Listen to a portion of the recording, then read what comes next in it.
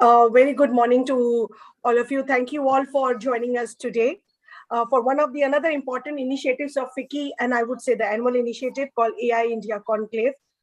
We have always been hearing the word about AI and machine learning and the implementation benefits associated with it. We know that, and in fact, the COVID has made us have a close quarters with the AI, especially with the healthcare sector, the various benefits which we have realized, starting from the contact tracing to detection to prevention and also analysis.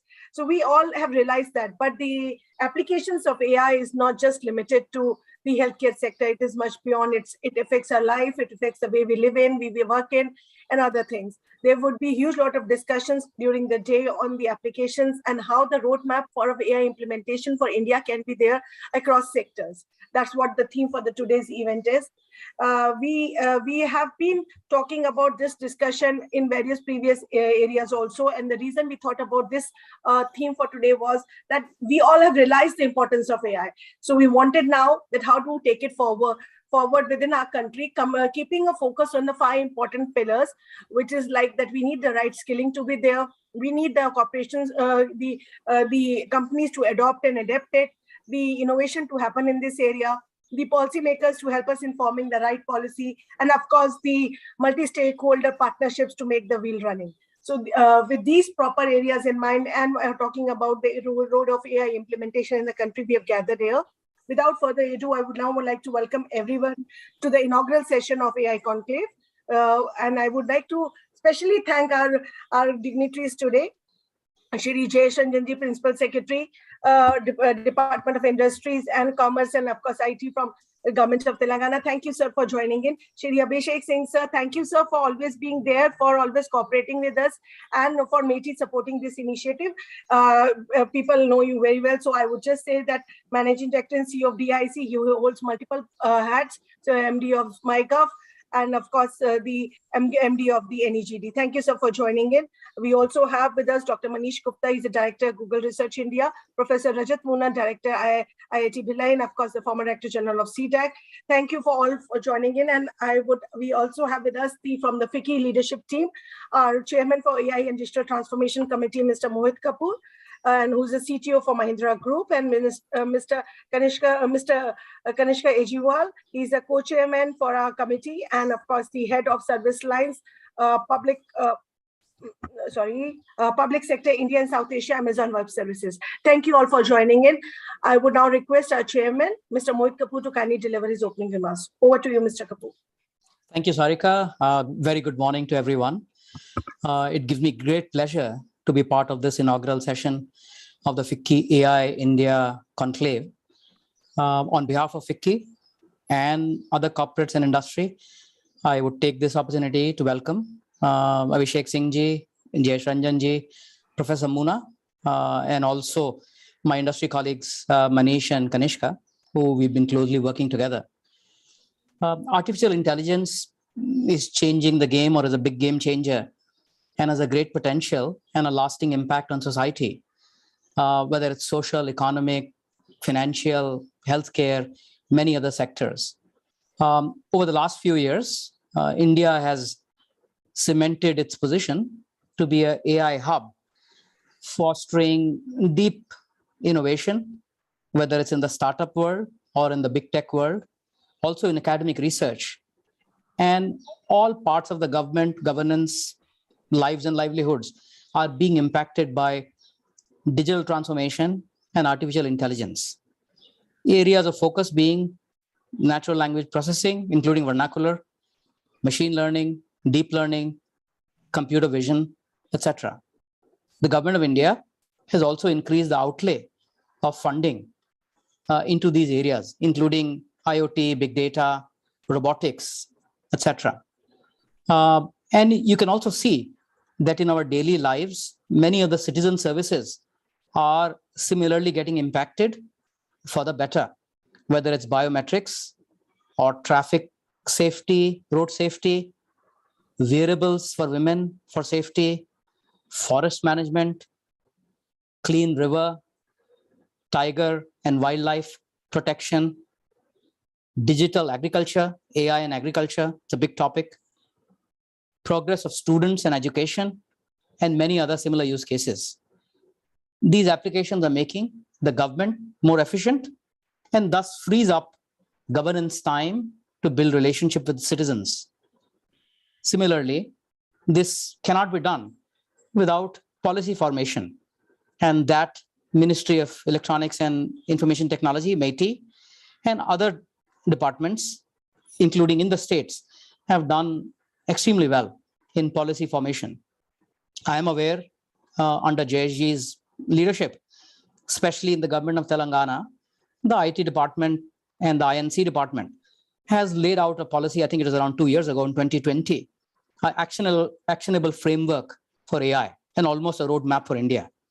This already gives opportunity in setting up Telangana and even Hyderabad for that matter to be a hub for AI. We need to have similar, and we already have similar other hubs happening as well. Similarly, we welcome all the steps taken by MeitY and Government of India to support AI and digital analytic ecosystem, whether it's in healthcare or it's in agriculture, education, financial inclusion, smart city infrastructure, smart mobility, and many other similar sectors. This cannot be done without a joint collaboration between industry and government. That's exactly where the committee I chair, which is FICCI's AI and Digital Transformation Committee, actively works in to build stronger relationship, help a policy framework, drive innovation, and work with the government as well as corporate sector to work in these areas. We have created several knowledge platforms, including the one we are attending today, which is our flagship annual event, where different stakeholders, industry members, government, academics can come together to provide thought leadership. We're also working on some white papers in the similar space of AI. And I believe today's initiative is a significant milestone towards leadership in this area. I hope today's discussion will be thought-provoking, valuable, useful for everyone who's attending today. And in case there are any suggestions for us, the organizing committee, do let Vidit, Sarika, or me know, and we'll work towards it. Welcoming everyone, and wishing everyone a very pleasant day and a great discussion. Over to you, Sarika. Back to you. Thank you. Thank you, Mr. Kapoor. Thank you for laying out the objectives and the support FICCI, and with the government, we would like to take it forward with the help of the committee, our industry members. Thank you for that. With this, I will now request Shri Jayesh Ranjanji, Principal Secretary, Department of Industries and Commerce and Information Technology, Government of Telangana, to deliver your special address. Thank you, sir, for joining in. We know that, and Mr. Kapoor did mention about the policy about 2020, and the theme for today's event is what is the roadmap for the AI implementation in the country? So we would like to know from your side that what is your steps you think as a state you would be taking next, and what do you think could be done which can also be good for our country? So over to you, Jayesh, and thank you, sir, for joining in. Thank you very much, Sarika. Greetings to all the fellow panelists, Mr. Abhishek Singh, Mr. Manish Gupta, Professor Rajat Muna, senior leaders of FICCI, Mr. Kapoor, and everyone else, all the other committee members, all the participants. First of all, my compliments to FICCI for putting together this conference.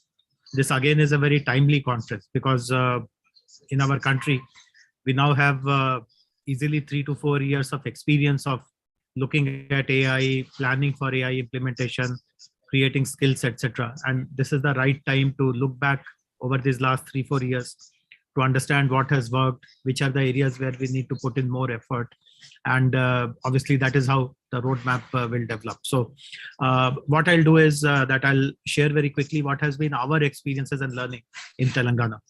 We know that the national governments, MeitY as well as Niti Aayog, they are creating a very big push at the national level, but there are many states also who have shown interest in adopting AI, supporting AI initiatives, etc. And I feel very proud to share that Telangana has been one of the first states, literally the first state, which created its own AI framework, created an organizational setup an institutional setup to implement that framework. And then for the last 3 years, we have been rolling out a number of initiatives.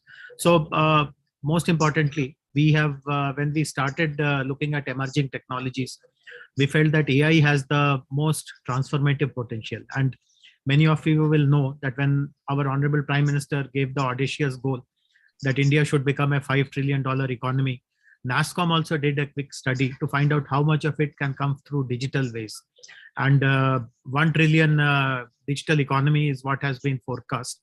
But what was found in NASSCOM study, which was done with the help of McKinsey, is that half of it, that is 500 billion US dollars, half a trillion that is, can be contribution of AI and ML alone, which is a huge number. I mean, to be able to support Indian economy in such significant way, just with the help of one basket of technologies, is a phenomenal aspect to really grapple with. And that has really ignited our minds that this is something which the states can really capitalize upon. So in Telangana, what we did was that we decided that the year 2020 will be celebrated as the year of AI, because I mean, all this is symbolic only, but let us say we announce that this is the year of AI.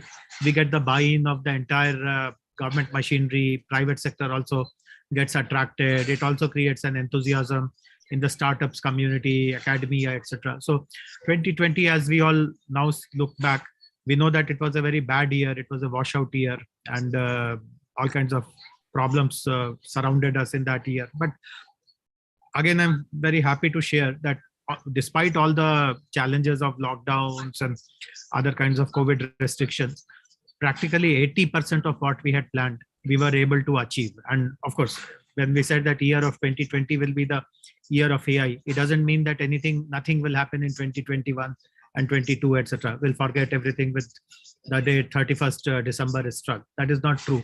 I mean, that was just the beginning point. We did much more in 21. We are doing a lot in 22 also, and it will remain as it is. But one very important thing which we did just before 2020, that is, we launched the year of AI on 1st January 2020. At that point in time, as all of us would recall, everything was normal. The world was quite the way it is. I mean, it used to be. And just before that, we decided that our intent must be clear to people. When we are coming up with such a massive campaign like the year of AI, what is it that we want to achieve? So we created a very elaborate, but a very implementable and a very user-friendly AI framework. And this is something which we created through extensive consultation in a bottoms-up kind of way. See, typically government policies, government frameworks, etc., they are very aspirational. They contain lots of motherhood statements, and no one eventually gets to know what exactly is it that we are planning to do. But our AI framework, and I encourage you to look it up on our website, www.it.telangana.gov.in. You can read the AI framework. You'll find that every sentence is actionable, and all that has emerged by consulting practitioners from bottoms up, etc. So there are 6 things that we have committed that we will set up, or the government will do as a part of our attempts to support AI, to foster AI. The first, of course, all the participants will know that AI is immensely connected, very integrally connected rather, with data. I mean, unless you provide large data sets to AI coders, algorithm writers, etc., the impact of AI or the effectiveness of AI will be limited to that extent. So we have decided, and again, Telangana had a head start because literally in the country, we were the second state after Sikkim to set up, to create an open data policy and to put an open data portal. We did it way back in 2016. So since then, multiple data sets have been made available on the open data portal. We ourselves have started using the data sets available within the government for a internal program which is called Samagra Vedika, and so on and so forth. So we recognize that ensuring that all the data is made available, it is well cleansed, it is annotated, it is machine readable, it is interoperable.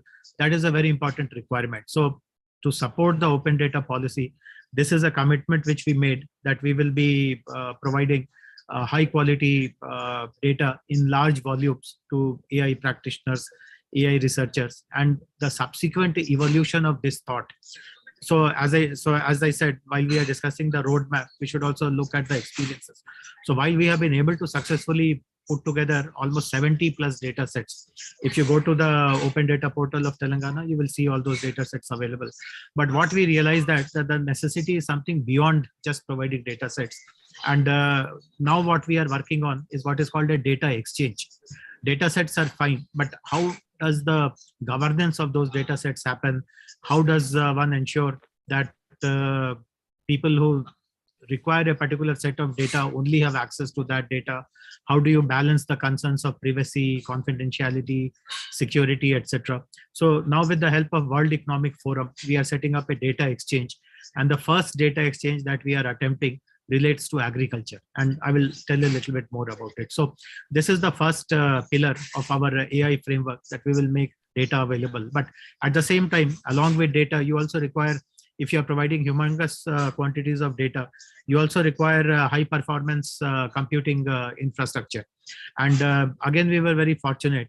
A private company called NVIDIA, they kind of came forward and they have supported us in setting up high performance computing infrastructure in two institutions, two educational institutions. One is IIT, and the second one is a state-run university called JNTU. So two high-performance computing centers have been set up in the state, but we now recognize that two is not enough. We have to do much more. And again, there are scales of high performance. One is, of course, which can handle terabytes of data, huge volumes of data, but there are intermediate levels also. So as a part of our roadmap, this is something that we are working on. The second very important pillar, and again, this NASSCOM report with McKinsey had recognized it, that while potentially $500 billion contribution can come from AI, but the concern, the red flag which was raised was that do we have the right kind of skills available to make use of that potential? And this is something which worries us even now. While 3 years plus of implementation has happened, we still feel challenged that the best caliber of skills to do much more using AI is not available. And therefore, as a government, this is a very prime responsibility that we have taken upon ourselves, that AI skills has to be made very, very pervasive. And of course, AI skills are not, I'm not talking only about PhDs or very, very high caliber data scientists.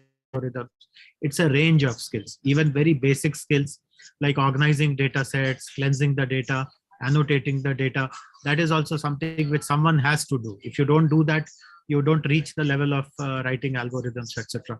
So we have an institution in Telangana, which is called TASK, the Telangana Academy for Skills and Knowledge. TASK partners with lots of private companies and transmits skills to students, to young professionals, etc.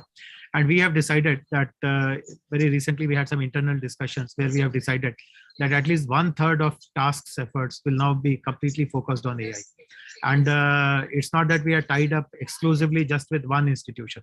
Multiple private companies, skill providers are partnering with TASK. And now we have a range of courses, starting from very basic courses to very advanced kind of courses. We also, in fact, I feel very proud of this when I speak about it.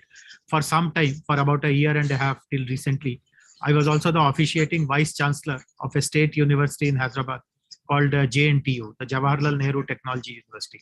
And in that small period of time, 1.5 years that I was at the helm of affairs, I took one decision, which I feel will be a very good decision for everyone to think of, which is that I made it compulsory that every student of JNTU, see, you will be joining an engineering college with different disciplines to choose. Some people will choose computer science, but many else will study, let us say, electrical engineering or mechanical engineering. JNTU also offers management programs because Hyderabad is an important life sciences and pharmaceutical center. We also offer pharmacy courses.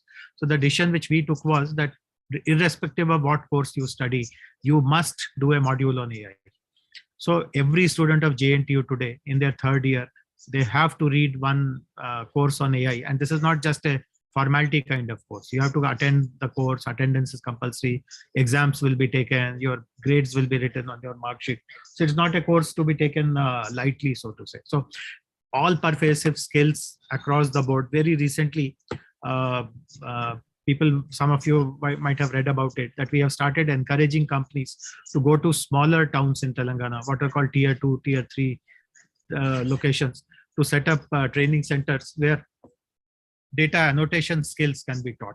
And very recently, there is a place close to Hyderabad, about 70 kilometers from Hyderabad, called Nizamabad, where we have set up the first center where data annotation skills will be imparted, and some of those candidates who complete those skilling programs will also be employed by a company which has decided to set shop in Nizamabad. So this is a very important responsibility, and the roadmap of future of the AI has to continue to give importance to skilling and education.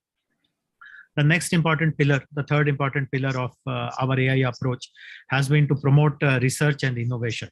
And all of us know, I know that there are representatives of very, very large companies, what are called the big tech, on this call, including Mr. Gupta. But we also know that while, of course, they are doing great work, not to undermine anything that they do, but it is also a fact that lots of new generation breakthroughs and transformative work is happening from the world of startups. So in Telangana also, we have decided that this will remain our focus. We will continue to encourage more and more startups to do innovative work, eventually come to Telangana, come to Hyderabad, set up their offices, their teams here. And we have as it is a very progressive policy to encourage innovation and startups. And in the AI framework, we have even kind of made it much more attractive. And most importantly, with the help of NASSCOM, we have set up some programs for identifying good startups, encouraging them to do their innovative work here, develop proof of concepts here. We have a program which is called RevUp, REVV, RevUP, up, which the Telangana government and NASSCOM jointly implement. And the second cohort of RevUp is going on. And I was present during the first cohort's initiation and also their graduation, and also the second cohort's initiation. I mean, some absolutely brilliant work is happening. So this is something which should remain national focus, state government's focus, of encouraging innovators, entrepreneurs, researchers to bring more and more creativity into the domain of AI. And when I speak about the fourth pillar, I'll give some startup examples also on what we have done. So the fourth pillar, and is something which again is very important for us in Telangana. And this is something which we want us to be recognized as, and that should be the differentiator of Telangana, that whatever we talk about, we also implement it. So it is not just a kind of we are only preaching and no action is happening here. So the fourth pillar stands for adoption, and doing this adoption in a very collaborative manner. As Mr. Kapoor had mentioned, there is a role for everyone. The government can only play the role of a enabler or a catalyst, but it is eventually the private sector, the corporates, the academic institutions, even startups who have to get into this mix. So that is what we have been doing. So in Telangana, we have given a guarantee that any AI solution which is of relevance to the government, we will adopt it bilaterally. There is no RFP, there is no bidding. You don't have to outbid someone else to get an opportunity to do your work in Telangana. Everyone is welcome. So that kind of an open door policy we have created. And I feel very proud to share with you that in the last 3.5 years or so, at least 30, I mean, I should have done a proper count before I came for this conference, but from the best that I can remember, we have more than 30 plus solutions which have been onboarded and which have been rolled out in Telangana. And these are amazing examples. In fact, Professor Rajat Munna is here. He will also be speaking later. I'll request him to also speak about it. We have even tried out remote voting, e-voting, which is still a kind of a matter of fantasy for people in India. Though in Estonia, it is a well-established practice.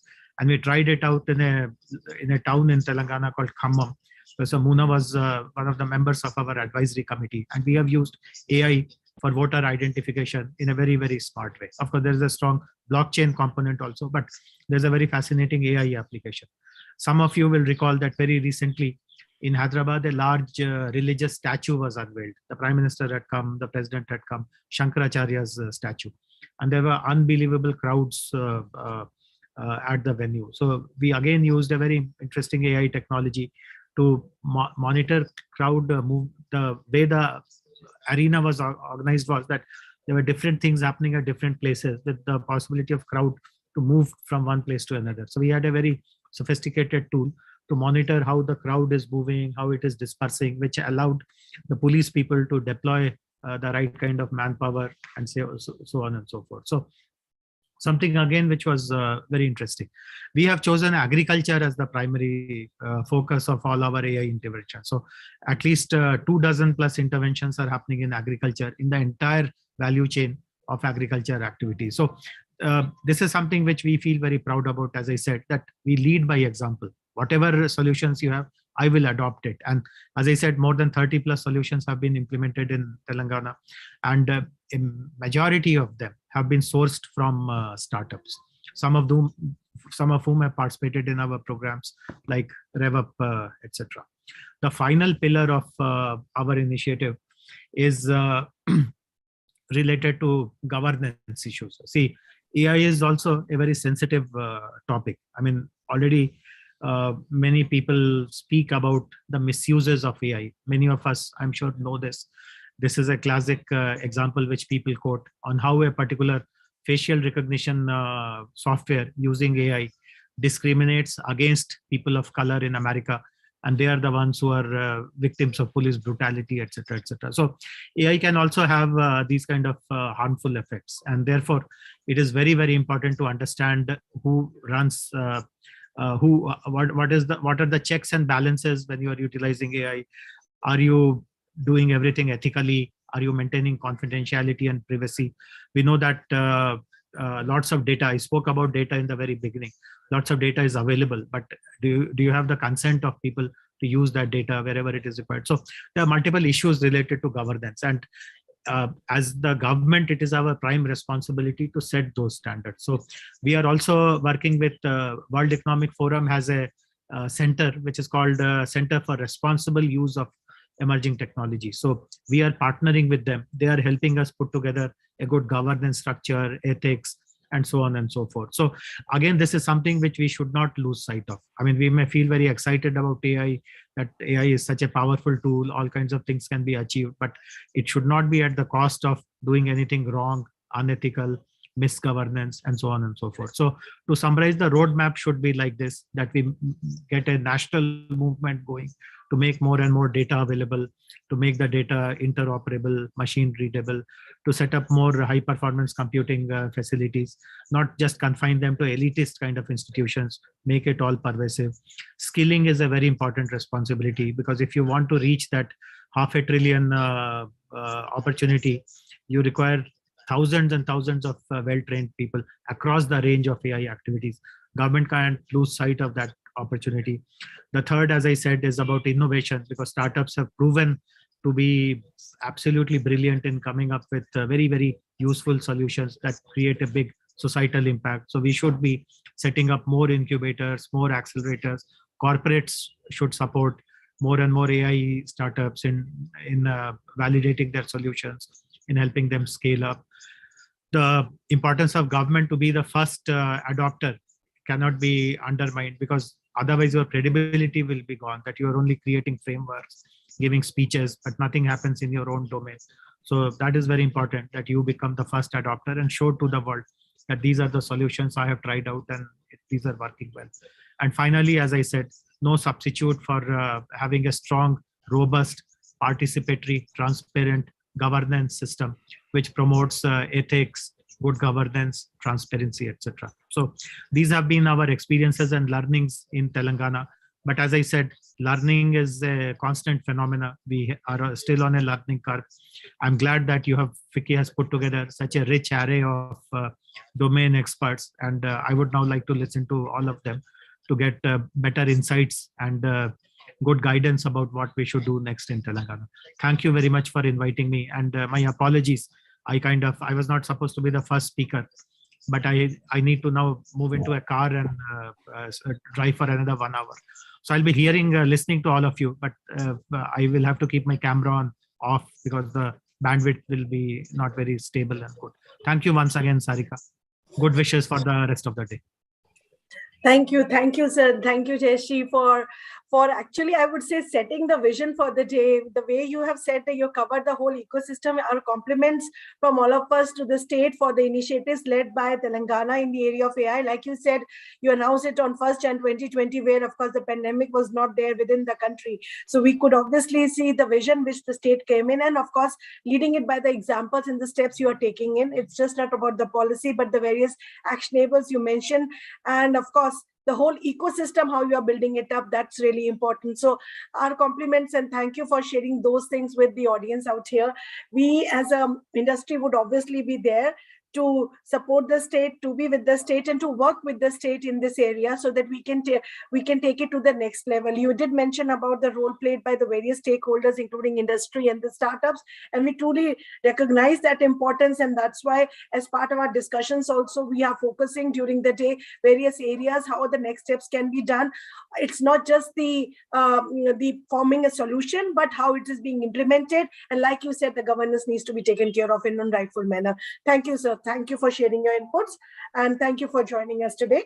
With this, we would now move on to our next speaker for the industry address. I would now request Dr. Manish Gupta, Director of Google Research India, to kindly deliver his industry address. Over to you, Dr. Gupta. You've heard Jayesh talking about the importance of innovation and R&D. He did mention about the various steps and, of course, the role the industry and the startups are playing in this domain. So we now look forward. How do you feel the research and R&D, and what things can be done to actually have a rightful manner of AI implementation with the country? Over to you, Dr. Gupta.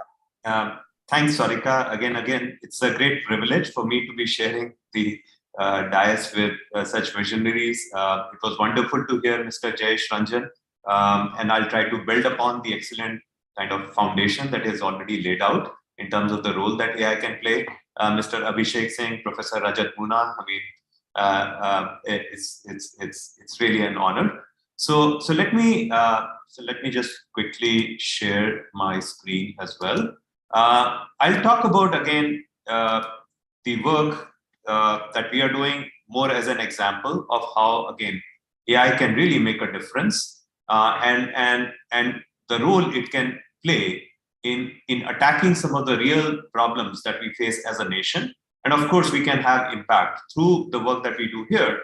We can pretty much have global impact, right? And go for global leadership as we tackle problems right here in India. So I think we have reached the point with, again, the exponential advances in compute power that we have seen. We have, I think, reached a very, very unique moment in computing history, where computer science, it used to be this niche area, has now really started impacting every aspect of how the world is run. And within computing, again, AI is really becoming that transformational technology. And so what I'll do is I'll focus on three primary areas.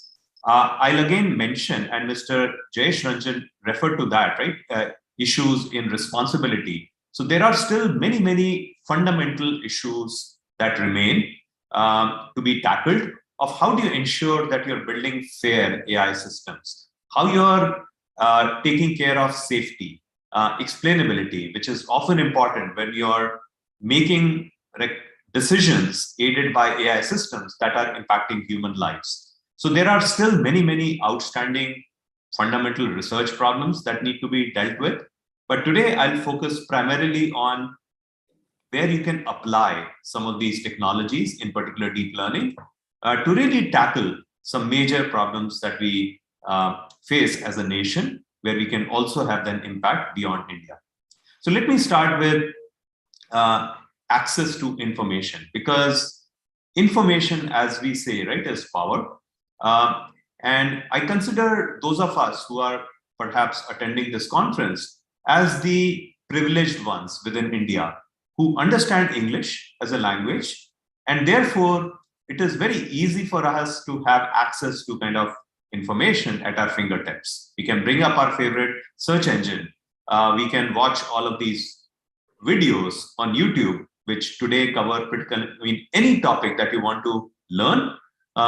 You can bet that there would be videos on that topic available, at least in English, covering those areas.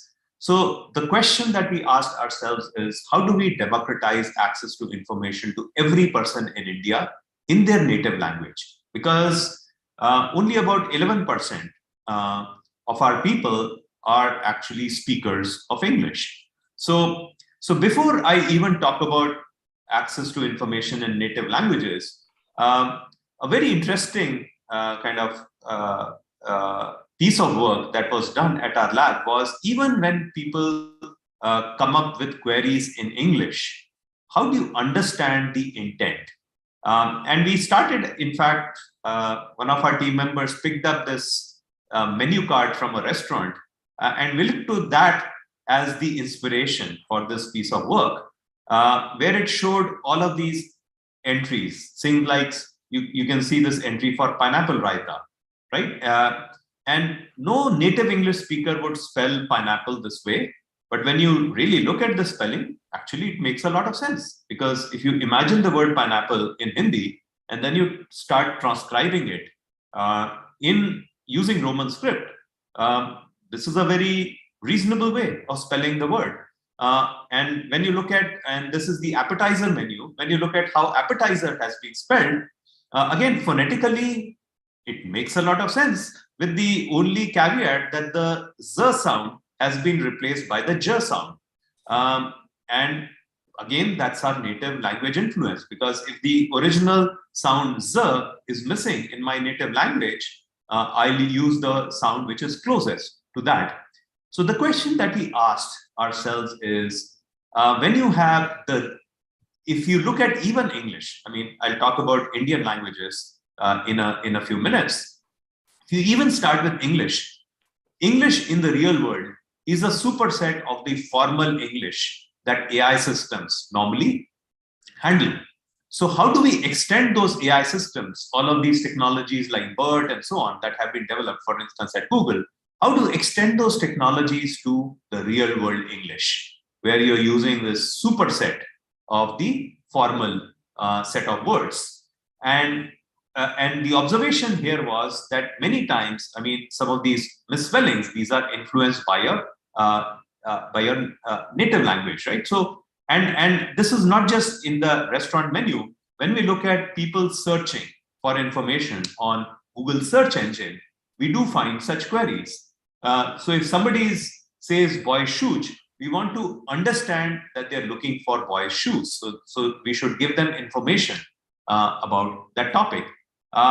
So the idea behind Endophoneme was to better understand user intent in all these text queries by being able to reason phonetically about all of those, the way those words in those queries were appearing, and be able to, therefore, through that phonetic, and come up with phonetic embeddings of these words, and extend, again, some of these deep learning concepts like BERT and so on that have been developed to come up with acoustic-based embeddings, so that you were robust to all of these different ways. A, people were typing them out, were spelling them, and B, very interestingly, this team led by Arvind, they also made this observation that it is important, right, even for our speech recognition, automatic speech recognition systems, to be robust to all of these different accents. And this way of studying the problem can help you make your automatic speech recognition systems become more robust. So what we do is we start with, let's say, a word like shoes, and we generate all of these different phonetic variants, including with the influence of different native languages.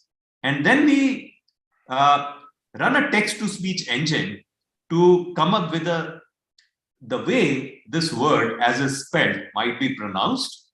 And then we train our speech recognition engine to be able to recognize all of these variants as variants of the original word shoes.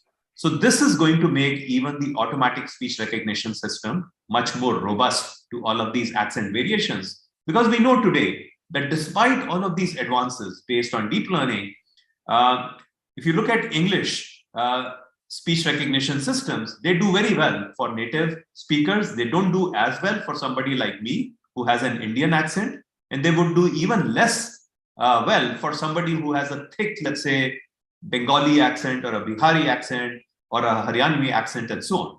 So how do you make these systems more robust?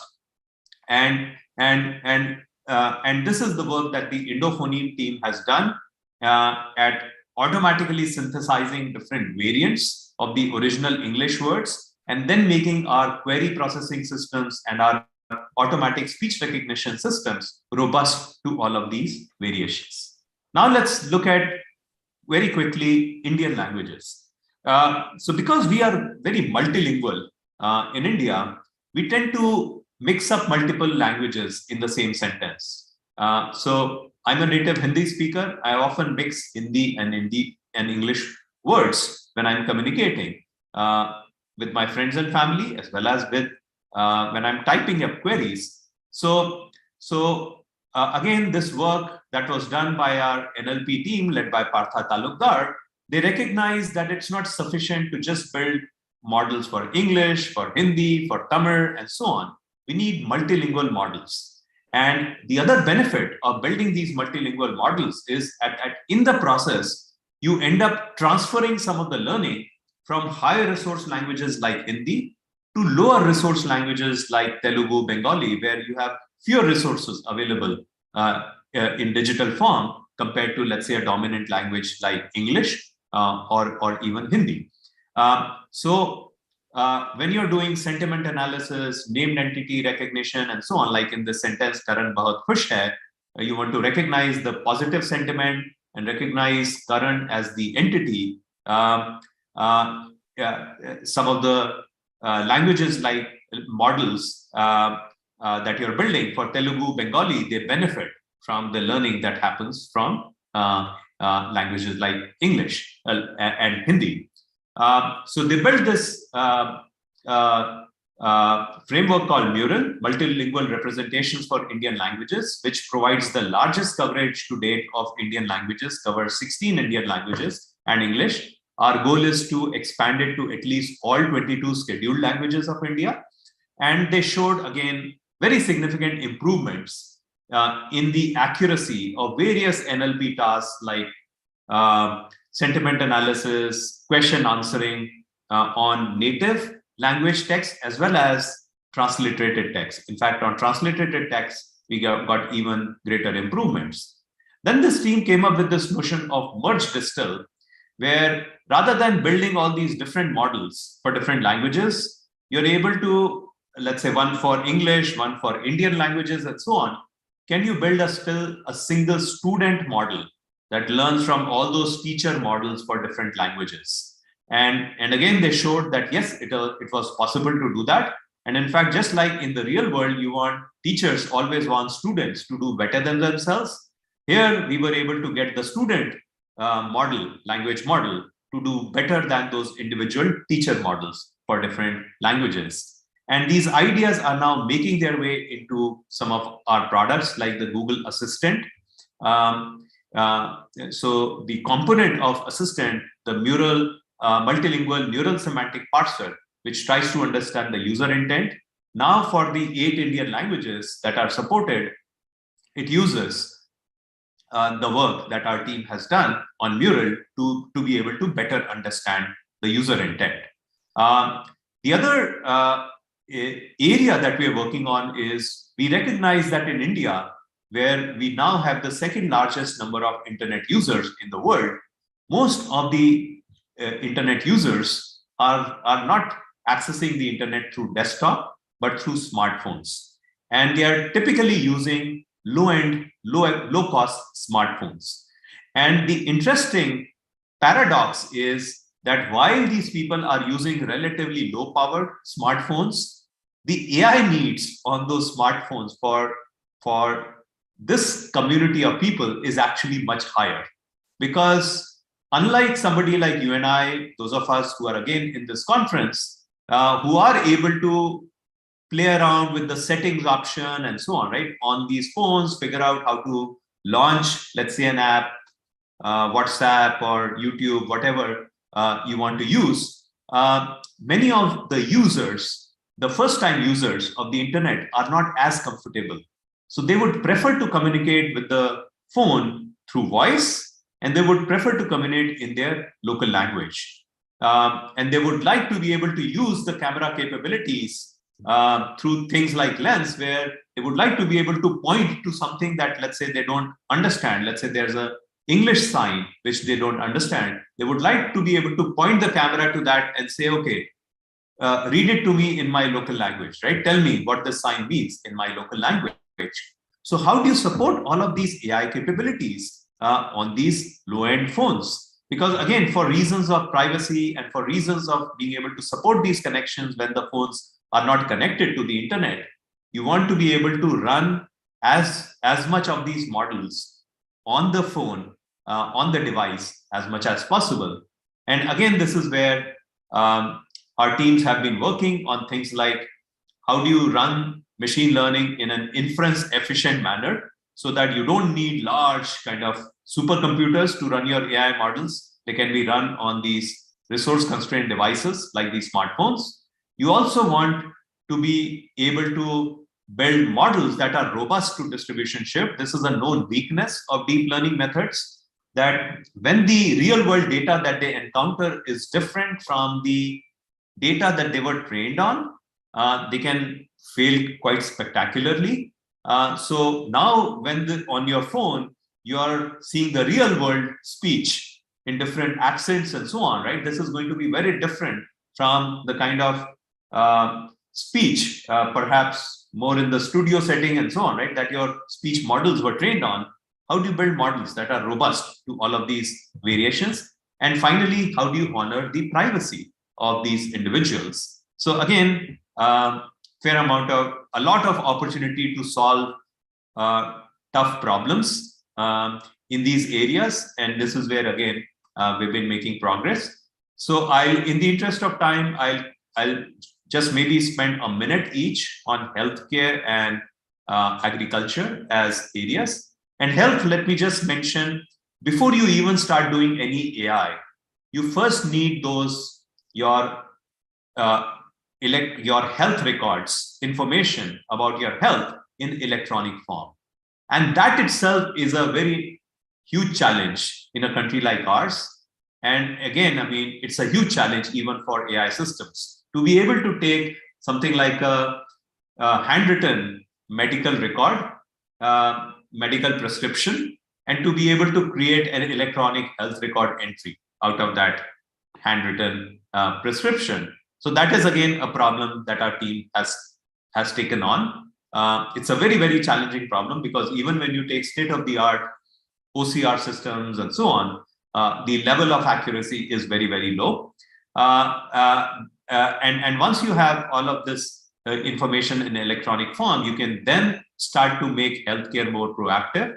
And one area where we are again focusing on is cardiovascular disease, which is still the #1 killer for people in India as well as worldwide.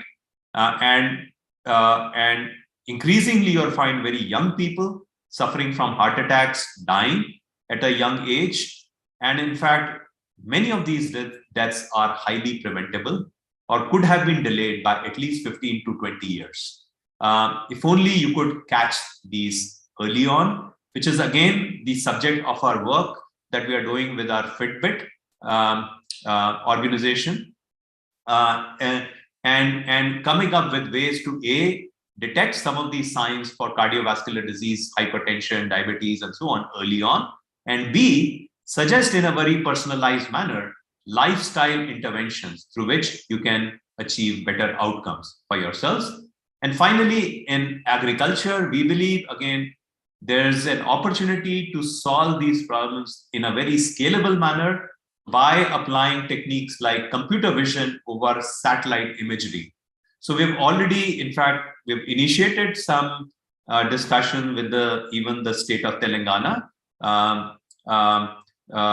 where we are trying to see if the state can use even the field boundaries that we are able to come up with based on satellite imagery, because we do find, again, different usage patterns for different fields.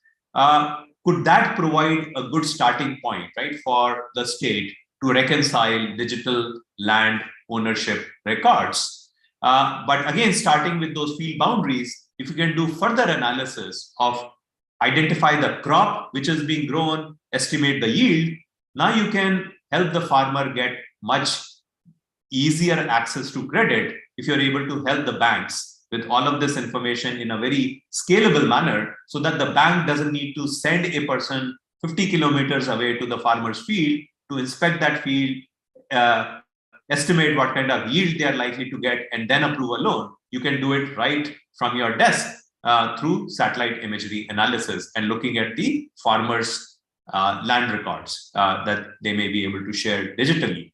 So again, very excited about all of these problems where we can make a difference, but this is just the tip of the iceberg. Again, it's really happy to see state governments like Telangana encouraging startups. I mean, having done a startup prior to my Google stint, I can absolutely relate to how startups really need that level of support and are doing a lot of very innovative work, not just companies like Google.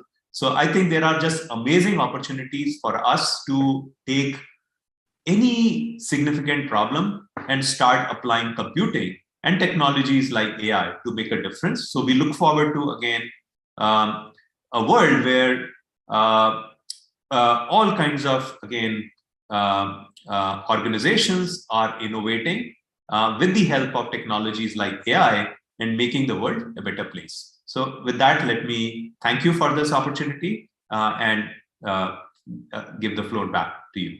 Thank you. Thank you, Dr. Gupta, for setting the state by layer, telling us the examples in which the Google is working on. I know, like you mentioned, sky is limit, and the technologies like AI can play a pivotal role in all handling this. And in the interest of time, you could cover a few examples.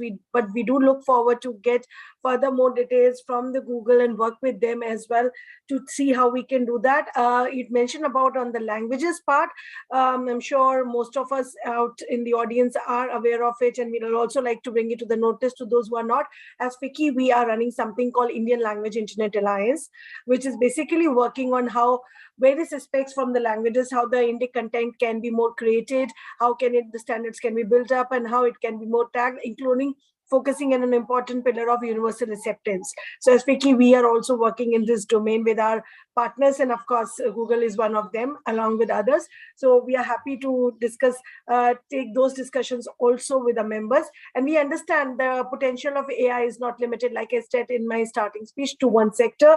We did hear about you focusing on the healthcare side, and we also about the Earth observation thing. So yeah, thank you for this. We would see that we can have another talk where we can have detailed discussions on the various examples and the sectors and how the new innovations are getting built up. Thank you, Dr. Gupta, for sharing your views on it. With this, we now come on to another great speaker. We have Professor Rajat Muna, who is the director IIT Bhilai. Thank you, sir, for joining us today. It's been a pleasure. You have a very good mix of being with the technical side, then with the academia side, and with your presence in the various government initiatives. I know we would have a lot to learn. So I would now request, without wasting anybody else's time, to kindly share your views and let us know what do you think could be the role in the roadmap for the AI implementation in India? You've heard the Jayesh, you've heard Dr. Gupta. So we would now like to understand both from your side, both from the academic perspective and your experience with the technical side, as well as from the government perspective, what you feel. So over to you, Professor Muna. Thank you, Sarika. Jayesh Ranjanji, I mean, we had a very good discussion and the vision of government of Telangana from him. Abhishek Singh, and I know we are actually waiting for yet another talk, very interesting talk from Abhishek.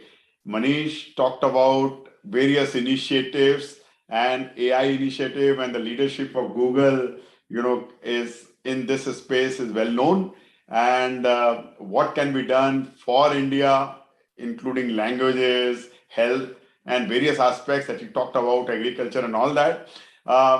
It's a very interesting topic that has been taken by FICCI. And to that extent, I would actually also congratulate Mohit for, as a task force on AI, which has actually worked out this very interesting thing.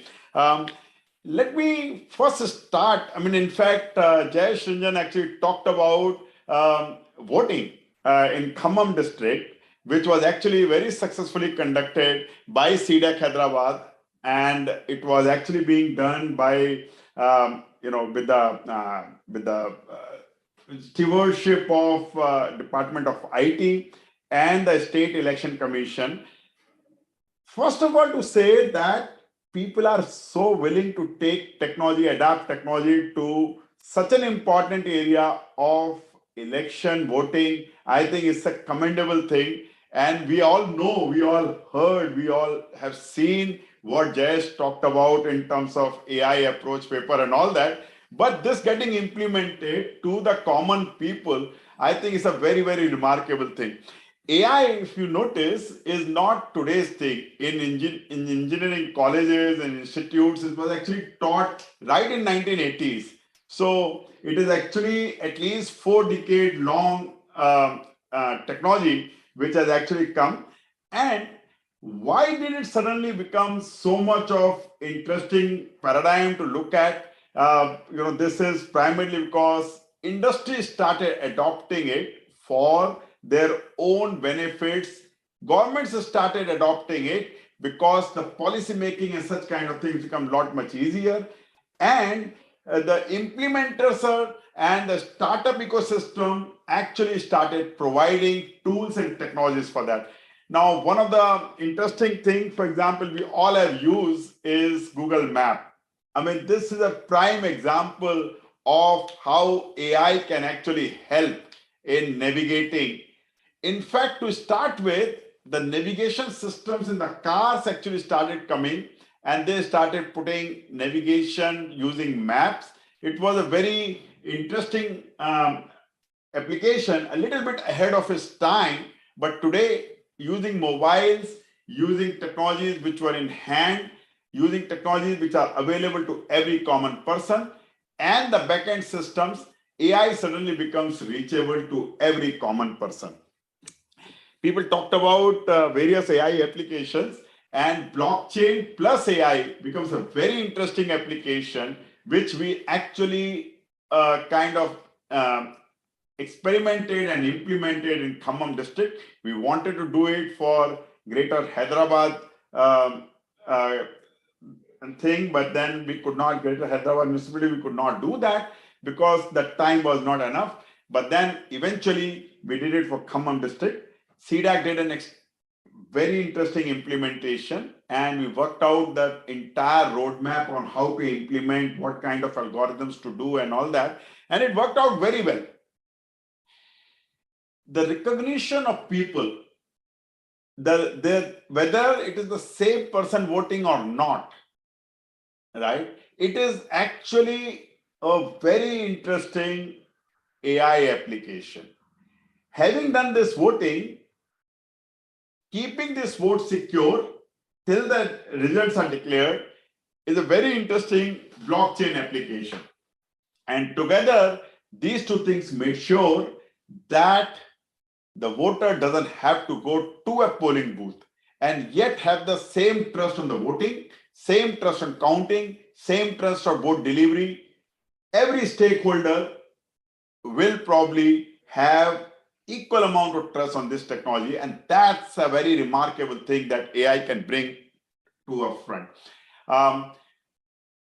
There is a National Language Technology Mission which is launched by Department of IT, Ministry of Information and Technology, and That's a very, very interesting application, very, very interesting mission, under which use of languages for application, the time has come for that. I mean, there have been so many technologies which were developed over years, language translation, language speech recognition, and these kind of things. And as Dr. Manish talked about, now handwriting recognition for even medical prescriptions.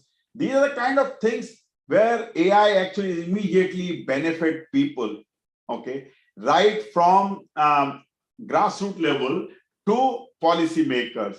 And languages, which are very, very sensitive issues and very, very important issues for connecting people in the country, suddenly can benefit a lot from AI. We can create huge amount of data for startups to create their technologies, try out their technologies, make their technologies learn with machine learning, and create viable applications for Indian languages. One of the things that I always believe, and that is Indian languages are phonetic in nature.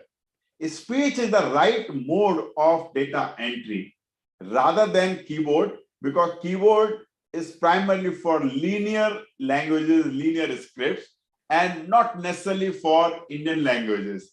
And that's a thing that I always believe. And we have actually tried out certain case studies and experiments, and we find people actually are far much more comfortable. But then in that case, accents, the words, the vocabularies, the data, all these things have to be looked at. And there is a very important aspect of National Language Technology Mission, where industry partnership and the tools to actually provide a huge focus that is given on data, where technologies which are developed using AI can actually reach as APIs to anybody who want to use it. Agricultural aspects, I think there's a huge amount of work that is actually being talked about. Government of India has sponsored several projects through MIT, where agricultural level aspects can actually be identified using AI. We all know excess water or low water, both are harmful for the agriculture produce. At the same time, control of pesticides, control of pests that come, control of tiddies or whatever flying insects that actually come and attack the agriculture produce. I think India being a major agricultural economy, these things matter a lot. We are still, even today, highly dependent on the monsoons, and a bad monsoon can lower our economies, and a good monsoon can increase our economy. And that has been a very interesting aspect for AI to look at. And agricultural forecasts on the produce that can be done, correspondingly, the market identifications and all that will go a long way for Indian economy to actually improve things. I think I come from education sector, and AI for education is a very interesting aspect that I want to actually talk about a little more. For a very long time, we have actually handled the classroom in offline mode, where an instructor would stand in front of students, give out a lecture, hand out few assignments to carry out, do the evaluation, and the students will go back or whatever, and then come back for the next class and these kind of things. This is a normal offline procedure. With time to come, the lectures were recorded, and a lot of universities did that. Lectures were recorded, and the recorded lectures were made available for students to see. But then suddenly we realized that 1 hour long recording of lecture is probably not all that convenient for students to read. our students to hear? Can we actually take out capsules out of this, maybe 1 minute, maybe 5 minutes, maybe 10 minutes, on a specific topic where the student is weak? It requires identification of weakness, segregation of lecture notes, and all these kind of things, and delivery that. So education on demand. Now in that, one needs to do an assessment to figure out what is the weakness of the student by giving interesting questions, asking answers on them to figure out whether the student has learned this paradigm or not, rather than a question answering of a regular exercise. And if we have not learned, fine tune and tailor make the lecture content from the recorded lectures and give it out. Move massively online courseware and the corresponding technologies of evaluation, corresponding technologies for instructor engagement, and these kind of things have come out very well. Labs which cannot be done online, at least right now, because it requires access to equipment and these kind of things, perhaps will need to be done offline. So therefore, in a hybrid mode, education can be imparted. And another component of education which is largely ignored is peer learning, off the classroom learning, which is also a major issue in online class teaching, and how we can integrate that in our education system so that education becomes more reachable, more approachable. This is actually a very interesting aspect that is actually coming. I think Jayesh also talked about, Manish also talked about, AI ethics are a very important thing. Can we say that AI, and it is not the problem of AI, it is the effectively a problem of people, problem of agencies, problem of companies, problem of governments, who actually for their own benefits would like to tweak the algorithms that get implemented. As Jess talked about racial profiling, a very common use of AI applications where face is read and the racial identification is done, and correspondingly people are targeted. And these kind of things, can we actually get rid of this? In other words, AI ethics is a major thing that is actually going to come in. So in AI ethics, how do we go about doing this? One is that if an AI system takes certain decisions, can it be kind of given the added responsibility of proving that this decision that AI is taking is without any biases? So anti-bias, no bias AI and provable AI are two different things which are actually taking a major research domain in the world to actually make AI more approachable and more reachable and more answerable to people. The second thing is, I mean, of course, there is one notion of AI being tempered by people. The other notion is that an AI algorithm which is implemented has a small bug, has a small error, and it produces erroneous outputs in certain cases. Can that, I mean, and I want to distinguish the two. The error in AI and biases in AI are two different things. One is without malicious intention, one is with malicious intention. And that I think one needs to actually look at very carefully. The second thing is, can AI be tempered by malwares? Can somebody attack an AI system, let's say running on data centers? Can somebody go and change the parameters of AI so that AI starts giving wrong decisions or biased decisions? And in addition to this, AI against AI, can we have an AI algorithm which can evaluate the AI system itself to see whether this is dependable and provable system or not? In time to come, I mean, we actually implemented a lot of things. Even CDAC actually did this inclusion, computer inclusion, where AI could actually be implemented to see or create training programs for different sectors or different sections of our society, housewives, children, older people, younger people, and such kind of thing, so that AI becomes inclusive, or in general computing becomes inclusive for people. This is a big problem. Computer literacy actually there are people who just can't even touch mobile because they don't know how to operate, and there are people who will actually be able to write programs and applications for mobile. So there's a big variation in terms of capabilities and how we can actually fine-tune that to be able to reach into AI literacy or computer literacy using AI. So this is yet another thing.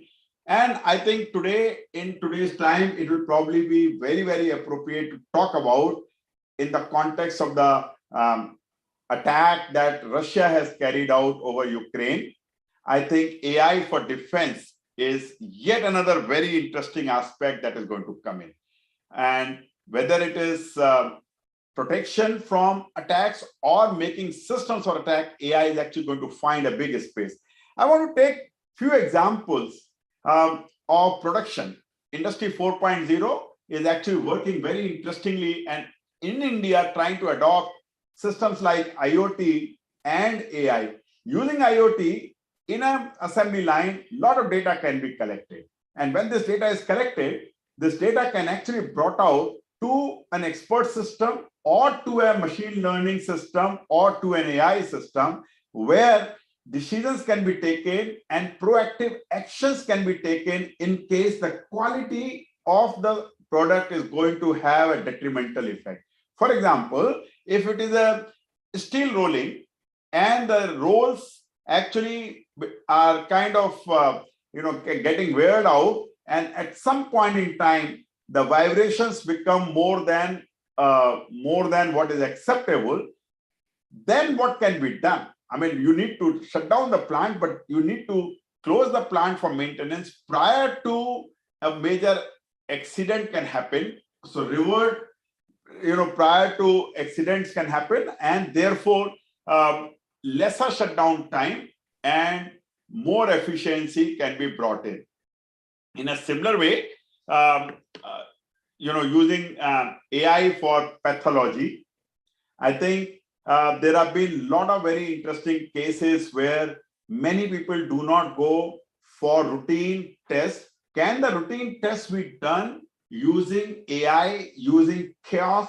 In fact, I saw a very good startup in IIT Bombay, which actually had a kiosk where somebody can actually give out the samples of blood. I mean, in fact, it will take the blood out and take some good samples of whatever biological parameters to be measured. And this kiosk would actually give out various parameters in terms of, for example, blood profile and all that. And this is a very interesting thing because diseases, early identification of diseases actually has a very important role in healthcare.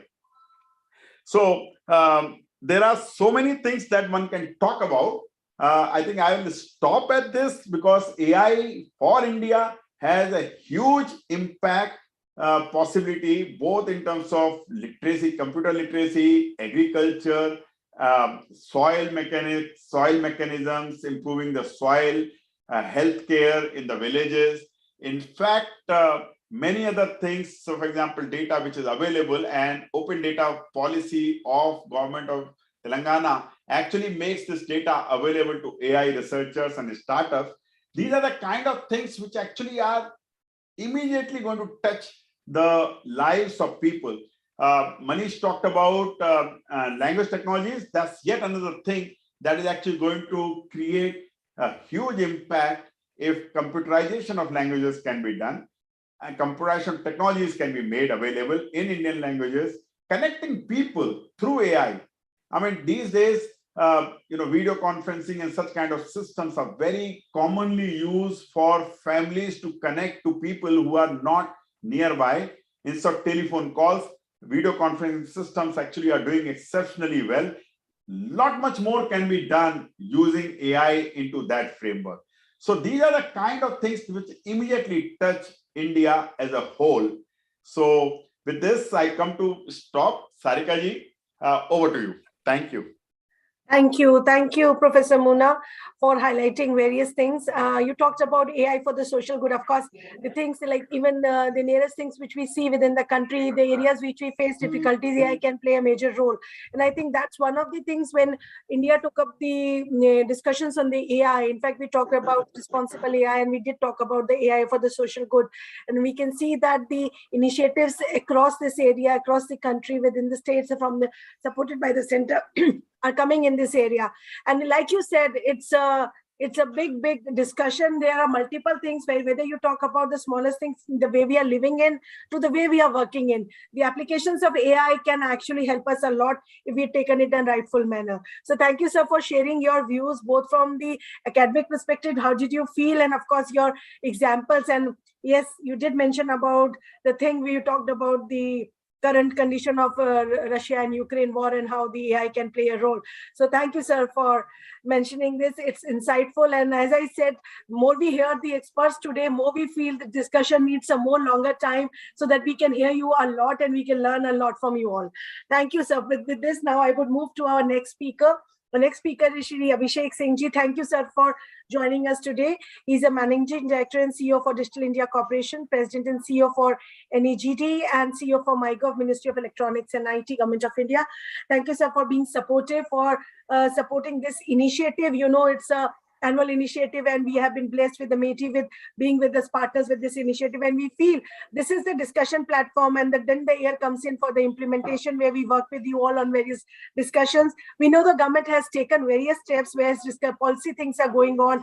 We have been contributing in that, and I'm sure there is another few things in your mind where as a government you would like to take steps for the roadmap for our AI implementation in the country. We would like to hear to you, sir. Over to you, Shri Abhishek Singh Ji. Thank you, Sarika. I hope I'm audible. Yes, sir, you're audible. Thank you, Sarika, and I compliment FICCI and all your team members for organizing this very interesting panel. And in fact, hearing the previous speakers, Jayesh sir and Manish and Professor Muna, one has really got to cover the entire spectrum of AI about what Telangana is doing or what Government of India should be doing, what sir mentioned about that, what industry. It's always a pleasure to listen to Manish and the kind of work that Google is doing in the field of AI and the kind of solutions that they have developed, which is creating a big impact. And Professor Muna always, with his great experience with elections and with the data and with implementation of projects, both as part of CDAC and as part of IT Bhilai, has been leading the partnerships that government is forging with academia and industry. So having said that, in fact, I've been thinking of like what is remaining to be said. In fact, almost everything that could be said has been said. But at the same time, during the course of this session, I was also, as I mentioned, I'm continuing this call from a hospital, and I was seeing doctors looking at X-rays and scans, CT scans and X-rays, and they would just take the scan in their hand and then look at it, and then they will conclude what is required to be done, or whether it's correct, or whether it's everything fine or not. So, and they take this decision in a split second. Like normally, it takes around less than a minute for them to decide whether an X-ray is normal or a CT scan is normal or not. So again, whenever I see such an example where a trained doctor with his experience of having seen similar X-rays and similar scans for a long period of time is able to take conclusive decisions with regard to what that image means, is something that kind of application seems something which is very amenable to an AI-based application. Because if the doctor is trained, and how is he trained? Because he has looked into a lot of data sets of similar kinds, and that has trained his mind to come to a conclusion immediately by looking patterns in the image that he's seeing. And that is also what an AI tool does. So whether it's looking at such applications in healthcare, or whether it's looking at recommendations of videos that you can watch on YouTube or Netflix, we are seeing AI all around us. It's there amongst us, and when we look at it from the point of a government, when there's so much of AI being applied in everything that we do around everything that we see, what is it that the government can do in order to ensure that we use it for improving delivery of public services and ensuring that quality healthcare, quality agriculture is made available to every citizen in this country? So when we look at that, the first and foremost thing that one comes to mind is that while the startups and the innovators, the researchers will keep on doing what they have been doing in the field of AI, what government can do is to make available the data sets. For example, if a AI tool is to be designed by researchers or academicians or industry for diagnosing diseases based on looking at scans. Like if you look at an HRCT image and if you have to tell whether it's a COVID or not, or if you look at a mammogram image and you should say whether it's a breast cancer or not, or if you look at images of an eye and detect whether it's cataract or not. So the data sets which the government has in its hospitals or across the country, if that is made available in an anonymized format for researchers and startup entrepreneurs to build solutions on, maybe they will be greatly benefited. Because right now what we see across is similar use cases in the field of healthcare or agriculture, which are based on very limited data sets because most people do not have access to data sets. So the role that the government is to primarily play in ensuring a faster adoption of artificial intelligence is to enable the data governance framework. Jayesh Ranjan sir spoke about that, how Telangana is trying to build up a data exchange. So that is what we need to do something. Yes, we do have an open data portal, the National Data Sharing and Access Policy, which was notified in 2012. But we need to go beyond that, because when we look at the potential the data can have, has huge impact. Looking at data, one can look at patterns, one can look at that what we are doing and what can be done. So with this in mind, we have recently published the India Data Accessibility and Use Policy and at the draft stage for consultations. And what that document does is that define a system and a protocol for exchange of data and information within government departments and also with stakeholders who can use that data for developing solutions. So data discoverability becomes easy, and it also defines protocols in the sense that all data which any government department has, unless it is classified as a restricted access or on the negative list, should be made open, should be indexed, should be made searchable, and should be made available for anyone to access. It should be made accessible through APIs, it should be made accessible through downloadable links, and that ensure, and while doing so, data quality standards and metadata standards have to be kept in mind. So, for example, if agriculture data is being uploaded, for example, crop price data or crop yield data from across the country for a particular crop, then it should be complete in the whole sense, in the sense that it should be complete in a time series way, and it should also be complete in a geographical way. So it defines protocols for sharing of that data standards and the data that every department has. It also calls for setting up of an India Data Council and India Data Office, which will not only ensure that every department gets compliant with the data exchange data accessibility policy, but it also ensure that everyone follows the common metadata standards, doing data audits, and ensure that data is made available for leveraging and building solutions. It also lays down a framework for defining high-value data sets. Because we very often say that 500,000 data sets are available on the data.gov.in portal, but we do not see whether these data sets which have been made available are high-value data sets or not, and high-value data sets are determined from the point of view of usability, from the point of view of using it for building applications. So this whole data governance piece becomes the center for our central focus for our national program on AI. And once we make this data available, the AI applications can be put forward. The other thing in which we need to work on, and which we are focusing as part of the national strategy on AI and national program on AI, is to promote research. And what we have seen is that while we do have a lot of trained AI skilled workforce, and we are doing a lot of AI research in all of our academic institutions, but we still lag far behind China and the United States when it comes to AI research. So how can this be pushed? There are certain initiatives that have been taken up. The Vishwasaraya scheme for PhD scholars is promoting that, but we need to go further. The DSC, Department of Science and Technology, has set up the technology incubation hubs under the national scheme for cyber physical systems. But under the national program on AI, what is being thought of is that Indian centers for transformational AI will be set up, and these centers will be set up in partnership with industry and in partnership with academia. And what they will do is that they will be sector specific. Whether like there will be one ICTI, we're calling it ICTI, one will be focusing on healthcare, one will be focusing on agriculture, one will be focusing on logistics, one will be focusing on NLP.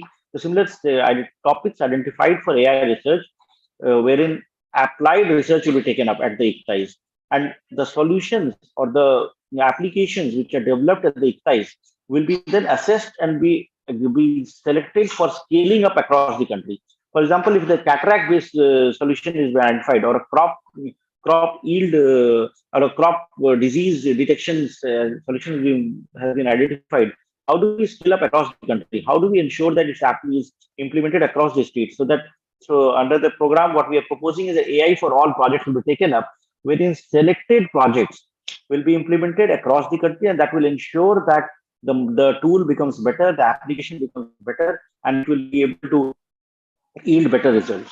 The other focus under the strategy, of course, is on AI skilling, because we will be requiring a lot of AI skilled workforce, because AI applications will also lead to a realignment of job roles. There are certain jobs that will become redundant. So how do we address the issue of unemployment caused by AI? But then we also see that people can move up the value ladder in terms of employment.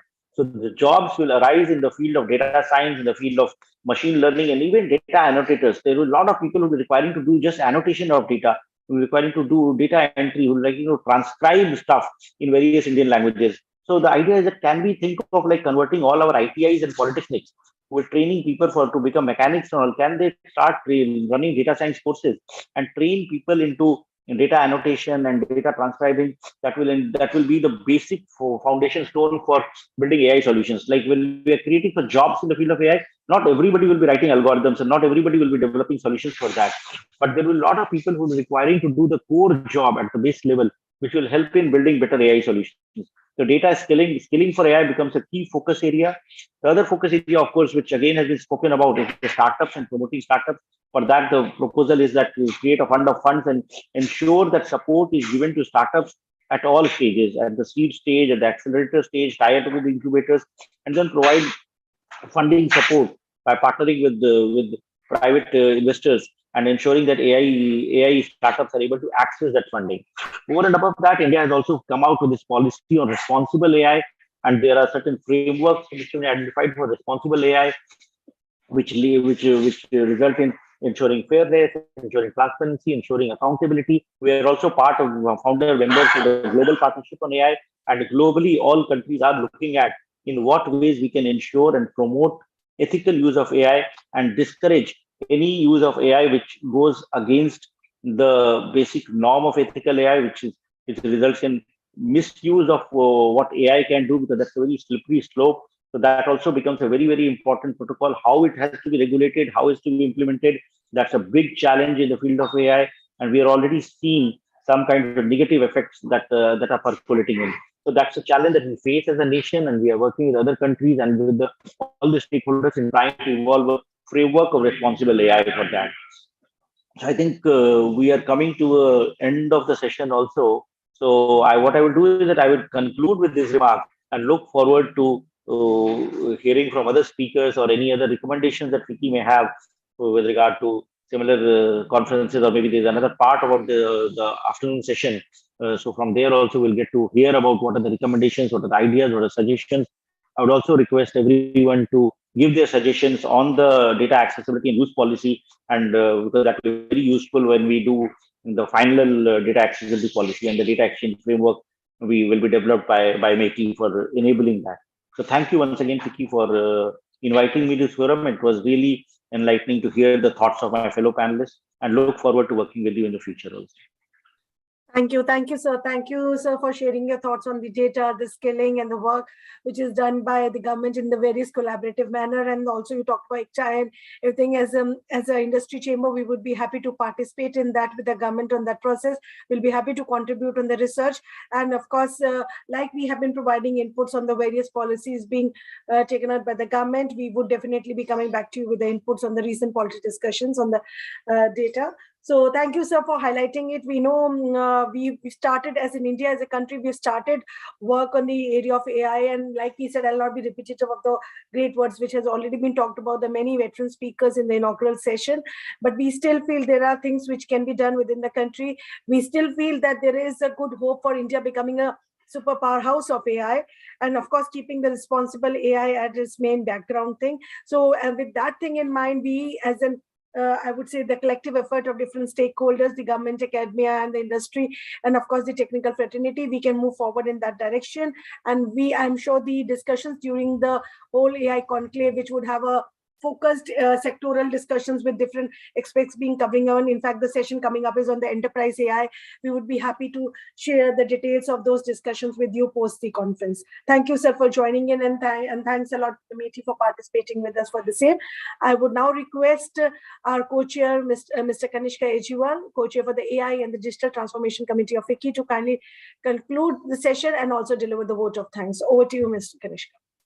Thank you, Sarika, and good afternoon, everyone. We're just on time on this. I think really great listening across the spectrum. We did hear some really deep insights on what you could do with data. What is the entire model, taking it all the way to AI, and what can you do for AI, especially for citizen impact.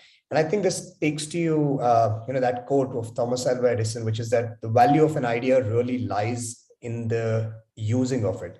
And that's where this starts off. It started off a century ago, but still holds ground today, right? If you look at the entire AI and the ML space, it's really an idea, but the value is, how do you actually put it to use?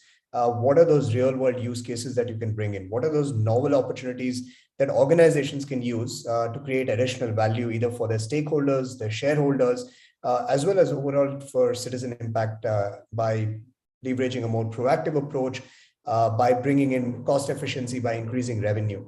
But more importantly, I think AI's impact is not limited to this.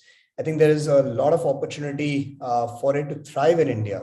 The complexities that we have across geographies, we heard some of the speakers earlier speak about it, especially the linguistic variances, the socioeconomic differences that we have here in India.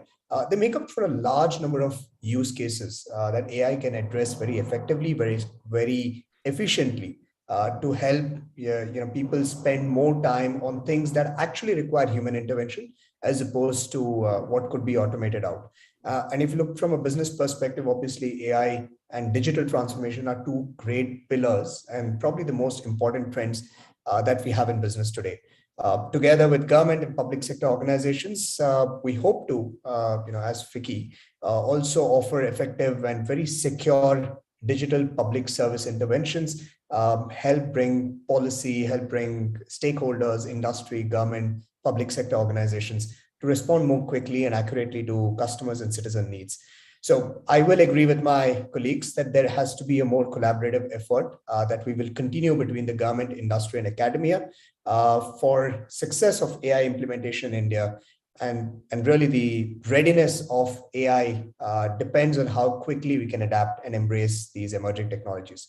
So with this, we'll conclude our inaugural session. I would like to thank Shri Abhishek Singh, IAS Managing Director, CEO, Digital India Corporation, DIC, President and CEO, National E-Governance Division, and CEO, MyGov, Ministry of Electronics and IT, Government of India, for supporting FICCI's AI initiative.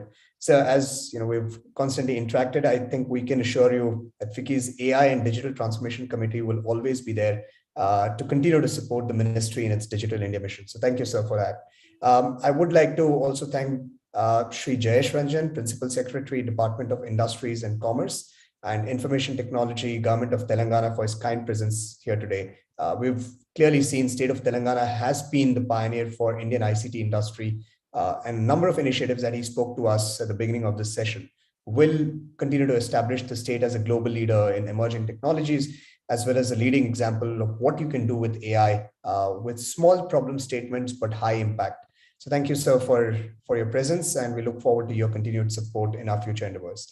I would also like to thank Professor Rajat Muna, Director IIT Bhilai, and my industry colleagues, Dr. Manish Gupta, Director Google Research India, and Mr. Mohit Kapoor, Chairman AI and Digital Transformation Committee, FICCI, as well as Chief Technology Officer, Mahindra Group. Really, really grateful that you could all make time, and I personally enjoyed listening in and sharing this virtual dais with you all. It's been a great session today, but before I conclude, I must thank the members of the media who've had a lot of interest in covering this event, and our partners, Google, Meta, and SAP. I also want to share my gratitude to all our guests and delegates who have tuned in and are listening in for their presence and participation. And finally, this couldn't have been possible without the support of the FICCI Secretariat. So Sarika and our team members, Vidit and Sudhir, fantastic job done. I look forward for the rest of the day for more sessions to come through. Thank you all. Thank you, Co-Chair. With this, we conclude the inaugural session. Thank you all for joining us today and for making the inaugural session effective. We will now conclude the inaugural session and move over to a next session. Please stay tuned. The discussion on the next session is going to be on the age of enterprise AI adoption towards future. It's a very senior experts from the industry who have joined in for this session. We all know the enterprise AI is not, if the age of enterprise AI is arrived, and it is making a good difference to us. We can see that how the organizations can grow fast with the use of the enterprise AI rather than just depending on the traditional methods. So we have good set of veterans. So I will not speak much here and I'll directly go on the session. Thank you all for joining in. The session is going to be, the chairperson for the session would be Professor Rajat Puna, Director, IIT Bhilai, Government of India. Thank you, sir, for joining in. The panelists for this session are going to be Dr. Lavnish Chanana, Vice President, Government Affairs, Asia Pacific and Japan SAP. Thank you, sir, for joining in. Ms. Sri Kirpa Srinivasan, Vice President, Business Intelligence, Data Analytics, Dell Technologies. Thank you for joining. And Mr. Sandeep Gupta, Chief Practitioner Officer, APAC, Fractal.ai. Thank you, Sandeep, for joining in. And Dr. Venkata Pinglai, co-founder and CEO, Scribble Data. Thank you all for joining in. And the session is going to be moderated by Mr. Prashant Kaddi, partner from Deloitte. Thank you, Prashant, for joining, and over to you to take forward the discussions. You have a big task in hand, a good veterans, and a very important topic to hear too. Thank you all, and over to you, Mr. Kaddi. Thank you, Sarika.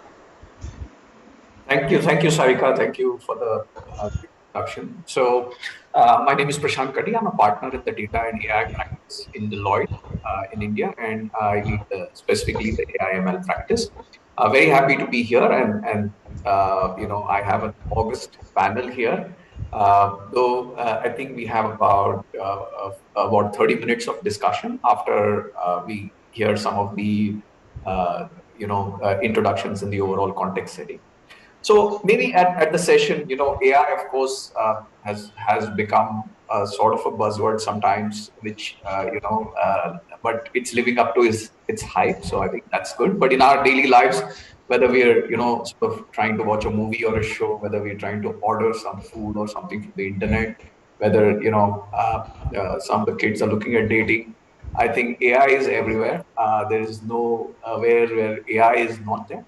Obviously, also, there is the whole topic of AI for good, which is how can AI play an effective role in delivering better citizen services and solving some of the significant problems that a lot of countries face, towards, let's say, the UN Sustainable Development Goals, etc. So I think it can play an important role, and that's where artificial intelligence has come in as well.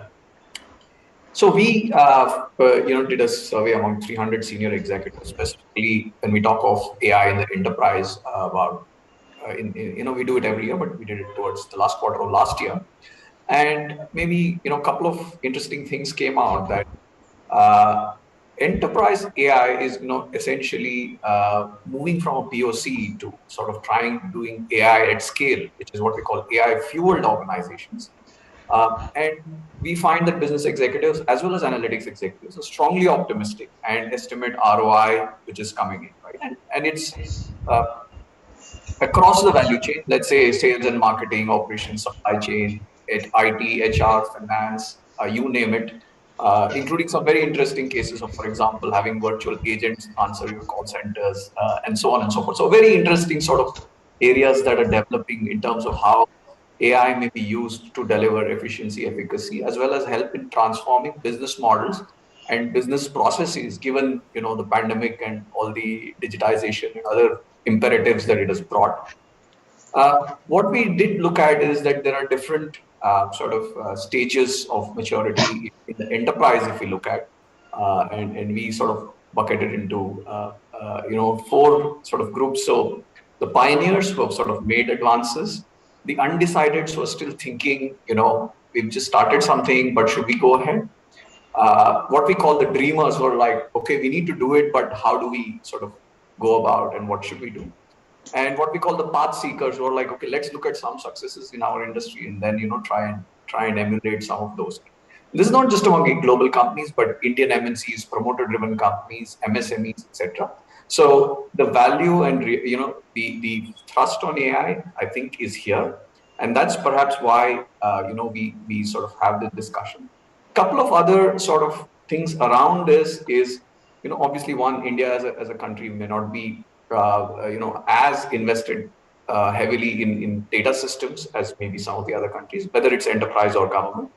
And obviously, there are this whole set of policy frameworks, governance, ethics, and these topics in terms of some key issues on how do we sort of manage this beast as we unleash it. Right? So I think that's sort of the context of the panel, and it's my privilege to have the four speakers. So may I just request each of you in turn, if you could introduce yourselves. Um, uh, Basically, giving, maybe Professor Rajat Muna sir, maybe if you could actually sort of give your special remarks first, and then we go into the introduction, so that we can immediately get into the discussion. So over to you, Professor. I think, as you rightly said, that enterprise level, there are early adopters, there are fence sitters, and there are people who actually are skeptical. I think we need to look at certain aspects. I think there's no denial from the fact that AI is already here. Okay, I mean, sooner we adopt it, better it would be. So in other words, people who are on fence sitter probably cannot be fence sitter for a very long time. People who are in denial mode cannot deny it unless they want to actually see their businesses not getting benefit of AI. And people who are early adopters will probably adopt it much ahead of time. You talked about administrative sections of enterprise, finance, sales, marketing, HR, and such kind of things. But even in terms of factories, in terms of Industry 4.0, there is a huge amount of efficiency that comes in if AI is implemented, including process monitoring, process optimizations, reliability increasement, supply chain management, and such kind of things. So it's a very, very exciting session that we are looking for. So without taking much time, I'm here to hear all the speakers, very illuminatory dignitaries here who actually are going to share their parts, both in terms of solution providers, technology providers, as well as technology adopters. Thank you, Professor Muna. May I request each of the panelists to just introduce themselves, maybe give a quick background, maybe one interesting anecdote on when they, maybe last encountered AI in their lives. So maybe start with you, Lavnish. I'll go. Okay, Shri, you can go. No, go ahead, Lavnish. I didn't hear Prashant. Go ahead. Yeah. Okay, thank you very much. Indeed an honor and a privilege to be with all of you. My name is Lavnish, and I handle the government affairs for SAP for Asia Pacific and Japan. I engage on policy thought leadership and larger business support matters around technology, in terms of the policies and the upcoming areas for industry government collaboration. In terms of the AI in daily life, just before coming to this session, Prashant, I asked Alexa to search on you, to tell me, because this is the first time I'm meeting you, and it searched on another Prashant Gardi for Deloitte. So that actually triggered my thought process about this session. So that's how interesting it is. Back to you, Prashant. Thanks so much, Dr. Lavnish. Maybe next, may I request Sri Kripa? Thank you, Prashant. First of all, Sarika, thanks for having me over here. Thanks to the entire FICCI for having me here. Second, Professor Rajat, it's a pleasure to start with anybody who associated with Bhilai. My life began there. My father was in the steel plant. That's many years back, and I don't want to share my age, but that's many years back. But really, life began in Bhilai. So pleasure to have share the stage with anybody from Bhilai. So it's fantastic. Thank you for that. I head Dell Global Analytics. We are a large team, and I think Prashant and Professor said, my team does analytics for across Dell. So we don't limit it to a large portion. Obviously, is what we do for sales and marketing, and and what we do for the front people enabling sales. So there's a large portion of my team doing that work. There's a large portion doing work for our customer care operations. There's a large portion of my team doing work for Dell Financial Services, supply chain portions, and audit and governance. So we have our plate full with the, and I know enterprise solutions, of course. So we have our plate full. We are trying to get our ways into how to help the end product as far as Dell also. So I don't think we limit ourselves to anything in terms of what we can put our feet into. We love to be inquisitive and poke our nose everywhere. So that's as far as my team and their profile. The last I encountered AI, for the last 4 days, I've been trying to rack my head on one particular song of Lata Mangeshkar, which was a bhajan, which was just really very good. I asked Siri to do the search and bring out everything in the 70s that she has sung, and finally, it's only about 10 minutes back that song was Jyoti Kalash, and I found it through the AI. Thanks, Shri Kripa. And I hope there was like this funny incident of this DD stock price crashing, and then people giving AI bots giving comments about Lata Didi at the same day. So hopefully, hopefully it didn't do that, right? So anyway, Sandeep, may I request you to go next, please? Thank you so much, Prashant, and thanks, Sarika and FICCI, for having me here. Look forward to a great conversation. I can already see it's going to be very enlightening based on the introductions that I've heard. So my name is Sandeep Datta. I work with Fractal Analytics. We focus on working with our clients who are Fortune 500 companies on improving decision-making, leveraging AI analytics and data.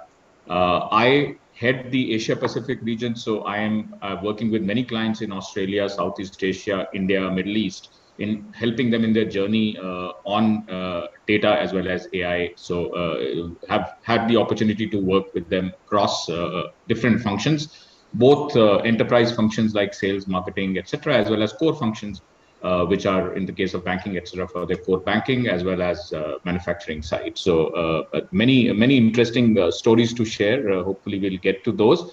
But just on that AI, I'm on crutches without AI. I think I use everything from.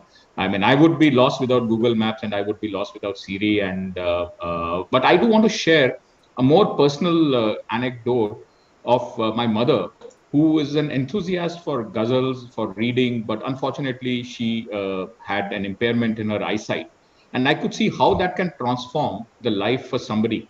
When I got her an Alexa, which she could interact with and choose her favorite ghazals without depending on somebody else to come and tap the line for her. So that's the power that it brings to people who could otherwise not function fully. So I just thought I'd share that, because all of us use it in multiple ways. For my mother, it was transformation. Wonderful. Yeah, indeed, that's fantastic to hear. Maybe Venkat, I'll make it short in the interest of time. This is a big topic. I'm Venkat Pingali. I'm the founder and CEO of a machine learning infrastructure startup called Scribble Data. Essentially, machine learning infrastructure is complex. One of the important pieces, foundational building blocks, is what is called as a feature store, which is all about all the data that gets fed into these machine learning models. So our life is mostly spent in the trenches with bleeding edge companies. But the vantage point that I can bring to this conversation is that we see customers across sectors, across geographies, across scales. So we have a glimpse into the overall adoption of AI. So we have a few thoughts based on that. Perfect. Thanks so much. I think with that, I think we have a really fantastic panel. So maybe we'll spend the next 25 minutes or so, engaging in some of the discussions, and if there are any sort of questions, I think we'll take that up for a few minutes afterwards, right? So maybe let me start with you, Sri Kripa. In terms of embedding AI in the decision making in the enterprise, right? So how would you sort of describe your experience, and maybe specifically within Dell? Super question. We in Dell have a year ending in January, so we are in the first month of the new year right now. So you can imagine the conversation is pretty much attuned to what you're talking about. In fact, this morning we were pretty much on this conversation, Prashant, and it's a pleasure to be there with such eminent folks on the call here. The from my perspective, you know, being a finance professional for most part of my life and in terms of trying to help, I've always noticed that the importance of what you're doing in finance is important only and only if it is relevant to business. So you can make things go into planet Jupiter, but most of us are not going to planet Jupiter. I know some are trying, but most of us are not going to planet Jupiter. So the relevance of what you're doing is very, very important. So my pet dialogue the last few days in particular has been that there are three scenarios. One is all of us are hovering around this whole, getting sense around the big data, and our data world really is about three big categories. One is data, the fact that there is just so much of data all over the place, and the compute power every year, every month, the compute power is going X number of times higher. I don't even know what it's going to be, by the end of this year. So the compute power keeps on going up on the data, which means that I'm going to have even more data. Second is people like us who work on data, and third is the consumer. People, and so the first portion is what you're talking about in terms of saying how much of data can you give me, how much can I interpret, and when I interpret that data, it has to be people who really understand it. And that's where I think the previous panel people spoke about ethical AI and stuff like that, which they were talking about the fact that you need right kind of people so that there is no bias in the information that you're bringing out. And the third is the consumer. If you understand the consumer, is the third portion. So from my perspective, to answer your question, briefly, Prashant, the fact that you want to scale and make it a one fit solution for everybody is the dream of any organization, saying I don't have multiple sources of information, I don't have multiple places I'm going to, and that's where you have this whole single source of truth kind of thing. That is our endeavor within Dell. That any organization, you're going to have multiple ways that information is coming, saying, oh, go and sell in Koramangala, or I'm taking that as an example because everybody understand. Go in the gully nukkad inside Koramangala and get some information out. So you're going to have multiple sources of information coming, and you have multiple databases where this is getting captured. One of the big things that we are trying to do within Dell is that, what is it that you will require as data? I mean, syllabus kya hai? What is the what is the final syllabus? It's not going to be too much. All of us have studied in this country. The syllabus has not changed significantly in the books today. Yes, some additions have happened. Some pieces on AI ML have got added, but the core syllabus of history, geography, whatever we are studying as subject, not changed. So what is that syllabus that you need to put on the single source of truth is our big endeavor. And from there, the solutions which are coming out are really the tweaks that you're looking at. So the AI person is working on very similar kind of data set. So what we are trying to do is that we get very passionate about the solution that we make, give up that solution, work on a solution which is more current to the ecospace today, is the second portion where the analytics folks or the data science folks, the AI folks really need to focus on, because data is going to be large, but it is going to be the same set of issues which is going to come out there. So our aim is to make a robust single source of truth, and on that have a bunch of intelligent data scientists and AI professionals who understand the ecospace requirement.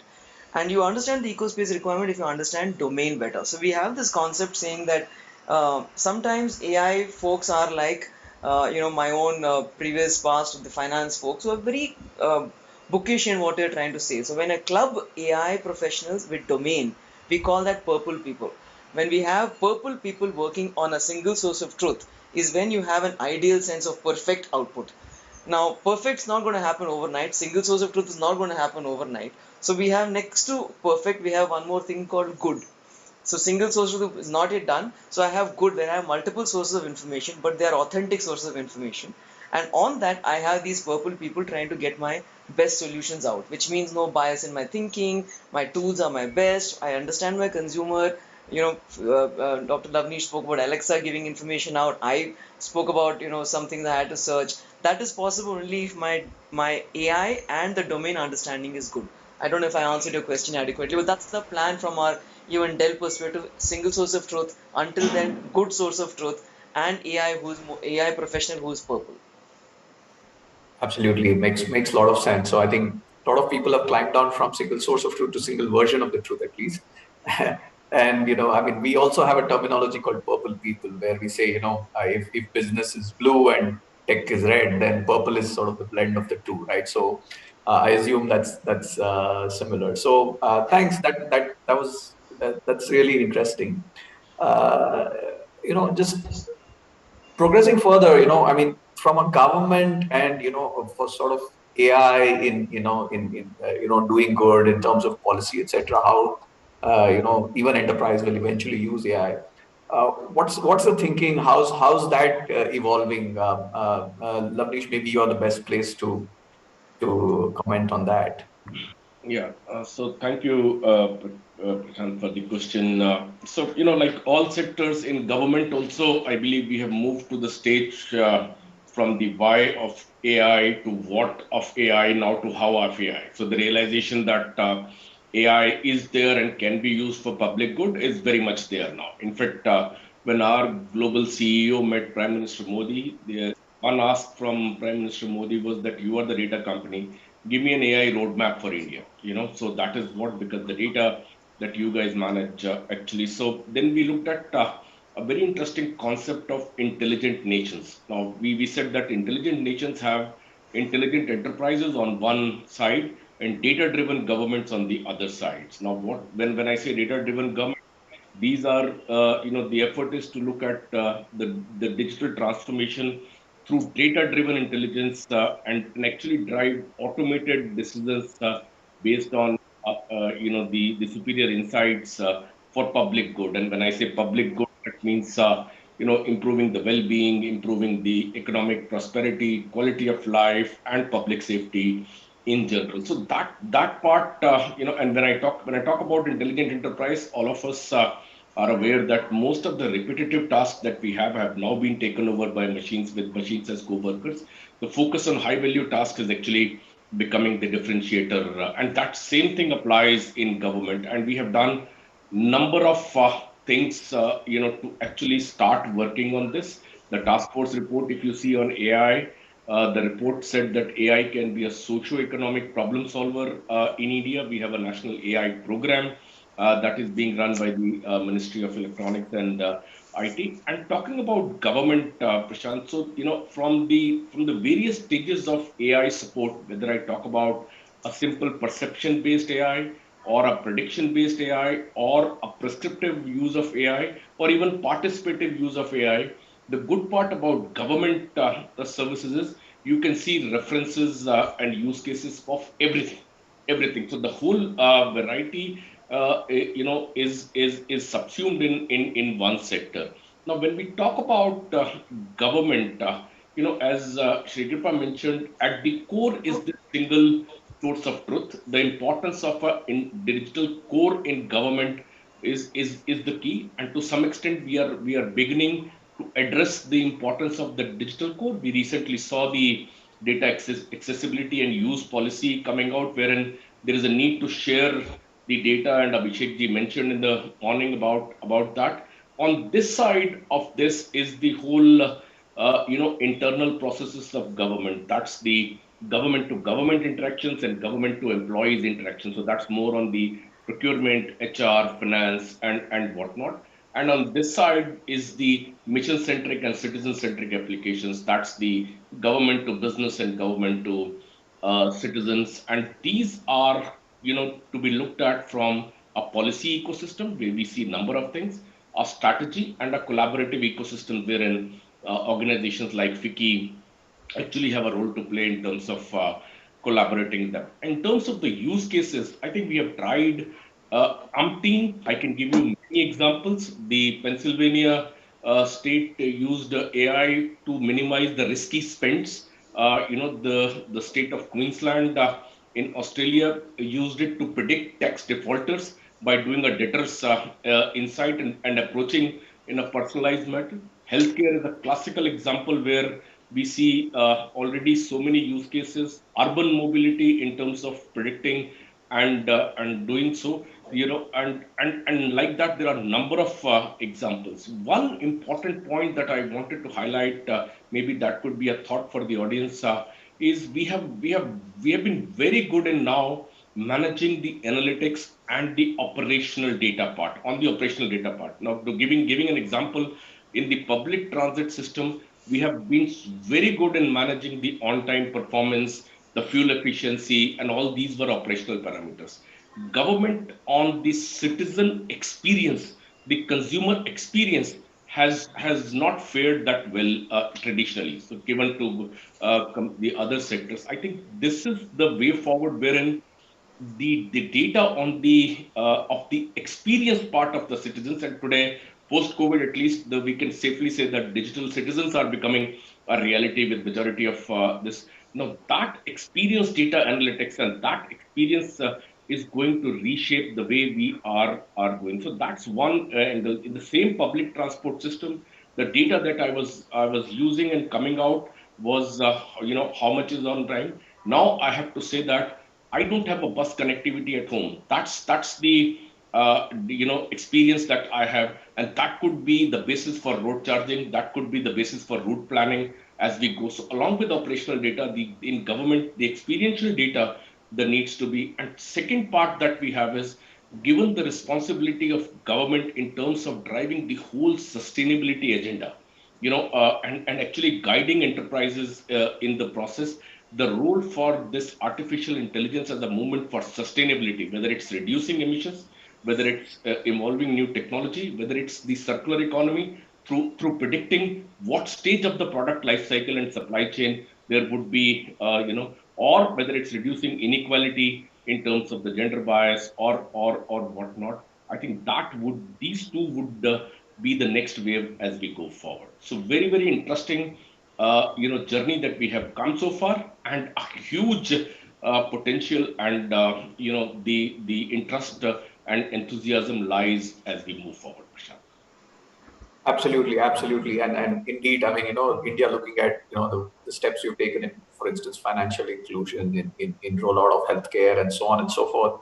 Perhaps it's just waiting for AI to not only obviously increase the experience, but also target beneficiaries better, perhaps over a period of time, to ensure how we make them more increase the efficiency and efficacy.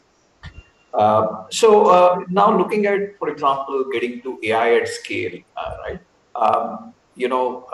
So is that a trend? What's been, and maybe Sandeep, you're best placed to sort of comment on this.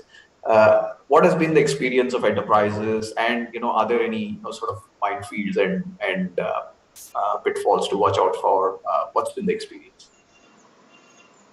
Great question. I think that's in the end, for the ROI to be received or the impact to be received, it has to be scaled, and it has to be leveraged and used across an enterprise. I'll take the example of an enterprise, but that's going to be equally important in any organization.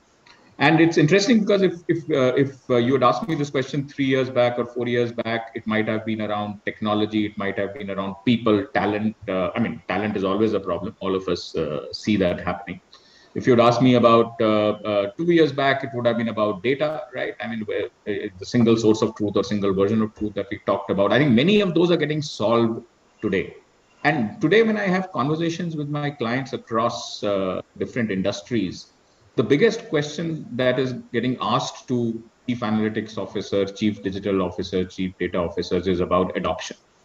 Because before you created this great tool, right? And many times it is still a shiny, nice tool, but not getting adopted. And then the question is, do you have change management expertise? Do you have ability to do training, etc.? How do we do workshops? And I think we have to all stop ourselves and ask us the question. We started this by relating personal experiences about how we are experiencing AI in our daily lives. What training did you have? What change management did you need to go through to start using Alexa? What training did you have to start increasing your dependence on Siri? You didn't even notice when the spam detection feature got enhanced in your email. Now, that is the beauty of designing a solution that we have missed in the enterprise scenario. And if you take a step back, I think the two ways to do that is to start it not from AI as the means or ends of its own. It has to be a decision backwards. To a certain extent, we all try to do it by looking at use cases. It has to be a decision backwards approach or a problem backwards approach married with a user in the middle approach, which I think most enterprises miss. Most enterprises end up designing solutions in isolation or with limited information about what the user is looking for. So I think one big change that we have to bring in the industry is to start using the design thinking approach and keep the user in the middle, where we need to marry big data as well as small data. Big data tells you the trend, the story that data tells you. It will tell you about consumer behavior. It will tell you about preferences, etc. But you also need to marry it with actual user, techniques to get user feedback. There are multiple ways to do it, but keep the user in the middle. Because if you keep the user in the middle and you understand how the users is going to, what is the, in an enterprise, for example, what is the typical workflow? How will my data, in the end, how will my insight be consumed, or how will my actionable insight be put into action? Do I even understand the daily life of a user? If I give you an example of how we ourselves, why go to our clients, I'll tell you an example of how we ourselves at Fractal understood this. So we took a big bet in healthcare sometime back called Cure, where we applied AI to understanding and diagnosing radiology images. And as a tool, Cure started performing fantastically well, right? It could read an X-ray in seconds, right, and tell you about 17, 18 conditions that the X-ray that the patient could have, and it could tell you whether the patient was positive for tuberculosis. We thought this was brilliant, and we ran multiple tests against live radiologists, etc., and Cure performed extremely well. And we said this is the time to take it to a hospital. And for the life of us, we couldn't understand as we took it to the hospital why it was not getting used, right? Because we have this brilliant product, these guys don't get it. But you've got to go into the radiology room and they live the life of a technician or a radiologist who's seeing thousands of X-rays happening every day. And what we were telling them is, by the way, in addition to all that you do, please open another screen, right? And now start running this and I will come and train you. Who has the time? And we realized, go back to the drawing board, and the only way you will make it successful is to embed it into what they do today, right? Understand their workflow, understand the DICOM viewer that they use already. And this has to be just another click on the DICOM viewer. And the technology has to be under the hood, right? When you have an API call, you have whatever is happening on the cloud, that should not bother their workflow. This is the only way to get adoption and the end results. So to me, this is the biggest challenge that that we have to solve to make the B2B enterprise products as useful and as viral as a B2C Perfect, product. perfect. I think that's really interesting, because it's true that eventually if we design something in our air-conditioned rooms on whiteboards, that's probably not going to what's going to be used in the real world. So I think with an eye on the clock, maybe Venkat, can I quickly sort of ask you that India's traditionally been maybe not made that level of investments, not that data-rich a country. So there's this whole possibility of leapfrogging into the world of AI, without necessarily going through that some of the earlier generations of the data analytics journey, so to speak, right? So how do you see that, and does India have this opportunity? I think it has, and B, it should aim for it. The reason is very simple. The constraint is not as much as you think. It is not the volume of the data that really matters. Most companies have small volumes of data, even Fortune 500 companies. That is not where the bottleneck is. The bottleneck is along the lines of what Sandeep said, which is, what do I do with it? How do I apply it correctly? And do I have the people, processes, the prerequisites in the data to actually make this happen? All of this is fundamentally about people and culture and discipline. It has less to do with the data volumes. The Googles of the world are outliers, right? That should not be the model. Uber, what Uber doesn't apply to like 99.999% of the world. What you need, what they have, which most organizations don't get, is a degree of thinking, discipline, organization, process, which most organizations don't have. And they confuse the sophisticated algorithms with the design of the overall approach. and it is the thought process that needs to be copied. It is the planning and the thinking that needs to be copied. So it is more inside than outside, in my opinion. And the second thing is that if you do it well, the opportunity is really worldwide. In the sense that today, today night I'm having a conversation with somebody in Lithuania, somebody from US, and also Africa, all in one evening, right? Companies around the world are on this journey, right? If you don't do it, somebody else will do it. So related to this is a point that I have to make to Professor Rajat. People are at the core of it. Strong people with creative thought processes, strong internal discipline are central to this whole activity. Technologies, today we have some kind of methods, tomorrow you will have some kind of method. Maybe it is this data, maybe it is that data, right? That is not what is invariant. The invariant is the character, invariant is the discipline, the strong foundations, the ethical, the value systems that people have. The ability of the Indian system, both corporates as well as the educational institutions, to produce the people that match well with the requirements is the need of the hour. The opportunity is truly worldwide and it is blowing up. Perfect. And indeed, I mean, I've read a lot of literature that suggests that 75% of the investment is likely to be in the APAC region globally on AI, because perhaps, we have maybe at least in the developing world, the largest, for example, the next billion users of internet who may not be able to read and write yet, and so on and so forth, right? So Sri Krupa, maybe just coming back to you, I think large corporations have the, sort of the wherewithal and the means to sort of do this, but how would small companies, promoter-driven companies, etc., embark on this journey? What would be your take? So Prashant, you're asking a large company to comment on small companies. So I hope I don't sound patronizing when I'm saying something like this, but I do want to tell you that one of the founding features of Dell as an organization has always been the think like a startup. So we may be very, very large in our spread across the world, but our thinking is pretty much like a startup, because that's important from an agility point of view. So you can't be stuck on something you're doing and things like that. And so while our organization is a big organization, it's a bunch of smaller portions. We've got multiple products, we've got multiple domains that we are going and selling out on. Our consumer base is very different from one side to the other side. We have storage, we have servers, we have the client side. So there is a lot of different kind of consumers you're dealing with.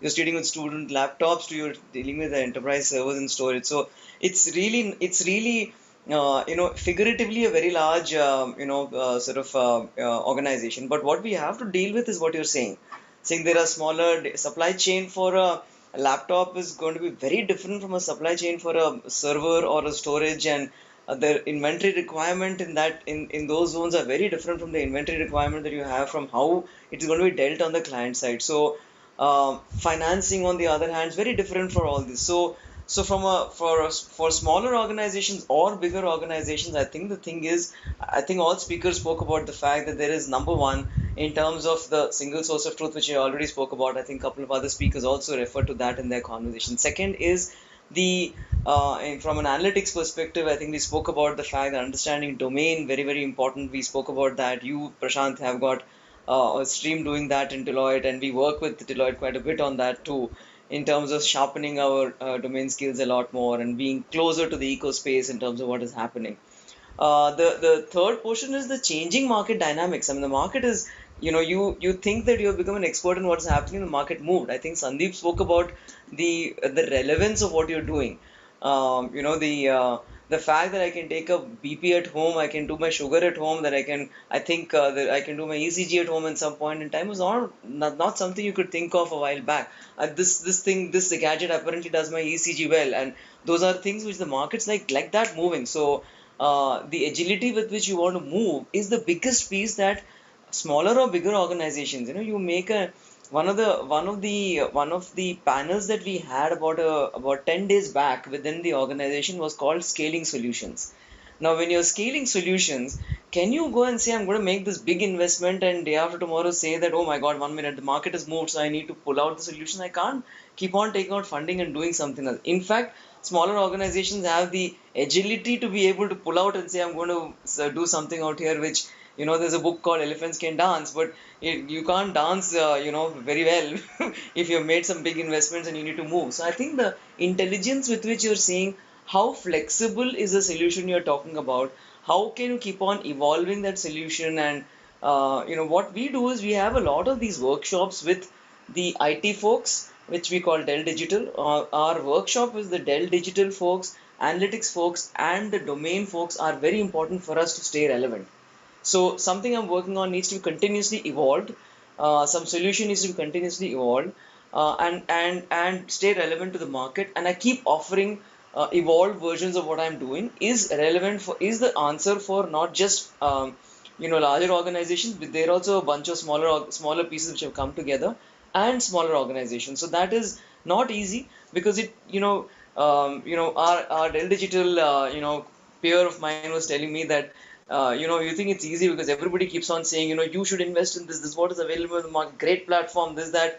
But 1 year later, that platform is no longer as great as it was before. So you got to be very intelligent saying how evolving is that platform to, say, a metaverse kind of scenario a few years down the line.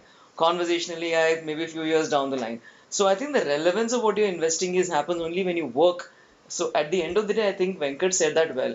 At the end of the day, it is not about all this. It is about just these heads coming together in terms of saying how do you want to move forward.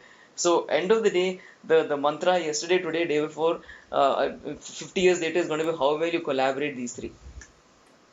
Indeed, and maybe it's my hypothesis. Maybe we need an algorithm to check it, but I don't think there's a unicorn which isn't like sort of have AI at its core, right? I mean, even the small companies which scale up. But I think the pandemic has even more driven the need, given more digital interactions and everything. So I have one point here. I think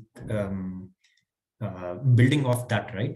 We are seeing compressed business cycles across scales. I would like the audience to look at this recent book by Amy Zagart from, I think, Hoover, who talked about the changing conditions. In particular, she talks about 5 mores. More number of decision makers, more number of decisions, more speed, more competition, more risk, and so on. That is actually a good framing construct for us to understand what is happening, what are the pressures under which this whole data science ML is working. Fantastic. Maybe a very small, quick comment, Sandeep, if I may ask you, what does AI hold? What does the future hold? Maybe next 5 years? Maybe quick couple of minutes. I wish I had that crystal ball to tell you accurately, but I think it's in a way from an enterprise perspective, the entire push on going digital has pushed AI. Not just to the traditional realms where it was being tried out, right? There was no option but to start doing it in the front-facing functions. You had to start working with the consumer a little bit more. You have to start managing, you have to start selling through digital channels. All of that got expedited. But I think the good thing that it also did in an enterprise was, because this motion became digital, you can't have rest of the organization working in the old ways. And what I've seen is that has also pushed companies to look at things like manufacturing, which probably with all the talk was all there, but the walk was a little lesser, right? We've all heard about the promise of Internet of Things, etc. But on the manufacturing side also, you have the push now to get more digital. Otherwise, you can't match what the front end is asking you to do. And I see many of those initiatives coming into play, which I think will start showing results in the next couple of years, and see more and more intelligence in that process also. I think on the consumer side, the few technologies which are continuing to improve are on the entire on the entire speech area. So I think more and more conversational AI is already performing better than humans too. And I think the adoption across different functions will boom. And similarly, I think on the vision side, there will be much more adoption about how computer vision is utilized both in the B2C as well as B2B applications. Absolutely, I think so especially in countries like India, which we may not have the level of data that, let's say, US or Canada or some of the developed countries have. Within a pin code, they are able to say, okay, how many people of what type or are there, etc. Maybe image, voice, etc. will give us that leap forward where we don't have to put in place complicated systems to collect this data, right? Even our data collection systems. But anyway, so thank you, panel, for the wonderful discussion. I think maybe we'll just take a couple of audience questions, and I think there's one very interesting question. So what should India do regarding skills shortage, especially given there's a supply and demand issue, so that we are competitive globally? So maybe I'll sort of phrase it into, take the liberty of phrasing it into two parts, right? One is on the skill supply versus demand, and second, like, how does sort of India become the Vishwaguru that we want to be, but in AI, where we, I think, do have a real possibility. Lavnish, may I request your comment, please, first? Yeah, so very good question. I think this is hitting the core of everybody's thought process that all of us have. Actually, if you look at skill, there is a broader context that now we are attaching to skill. Earlier, the narrowed vision of skilling was to look at people who could develop solutions and all. Now, with everything going cyber physical, the skilling per se, the domain has changed to skilling, reskilling, capacity building on one side, and the exposure and the expertise level of the end user of domain systems, because everything is becoming technology centric, that also has got merged into the skilling. So the skilling needs to have a larger ecosystem per se. Now, the more important point is, how do we do that? So this is the how do we do that. One, obviously, is a big area of the industry focused academic collaboration, in terms of people who are coming out of the academic institutes, actually getting ready through the industry focused problem. To some extent, we have seen an increased engagement and collaboration vis-a-vis the previous years, simply because of the two one, the urge to actually fulfill the industry needs, so that the product coming out of academia is there, and second, industry investing in because of the need to reduce cost on training and all. That's one. Second is the peer group learning, and that is where, in terms of the research and innovation, that's a huge plus that we can look at in terms of as an approach to skill building. And third, in our area of AI, is ensuring the availability of training data per se. Now, the training data is also very critical in terms of doing so. And having said so, one point that I want to finish with is AI itself can be a great skilling tool in terms of personalizing the skilling as we use as we go forward. Yes. So largely, the answer lies in industry, the academia, so that the pool is staying, the availability of quality data for training, and joint participation in research and innovation. If we do this, I think skilling as an area can obviously be addressed. Sure. Sri Krupa, did you have a quick comment on because almost out of time, but if you had a Yeah, quick my very quick comment is two sides of it. I think Dr. Lavnish covered it well. We don't know the consumer maturity. It could be very high, it could be very low. It will be whatever it is. You need to serve them. Professor Rajat, my earnest request is to also build portable people. Today we have skill sets which are not portable. They come, and a lot of the folks who come want very high level, what we call reinforcement learning or conversational AI kind of thing. Everybody is not at the same maturity, so we need to build also people portable. That's how all of us grew. I mean, at one point in time we were sitting and doing inventory in the factory. At another point in time we were sitting in boardrooms. We were made robust in that manner. So I think portability of people in their mind is very important. That everything is important for you to be successful in your analytics journey. Thanks so much. Sorry, I mean, I wish we could. I think this is really interesting, and I wish we could have time to sort of take more sort of comments, especially crystal ball gazing. But I think we have only 5 minutes. So, Professor Muna, may I request if you can sort of give your sort of closing remarks, and then maybe I'll just quickly summarize it. That's what we have time for. Thank you, Prashant. I mean, it's a very interesting discussion that we had, and some very important things that actually came about, both in terms of what is possible and where is the shortage, what is the gap. Some very interesting things that have come about. And I just want to say this, and I think Venkat actually said at one point in time, and Shikapa actually just not talked about it. We need people who understand, who are portable, who can move from one aspect of AI to another aspect of AI as and when necessary. Lovely also talked about that. Basically, so let me first say this, what we have been able to do at academic institutes.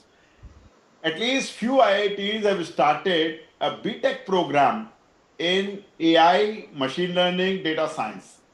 Notably, it is IIT Madras, IIT Bhilai, IIT Hyderabad, and IIT Jodhpur, and some other institutes are actually, they're just going to start soon. So, I just go back. It is about 45 years back when computer science was evolving, and we are today exactly in the same view. Our view has only changed from algorithm-centric to data-centric view. Algorithm is now a given thing. Okay, so what was computing in 4 decades or 5 decades back is now exactly in the academic institutes for data science. In fact, AICTE, which is All India Council of Technical Education, looks after the technical education in the country. I was in the curriculum drafting committee for initiating a program on AI and data science.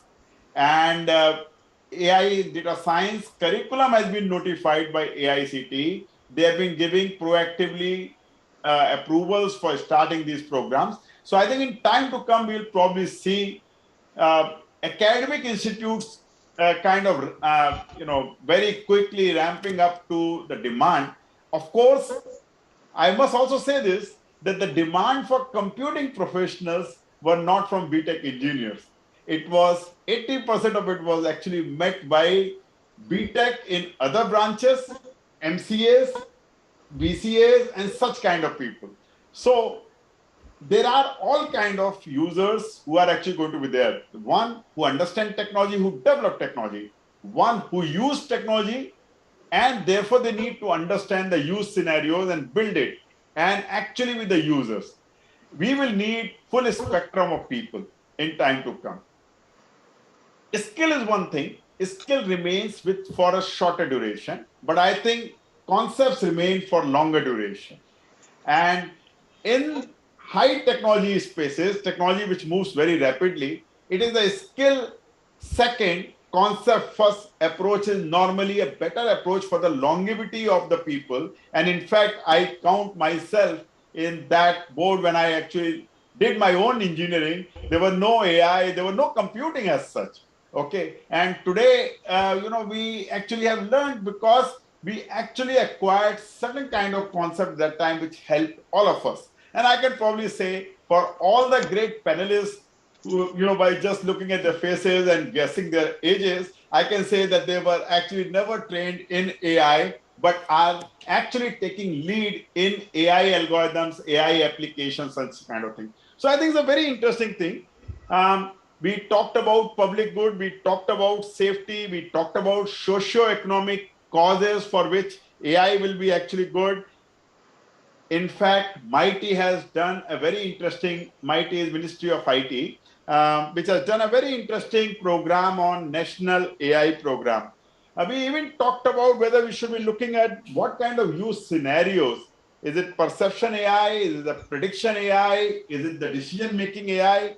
I think reference cases are there everywhere in the government. In fact, Prashant talked about the data quality. Srikrupa talked about data quality. And data quality itself is a big question. Can AI be used to actually ensure data quality itself? In fact, as of today, in our race to acquire all data, we have been acquiring all kind of data.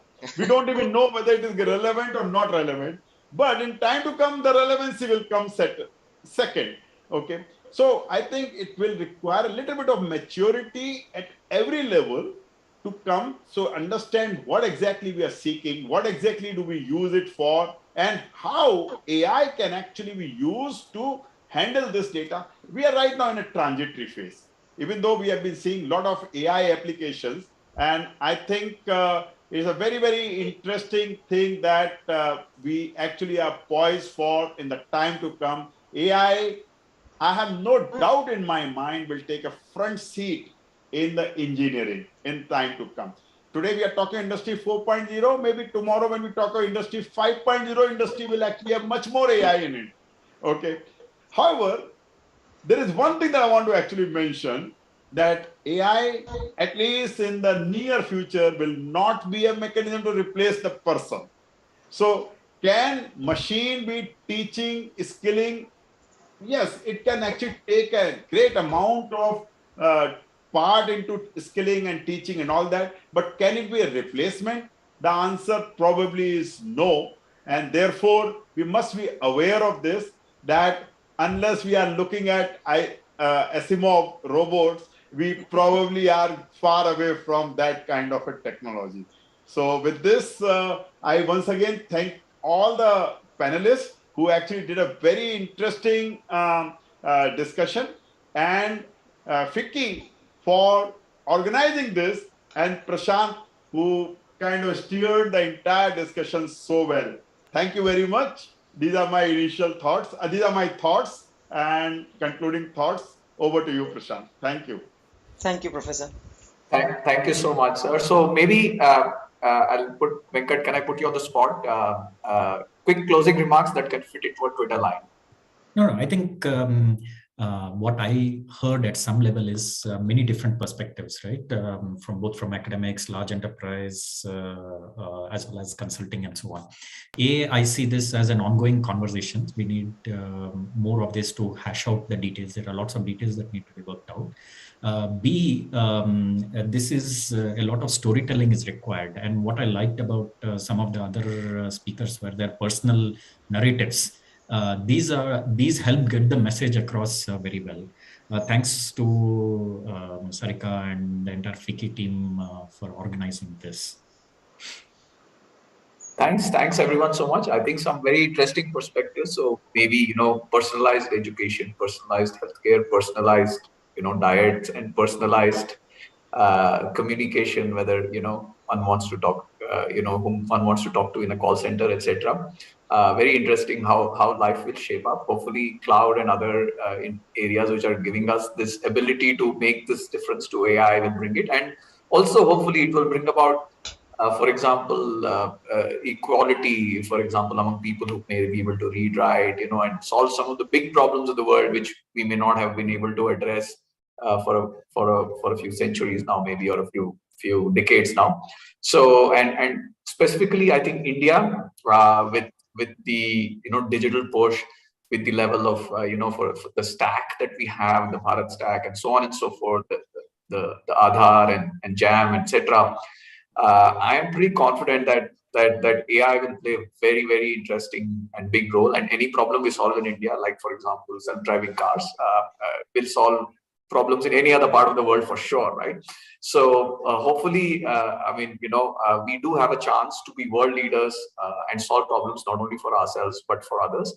Thank you so much, everyone. Again, it's been a real pleasure, and thanks, Sarika. Maybe I would like to add one more quick comment. I think in AI space, we should be looking at next generation where we actually develop a core of technology, maybe a product which others can piggyback and develop their solutions.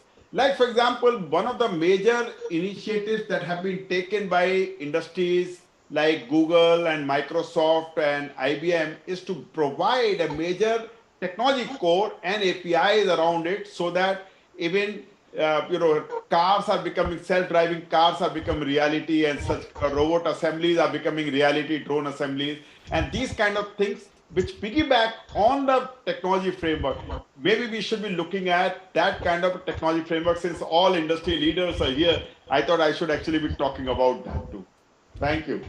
Thank you. Thank you, sir. And thank you, Prashant, and all the panelists, Dr. Lavnish, Mr. Sandeep Datta, Mr. Venkata, and Mr. Sri Kripa. Thank you for sharing your views. I know it was an interesting discussion, but we have to move on. As I say, the next comes the other thing. So we can't stop it here. Thank you for the discussions. And straight away, we move on to the next session now, which is on the emerging technologies, how it is the next phase of digital transformation. Thank you, panelists, for joining in for the first session. We had the inaugural session, and now we have an important speaker who is going to talk about how the emerging technologies are going to lay the foundation for the next phase of digital transformation. We have heard about emerging technologies. We've heard about AI. And the speaker for this session is none other than our co-chair for the AI and the Digital Transformation Committee, and also the President of India, President Cisco India and SAARC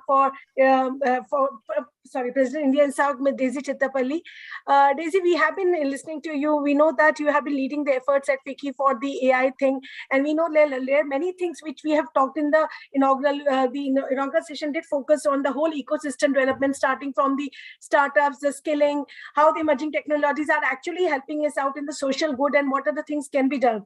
And as part of our leadership team, and also as I would say, a leader for an important organization like Cisco, what do you think would be how these emerging technologies can lay the foundation, even for the companies who have just realized the importance of the same, or to the others who are in the stage of its transformation, how these technologies can play a role? So over to you, Daisy. We all look forward to your special address. Thank you, Sarika, and a very good afternoon to all of you who are here at FICCI's flagship AI India Conclave for 2022. It's really great to hear from thought leaders about how they see digital technologies accelerating our transition to a knowledge economy, and something I believe that is not too far in the future, because over the last 2 years, we have eliminated any doubt that digitization is the linchpin of survival and success. And as a result, adoption in India has been pushed forward by several years. There's a McKinsey study that says that we'll experience more technological progress in the coming decade than we have done in the preceding 100 years. And a lot of it will be centered or driven by AI, which is why we have an entire forum at FICCI, the AI Conclave, dedicated to it. And so, yes, there are a number of technologies. Yes, Sarika, like you said, AI does not play in isolation. It very often does need to dance together, dance the tango with other emerging technologies like IoT, like machine learning, like analytics on top, etc. But I'll just focus on AI because we are definitely today here at this forum, which is devoted to AI. So we know that AI is already influencing operational, functional, strategic decisions across industries. And the scope of AI is expanding too, as organizations augment more of their systems and processes with it. That said, we've only just scratched the surface of what AI can do for India. AI today is where the internet was in 1998. Hinting at a whole reservoir of possibility that was only starting to be discovered. And the numbers are telling us the same story. There's a NASSCOM report that forecasts that data and AI could add anywhere between 450 to 500 billion to India's GDP by 2025. That is a 10% of the 5 trillion economy ambition that India has. And by 2035, according to Accenture, that number could go almost up to $1 trillion. So essentially, by any measure or metric, AI will be a game changer, not just as an enabler of businesses, but also as a turning point for India. And I was just listening to the previous panel talk about much of the same. So this is an opportunity that we simply cannot afford to miss. And it will not happen in silos. It will be a cumulative impact from value generated by AI across every sector. And of all the industries AI will transform, personally, I'm excited about 3 that are critical to securing India's place in the new world: manufacturing, agriculture, and services. And by services, I mean all kinds of services: IT, banking, healthcare, education, etc. And so I'd like to delve a little deeper into how AI can transform these areas and what we need to do as a collective to make it happen. I'll start with manufacturing. Any country looking to gain an upper hand in the global economy has to focus on turning manufacturing into its biggest asset. At a macro level, it means boosting our contribution in GDP of manufacturing, which has stagnated between 14 to 16% for India over the last many years. And if you look at our GDP, it is expected to grow higher than many other or all other countries around the world. But if you look at our manufacturing GDP as a percentage of total GDP, it is forecasted to be much below that of other Asian countries. The comparisons are very clear: China, South Korea, Japan, etc. And this trend is going to look the same pretty much over the next 3 to 4 years. And this is where AI can be a total game changer. McKinsey predicts that AI alone can generate anywhere from 1.2 to 2 trillion for manufacturing and supply chain management worldwide. And we need to get in on the ground floor of this value creation and nab as much as we can for India. The good news is that relatively lower penetration of AI in supply chain and procurement means there is a window for businesses to introduce AI-based capabilities here in India. AI tools we've already known and it's demonstrated can process and interpret vast volumes of data, detect anomalies in production processes in real time. Thanks to machine learning algorithms, AI-powered systems can learn, adapt, and evolve continuously. AI systems are predicting, and predictive analytics are helping us tackle operational roadblocks and disruptions. We've heard of great case studies from global companies and leaders like BMW who are using automated image recognition for quality checks, because of which, again, they have high levels of precision in manufacturing. So AI for manufacturing is, like I said, the case studies are out there. Now it is about adopting it at scale in Indian companies as those companies are also globalizing. At the same time, AI can also transform logistics, which is a related sector very critical to making manufacturing and many other sectors in India far more competitive. In India, logistics cost is 14% of GDP, and you compare that to the 8 to 10% in developed nations. What it means is that unless we bring down our logistics costs to the same level, our products and services are always going to be more expensive than that of other countries around the world. So there is a case here to be made for making India more competitive on a global level by depressing the cost of logistics in the supply chain by using AI and other emerging technologies. And at Cisco, one of the examples is that we've been working with some of the country's largest ports to enhance operations through the use of AI, machine learning, IoT. And these projects, yes, I must admit, are in nascent stage, but we're already seeing reduced costs from optimization in port operations, things like fuel burn, traffic movement, tugboat operations, etc. So going forward, the applications of AI will become far more prolific across all parts of the supply chain, and that's when we'll start to see real rewards happening from AI. The next sector that can benefit greatly from AI is agriculture. Advanced tools and technologies that can address the challenges of low productivity and profitability that have been plaguing India's largest sector of employment for many, many years, many, many decades. 86% of our small and marginal farmers own less than 2 hectares of land. Less than 1% of farms use a tractor. And all of this leads to India having one of the poorest farmer incomes in the world, $1,600 to $1,700 annually. And you compare that to the $83,000 plus of farmer income annually in the US. And you see the dissonance between and how much of a gap that we have to bridge. Now, AI tools can collect and analyze vast amounts of data around weather patterns, soil health, pest infestations, etc. All of that data can be shared via mobile to help farmers make data-driven decisions around when and what to do to increase productivity and profitability of their crops. Again, here, there's a pilot we have done with the Kerala government to strengthen their aquaculture ecosystems, especially for paddy and shrimp. A solution centered around a comprehensive data store with farming data of paddy and prawn farmers in the region, augmenting that with real-time data from IoT sensors, non-IoT databases, satellite images layered on top to gather real-time intelligence on soil content, moisture, weather conditions, etc., and then making all of this intelligence available to farmers and government officials through knowledge centers. So as we work towards doubling farmers' income, a better realization is possible through an effective price discovery model also. That is the other side of the farmer and crop supply chain, right? Less than 10% of farmers in India get the benefit of the minimum selling price. Predictive modeling can present more accurate demand-supply information to farmers and create pathways to new markets, allowing them to better monetize their crops. And lastly, like I mentioned, the last area is services. That has always been core to boosting India's competitiveness, reimagination of our services industry through things like better customer experience. And that includes IT, but also industries like healthcare, education, banking, etc.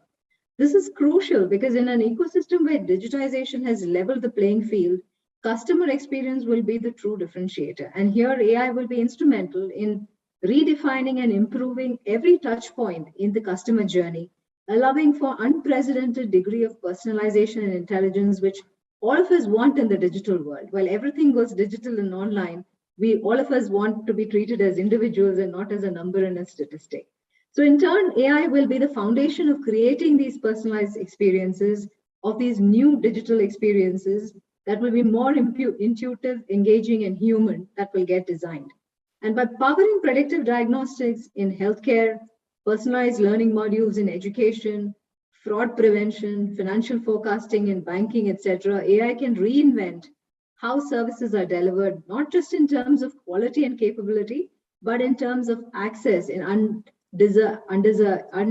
underserved communities. And I think that was what some of the previous panel touched on as well. Things like financial inclusion is very much a possibility by including AI into the design criteria. Of course, the most pertinent question is how do we make all of this untapped potential real? How do we mold AI into a force of change and growth? And there are three areas I think that needs our attention: infrastructure, talent, and policy. Again, perhaps a repetition in the themes from the previous conversations that have happened already today. Firstly, we need the right digital and physical infrastructure in place. That's a more secure and reliable internet architecture that can support more intricate and complex applications of AI at much larger scale. Because this is a conversation about connecting the edge to the cloud and the edge consumer to the cloud where all of these services are hosted. At the same time, AI without the right people to wield and develop it will remain in rudimentary phase. And this is the biggest worry for countries around the world and certainly for India. An AI-skilled workforce which will allow organizations to gain major ground in exploring more varied use cases. Again, a report by Zinnov says that India could face a shortage of 1.4 to 1.9 million techies by 2026. And AI/ML is one of the highest gaps that is seen in that study. So dedicated efforts must be made to skill India's youth, actually anybody who can learn, who has learning agility in AI and emerging technologies. And both of these objectives must be bolstered, of course, by a conducive policy framework that encourages investments and innovation and makes it easy for businesses to experiment with AI-based solutions. So the only way we can make any of this happen is really by doing it together. The road ahead of us is replete with opportunity. We are at a major turning point in India's transformation, and we know that emerging technologies like AI are going to play a major role in this journey. So as we endeavor to bring new possibilities of AI to life, every stakeholder, including government, industry bodies like FICCI, tech companies, entrepreneurs, educational institutes, everyone must come together, must band together and play their part. Thank you for your time and attention this afternoon. And with that, let me give it back to you, Sarika. Thank you, Daisy, for highlighting the importance of emerging tech, especially talking about the AI. You did mention about its applications about in various sectors and the various benefits it can get in by having it usage in the sectors like manufacturing, logistics, agriculture, healthcare, and of course, the role it can play in the financial inclusion. In fact, the session following your address is on the AI in the financial sector, and we would have a set of experts exploring in it. And in fact, we would have our deliberations on these, like, in part of the FICCI's committee, we are having a discussions. So there would be a focus, more discussions on the AI in healthcare and agriculture in the day, and there would be different panels who would be having discussions on the roadmap, how it can be built up for its faster implementation within the country and what are the challenges. And like you said, the infrastructure, policy, and the talent all needs to be taken forward. And I think that was well realized and recognized by the people as part of the inaugural session, which included the industry, academy, and of course the government officials, both from the state and the center. So thank you, Daisy, for sharing your address. It was really insightful. And as usual, thank you for all your support for leading the initiative of AI and digital transformation from FICCI's perspective. And of course, taking out your time from your schedule. Thank you. It was a pleasure to hear you. Thank you for this. My pleasure, Sarika. Thank you for having me. Thank you. And for the audience, stay tuned. We directly move to the next session, which now talks about and builds a story from which Daisy left in, that how AI can play an important role in the financial sector. We know there are various applications of AI in the financial sector. Many of them have already been applied, and some which we can, of course, try to see how it can be done, and something which our panelists are going to deliberate today. We have an eminent set of speakers who have joined us today. This session panelists are Mr. Abhishek Tripathi, is the Vice President, AI and Data Science, Perfios Software. Mr. Prasanna Lohar, Head Technology, Innovation and Architecture, DCB Bank.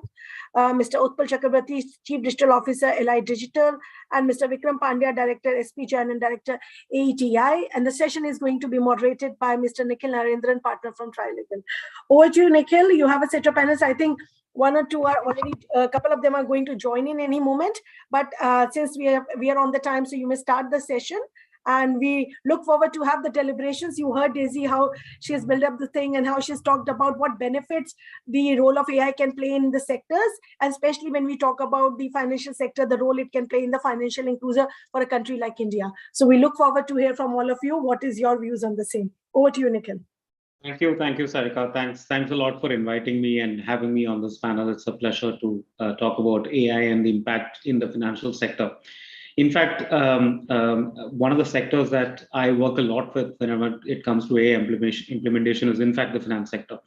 So financial sector per se, if you look at it, have been a leader when it comes to implementation of new technology. I mean, classic example when computers started coming into our life, it was actually the banking and financial sector which actually led the way in a significant manner. And AI is no different. And of course, with the coming of age of several fintech companies in India, this is going to have a huge impact and will have a great episode to write in terms of India's growth story and India's evolution to a digital nation per se. So, as you know, just to briefly talk about some of the aspects that typically one needs to keep in mind whenever there is an AI implementation. Data plays a very significant part. How data is processed, and of course, when evaluatory decisions are taken on individuals and their right to, let's say, avail a particular service from a financial company or a banking and finance company for that matter, that evaluatory decision could always be challenged, and there could be liabilities upon the companies implementing AI, etc. And there are a bunch of questions that comes in whenever AI is rolled out in a particular sector. Especially in the finance sector, so to speak. And of course, there are challenges as well. So we have a wonderful group of panelists to talk about these issues in detail. I will let them briefly introduce themselves, and then we can quickly move on to a quick round of question and answer session. And then after that, we are happy to take questions from the audience. If that makes sense, then Abhishek, can I request you to do the honors and go first? Thanks, Nikhil. I'm Abhishek. I'm currently heading the machine learning team at Perfios. At Perfios, we are building a product related to financial and medical sector. And our team is using machine learning and AI to make an impact. Not only on solutions, but try to solve some of the key challenges, especially related to data you mentioned. So this is what we are doing. Before Perfios, I have been working in different domains. I have had some research experience. I worked in different domains like healthcare and public transportation, touched upon investment as well. And what we do at Perfios is build products using emerging AI technologies. Thank you, Abhishek. So, Mr. Uppal, you want to go next, please? Yes, yeah, thank you, Nikhil. Am I audible? Yes, you are. Yes, yeah, thank you so much for inviting me to this panel. I'm excited to discuss a lot of things about AI and financial sectors. So my name is Utpal Chakrabarti, and I'm basically a data scientist and AI researcher. Currently, I am the Chief Digital Officer at Allied Digital Services Limited. And here we do a lot of works in fintech. We have started. So we are building a fintech platform, basically for lightweight conversational banking platform. Along with that, we also do a lot of work in the smart city area, where we are trying to build some smart command and control system using a lot of machine learning and other cognitive technologies. Apart from that, also we are, pioneer in terms of managing the infrastructure and cloud. So there also we are doing some kind of predictive models in terms of predictive analytics in the infra domain. Prior to this, I was heading the artificial intelligence vertical in years back. So my experience entirely goes towards implementing AI mainly into fintech, into financial domain, starting from this channels and rendering different services into the channels, then in the payments area, and of course like the data area, building the data lake, collect and then running analytics on top of that. So yeah, this is about myself. Thank you. Thank you, Utpal. And Vikram, if you could go next, please. Sure. Thanks. So I'm like fintech at SPGN School of Global Management, and I am also heading research at fintech startup, a fintech fund called Varanium. So we invest into startup from that perspective. And I'm also heading AT, which is Association for Emerging Technologies, and we help multiple different startups in identifying the use of emerging technologies like AI, ML, blockchain, how to reduce cost, how to enhance efficiency, and that is a not-for-profit initiative. Over to you. So I believe we don't have Prasanna with us, so I think probably we can. Nikhil, Prasanna is joining any moment. He's facing some internet issue. He's just joining any moment. So maybe you can start the discussions. Once you join in, you can ask his comments that time. Sure. So I think, look, we could straight away start, and of course, Prasanna has joined right now, so maybe we can give him a couple of minutes. Hi, Prasanna. Can you? You're on mute, Prasanna. So can you please introduce yourself and also identify the role that you are currently performing? Yeah, good afternoon, Nikhil. I'm Prasanna from DCB Bank. So I primarily work as a Chief Innovation Officer at DCB Bank. Yeah. Thank you. So Prasanna, we were just going ahead with the question. So I intend to start with Vikram because I believe Vikram is sort of running late. So we can start with you, Vikram. And look, the way that I'm thinking about it is, I'll post those questions, and if any one of you wants to answer it, please feel free. Abhishek had mailed me separately saying he prefers certain questions, so I'll specifically be directing one of those. But I intend to sort of go one round amongst the panelists with the first question, which is essentially to identify a few aspects where you're currently implementing AI ML technologies within the organizations, and how that has helped you to overcome a problem or solve a particular problem. The perspective that I'm more looking at is, look, AI sometimes is also used as a buzzword, keyword, right? I mean, it's used as a buzzword rather than, actual implementation of AI per se.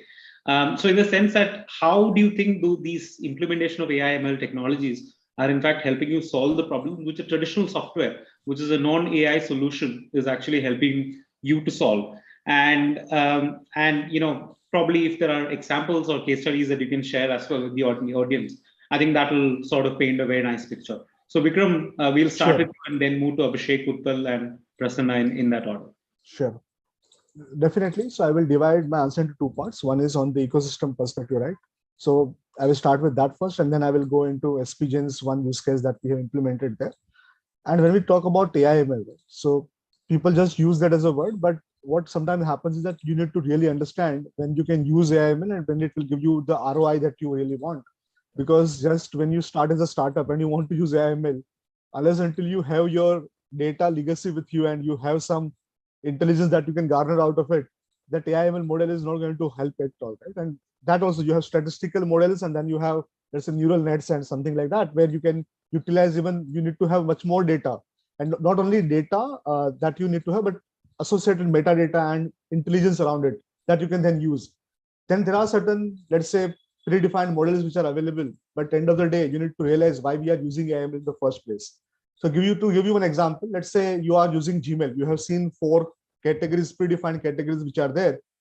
And that is a classic classification problem, because what happens there is that when you receive new emails, if you are writing email rules that if something like this happens to be there in the subject line or body, that is a rule-driven system that we are used to. Like in your Outlook, you can create rules. But beyond the point, what you can't do is that you can identify all the possible mix and matches that can be defined to tell the system that put this email into this category.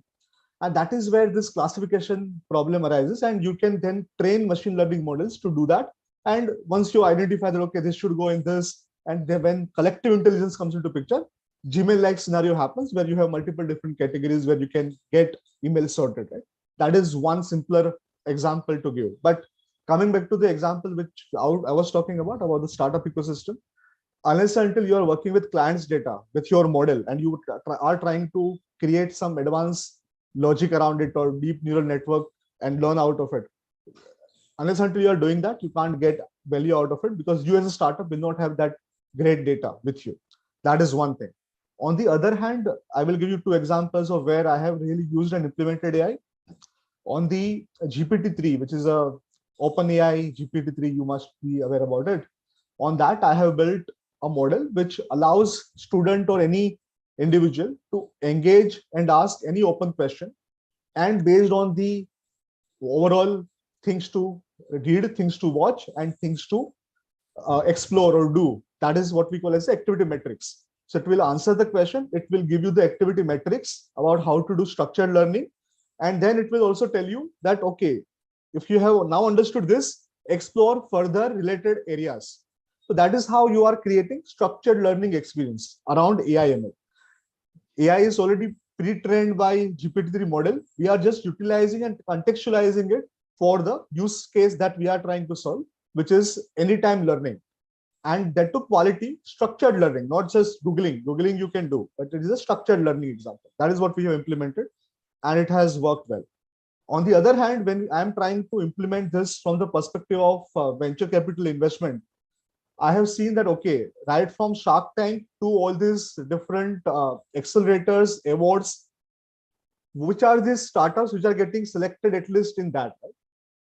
Then looking at, because we look at only fintech area, looking at what are the parameters which automatically are more weight on the weight scale, how to weigh them and how to associate them with the success, likely success or likely failure, right? And those things together, along with graph database model, where you can associate different parameters to different qualitative and quantitative parameters to the entity. That is the model that we have created for Graph IQ. And that model helps you with identifying about how different entities are interrelated, interconnected. And let's say one VC fund which is coming into a startup, how likely is the next round for that startup, right? So all those things we consider as a parameter.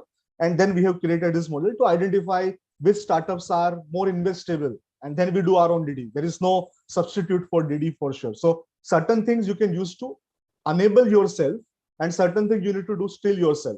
That is the differentiation, I will say. Over to you. Thank you, Vikram. Abhishek, do you want to go next? Yeah, thanks, Nikhil. Thanks, Vikram. You made some very relevant points. I would like to talk about AI implementation in Perfios from a data confidentiality point of view. In financial industry or medical industry, we work in both the domains. Data is crucial. I mean, it's all PII information. And managing the PII information sanctity is one of the most important things when we have to deliver solutions for client. So as a company, we have created so many like machine learning driven products, for example, accessing the credit risk, figuring out the fraud, a lot of scanned document digitization solutions. I mean, and all of these uses a mix of classical machine learning and deep learning solutions. What came out as a challenge to us is each time we have to work on a new solution, or each time we have to create a existing solution to a new client, the data needs to travel to us. And if the data needs to travel to us, the PII information comes along with it. And that's a problem we're already facing. Perfumes work both in India and outside. So we are already having situations where the data cannot travel to India. Within India, now this data protection bill is coming. When it comes, it will become a huge problem. So what we want to work on and what we are implementing is we don't want data to travel to us. We want our models to travel to our client's prem. It could be a cloud deployment or it could be like a physical implementation. Now, this gives a very interesting machine learning problem, which people call, say, federated learning, or it comes to incremental learning or continual learning. If the data doesn't travel to you and you have to train a model on a client premise, I mean, however simple that model could be, it could be a simple classification, it could be a deep learning model, or it could be any model. I mean, the complexity of this incremental learning increases as the complexity of the task at hand. How will you do that? So this is something that we are working on. So let me give you one example where we have tried implementing it. We work a lot on document digitization. We get bank statements, medical bills that we process and create insight on top of it. One of the problems that we had is extracting key value information. And that's for two reasons. One is like it's a requirement by a client to extract a key value from a document image. I'm talking about electronic documents. We came up with a very nice solution, which we published last year in one of the leading conference called ICTAR as a workshop paper. And we were very happy that, oh, wow, we have got a good solution that can extract key values from a document image without knowing the layout. I mean, to give you the complexity of a problem, we worked with more than 300 clients in India, and each bank or financial institution may have, say, on average, say 20 to 50 kind of templates. And that too, you have a variety of scanned qualities that you get. So identifying the key value, which is template agnostic, which is agnostic to the noise that you see in the scan. But the challenge, we solved it. It's in production. We were very happy. It was a mix of both the vision and language models together to do it. But then we hit a roadblock where we got into a situation that, okay, I mean, we want a solution, but we can't give you our data. So that led us to this situation that, okay, we have our own solution, which is a pre-trained model, trained on some sort of a documents, which may be related, may not be related. And then we have to not only deploy that solution on a client side, but the first problem was, how do we train that model in the first place? So we are working towards setting up infrastructure both to do incremental learning, where the data doesn't travel, we have to travel. But most importantly, we need to have a system which is called federated learning system, where you can have a master machine learning or any deep learning model at your end, and then it gets implemented at various clients you may have in different locations. It does prediction, but it also learns from the feedback, because it's easier at a client's end to get a feedback. But how to capture that feedback is a challenge. We can't get into that detail now. But enhance your model iteratively, but you may want to bring back the knowledge your model is learning without getting any sort of a personal or any sort of a confidential data that the client may not want to share. So this is one of the pieces which we are working on, and I feel this will enable a lot more use cases within the finance, not only in the financial and medical industry, but any industry where PII information is a challenge. And that I see coming very soon within India, also with enhanced policies on the data protection. Absolutely. I think you're spot on there when it comes to that. I can speak for that because I'm a lawyer. So I'll let Utpal go next. Utpal, could you please weigh in and tell us about the interesting implementations that you've done with respect to AI? Absolutely. So actually nice hearing the use case that Abhishek was mentioning. So really interesting. So I'll talk about a platform which I'm building actually for the second time. First time in my earlier organization and now second time. And the background behind this platform is essentially like if you look at the banks today, so they want to render more and more their products and services into digital channels, right? Actually, the pandemic has propelled it again further, and people are more interested to render their services into digital channels.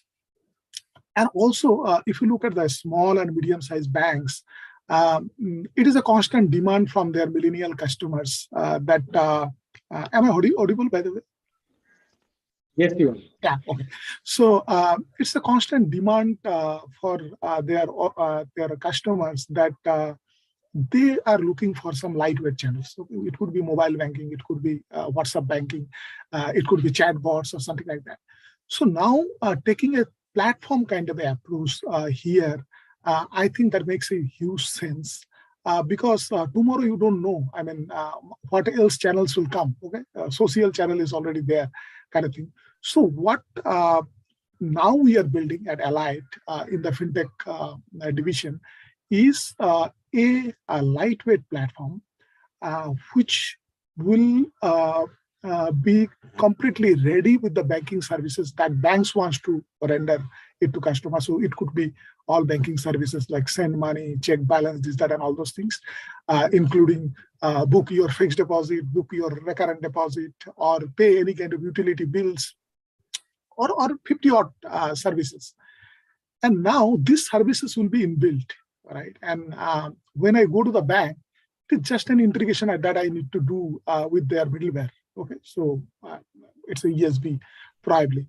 Because definitely as it is a transactional platform, so you need some kind of integration with the core banking system and other banking systems and the CRM and the ERPs available in the bank.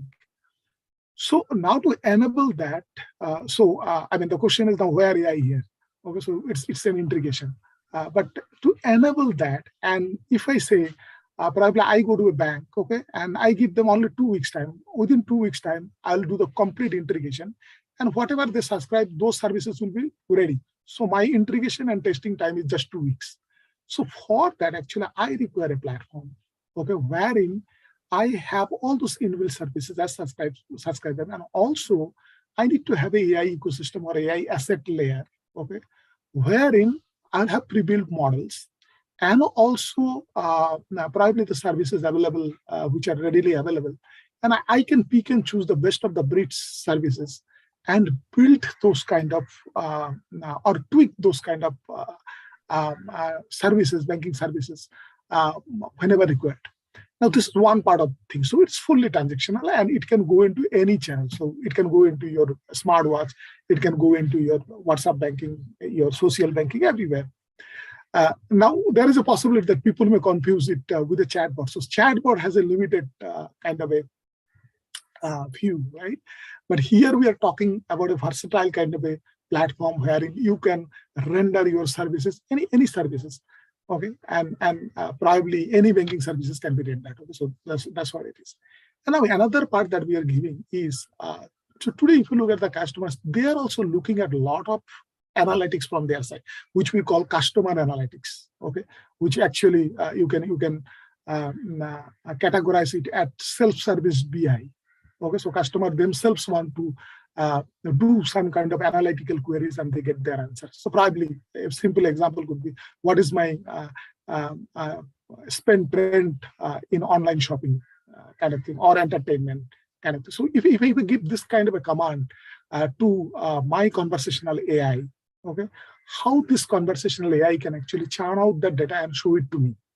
Okay, because if you go back to probably our parents or grandparents, okay, they used to do similar kind of thing with pen and paper.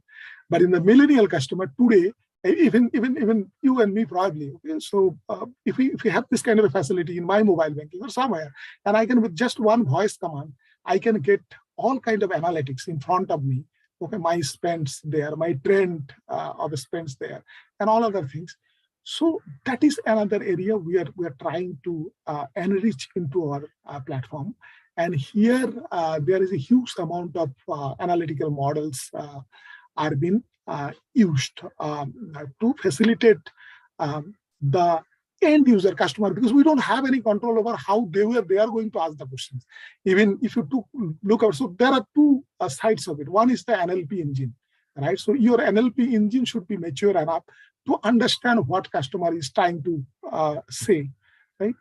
But at the same time, you don't have any kind of control how that will come, right? And now how to frame it into an analytical model and bring that analytics, okay, the real-time analytics, and also the predictive part of it. So if it's asking for a trend, that means it is a predictive analytics. So that is kind of a huge amount of work that has been going into that. And for that, what we do is basically, so in banking, see, when you talk about customer analytics or any kind of analytics for that matter, you need a customer 360-degree view, 360-degree view of that customer. Because this customer profile is a very, very dynamic profile today. Okay, so probably it is changing every hour, okay, not even days, right? And get some idea about the customer profile and the customer, the entire loop of the customer journey is very, very difficult. Okay, for that, probably you will have to pump in all your data from your core banking system, your loan system, your CRM, your all other systems, and also you need to integrate social data into that. Then only you will be probably getting a 360-degree kind of a view, and then only you will be able to run the actual analytics and give actual analysis. So that's what we are doing. So it's a quite complicated project in that way, because being outside the ecosystem of a bank, getting actual banking data is very, very difficult, and probably Prasanna knows it pretty well. So now we have to source that data. Okay, along with that, also we have to source some other data sources and try to close that loop as much as possible. It is not always possible, because you can only get the information of the transactions that are happening through your credit card, your bank, and all those things. But the customer can do a lot of things outside your bank ecosystem also. So those data probably you don't have that access to. Now, getting those data, getting social data, getting other demographic, transactional, and financial data all together, and giving a high-end rich analytics to the end customer, who can ask or give a voice command whatever way they want, and your NLP engine should be intelligent enough to catch that and do that. That is something, a challenging area that we are working on. Thank you so much. Thank you. That was fairly interesting. I mean, it's complex as well, but it's interesting at the same time. So Prasanna, do you want to go next, please?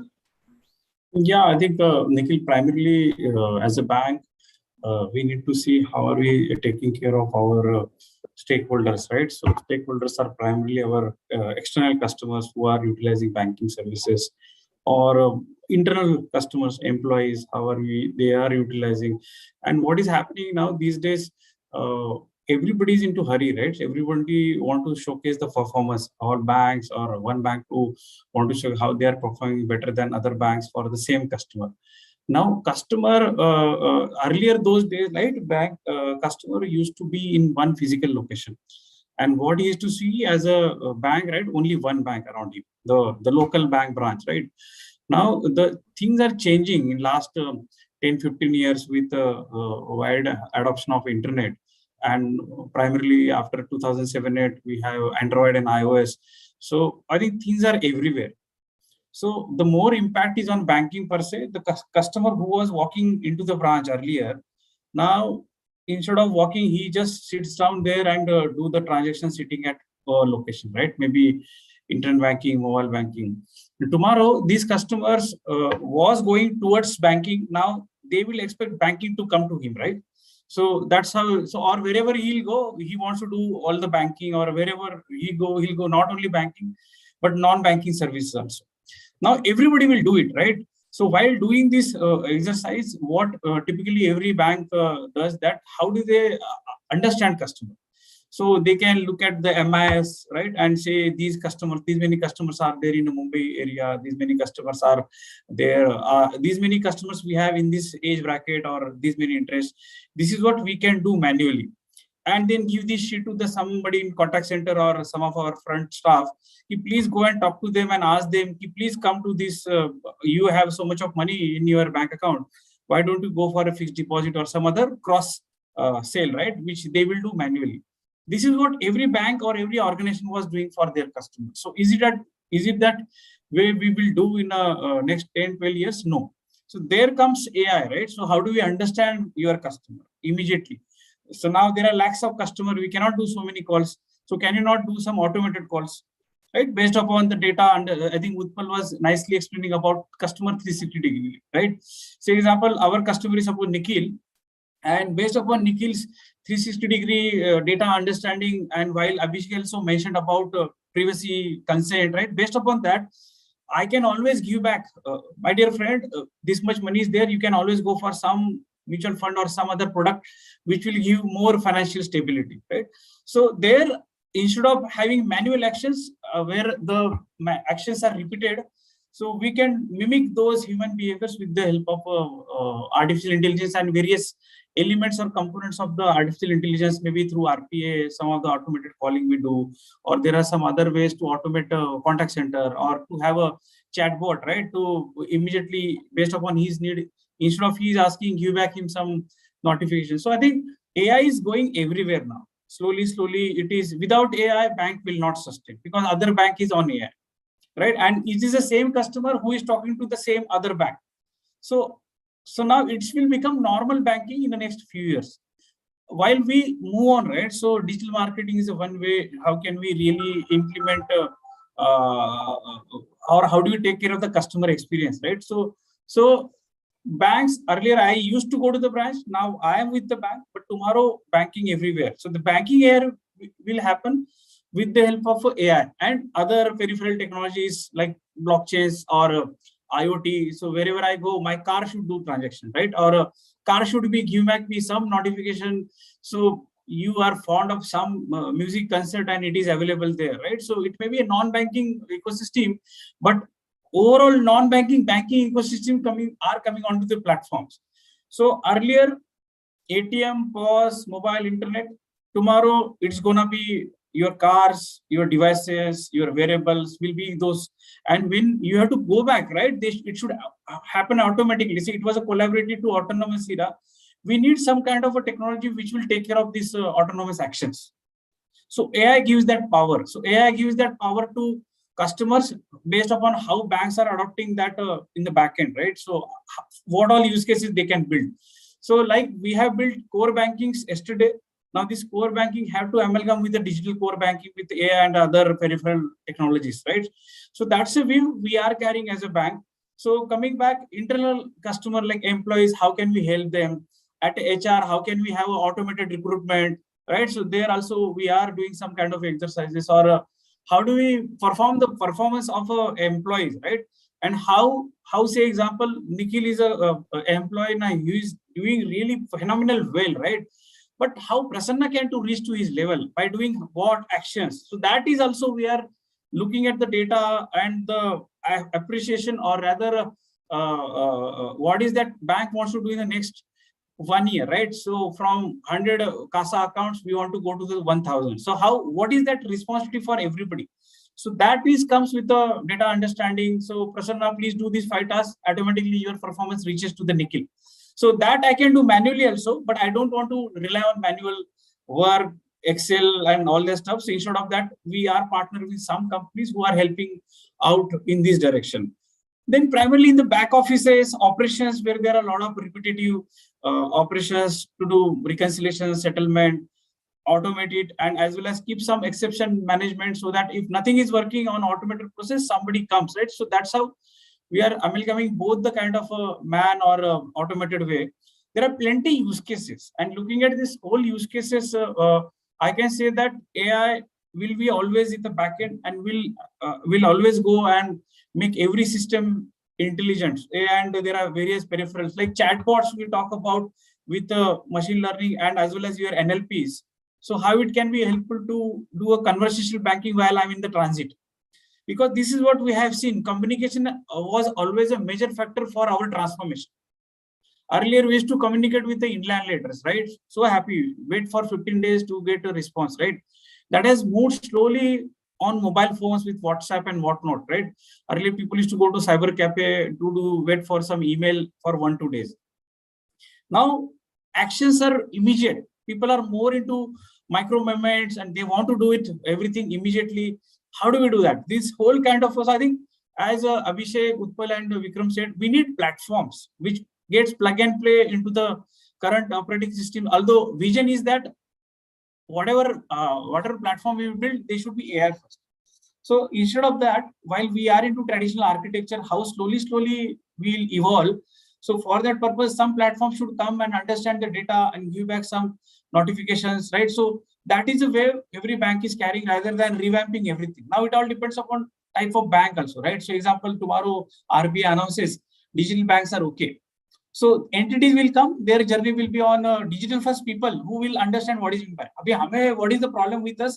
How do we create skill set at AI and so on? So we are going slowly rather than slowly with a vision that most of our you ask any banker in India after pandemic, what is the agenda? Automation and innovation, right? That's the agenda. Or how do we go to bring our business, and how do we bring number of customers as well as number of quality customers?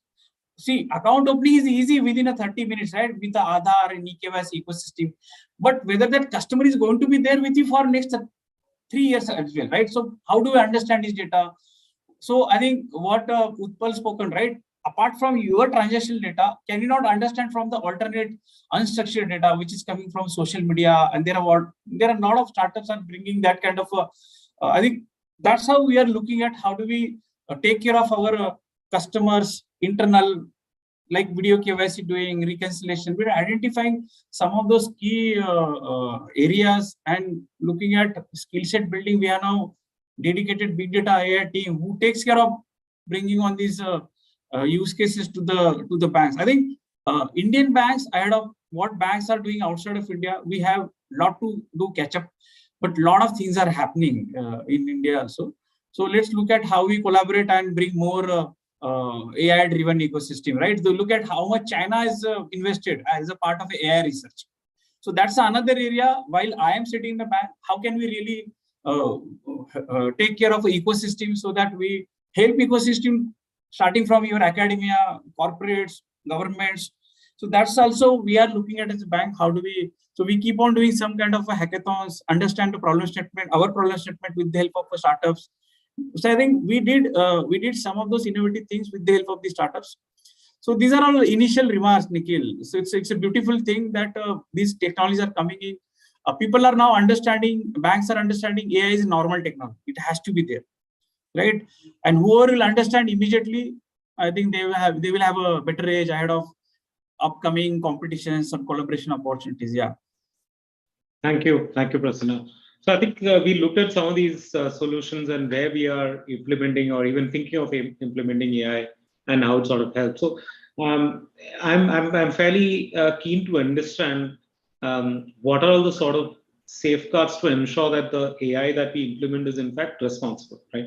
So one of the reasons why this topic is fairly near to my heart is because I also worked on this project with a few policymakers and international lawyers from across the globe to come out with a global AI framework, which FICCI released, and we held a session a couple of years back, the pre-pandemic world.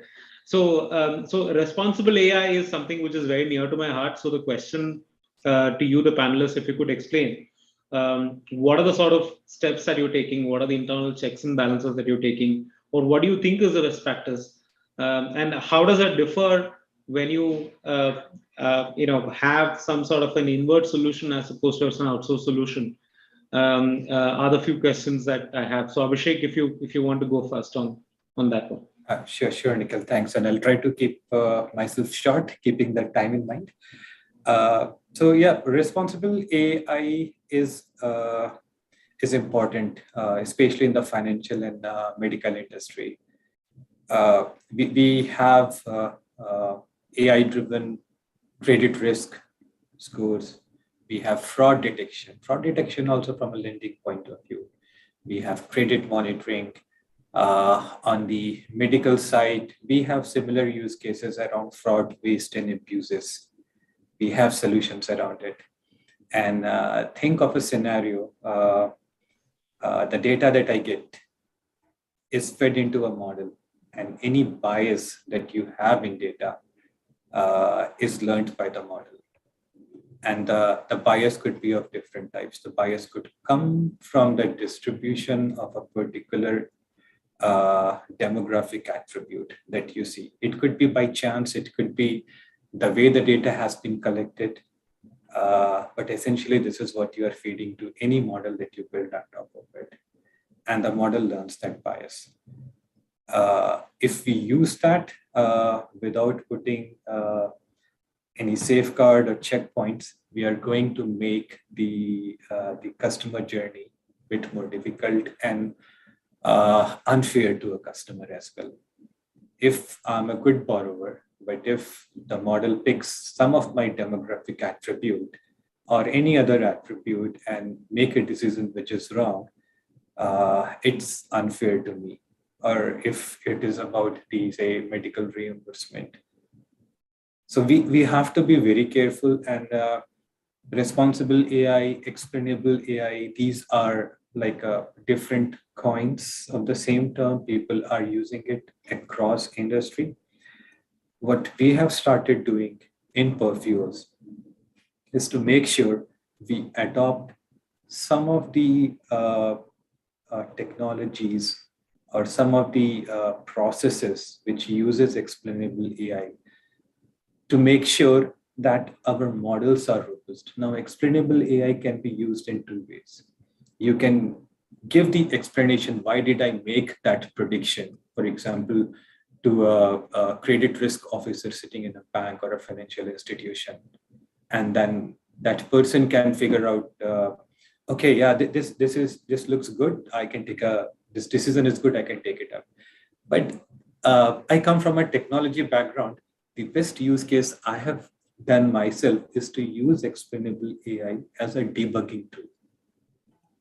So before sending out the explanations to the customer, to the end consumer, as a developer, we need to use explainable AI to make sure the models we are building for any use case, which can impact an end consumer, analyze what is the model learning, which features it is using to make a prediction. Does it make sense or not? Is it learning the right attribute, or is it learning any bias? Is there any bias in our data? Use it as a debugging tool, and people across industry use it as a debugging tool to make sure that any model that we have in production or that is making predictions for our end consumer are more robust. So this is what we are trying to do across all the products that we build. Got it. Thanks a lot. Utpal, any thoughts to weigh in on responsible AI? And when I'm talking about responsible AI, it's transparency is one aspect, explainability is another aspect. Then even just having the accountability in terms of standing behind the product that you're putting out is another aspect. There are many facets to it. So yeah, so I think Nikhil, I think Abhishek has touched upon a lot of points, like the explainability part of this thing, and which is definitely getting traction and popularity today. But this is again my personal view, because this is there are a lot of areas it is, I think, overlapping. Okay, so when it comes to AI and when we talk about regulatory areas and ethics, I think there is a very thin line there, right?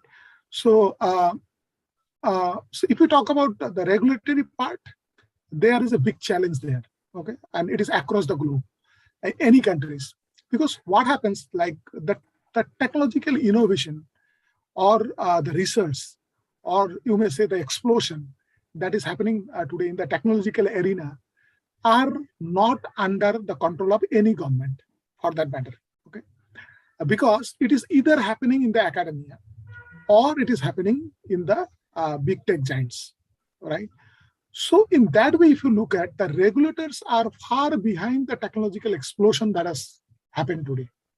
Okay, this is unfortunate, but this is the truth. And unfortunately, there are no such platforms available wherein the regulators and technology people can sit together across the table and discuss and finalize something fruitful regulatory model. And because we need to also see, like, just for the sake of regulation, okay, we should not hinder the growth of a technology that is happening, right? So, for example, the privacy, data privacy, and all those things. I mean, if you talk about any kind of AI assistance, okay, so if you don't supply some amount of your personal data to it, then you cannot expect that kind of a customization or personalization that it will come up with for you, for your requirement. So this is regulatory part, and this is the challenge. And I think more and more forums are coming up wherein the regulators are invited and the technology people are invited, and they are trying to build some kind of a framework which is actually conductive both for the technology as well as for the regulatory point of view. Now, coming to the ethics part or some best practices part, like as Abhishek has rightly mentioned, like this is one of the major problem is bias. Okay, so if my model is gender bias, okay, or if my model is biased to a particular caste community or any kind of trait, right? So if it is that, and if it is a credit modeling kind of a thing or any other kind of thing, then this is a big challenge, right? Now, how to ensure this doesn't happen? Okay, so that's where you're looking at whether your model is biased or not, explainable AI, and all those things comes together. And I think still it will take a little bit of time to mature this particular area, okay, and also come up with some concrete best practices to the developers who are actually developing, or the data scientists, okay, who are actually working on that, okay, because ultimately it has to come to that level. And I think it will still take a little bit of time to bring that into that level. So now coming to what I do for my team while building any kind of models or while training the models and all.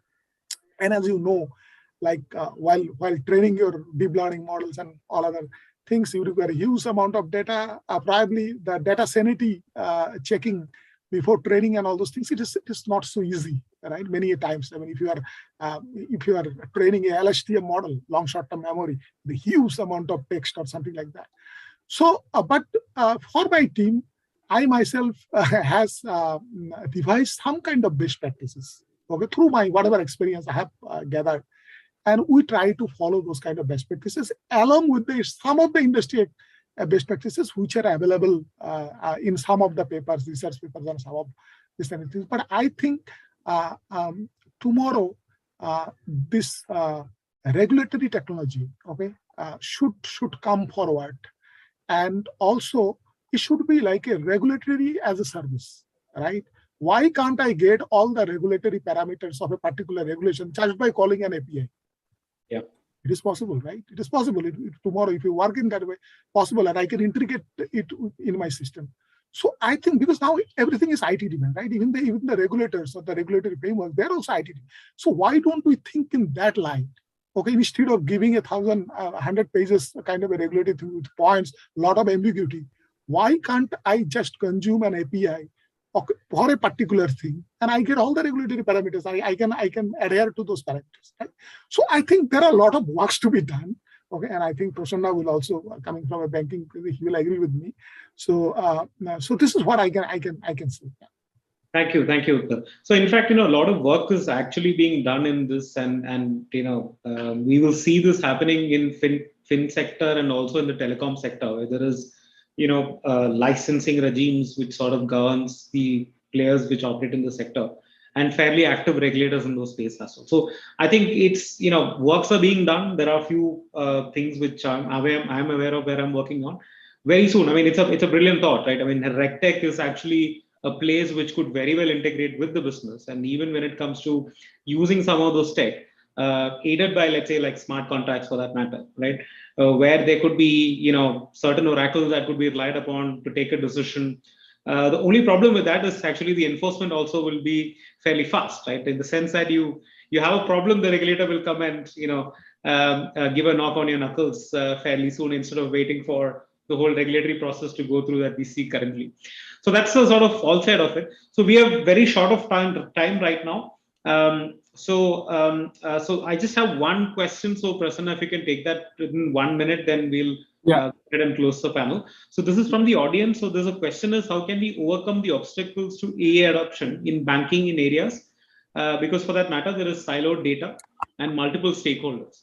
So if you could quickly take that, then we'll go ahead and close. It's very easy, right? So we, whenever we drive anything, any new technology at a bank level, at a country level, at individually also, we just concentrate on what are the use cases we want to build. What is the aspiration of that bank to why they want to go for it, right? And then step-by-step approach will come. So first approach is, are your people are aligned with the AI adoption, right? People means it's not only somebody sitting in a branch, but your board members, your top management, your MD, CEO, are they aligned? Yeah, they are aligned. So let's create a COE of AI, bring on internal people who understand some kind of a data within what is happening, because that makes sense, right? Because as an architecture, they know where all my data are sit, right? On core banking, on internet banking, mobile lending. There are more than 150 plus application in a standard bank, right? So that's about the bank who is already running, right? The bank who is a new bank, it's very easy to adapt AI and kind of a technologies. But data is already there. How do we understand data? How do we step by step build some of those use cases for bank? So I think that there we need a center of excellence led by some AI champions, data scientists, some of the skill set which is on Python, AI. And apart from that, how do we build those connector or build that big data, Hadoop, and that kind of ecosystem which is around data? Apart from that, understand those opportunities within organization which are not directly linked with the customer data, but where we have automation opportunity, right? Where too much of manual work is there at operations, at account opening, or talk about there is a lot of maker checker process. Can we?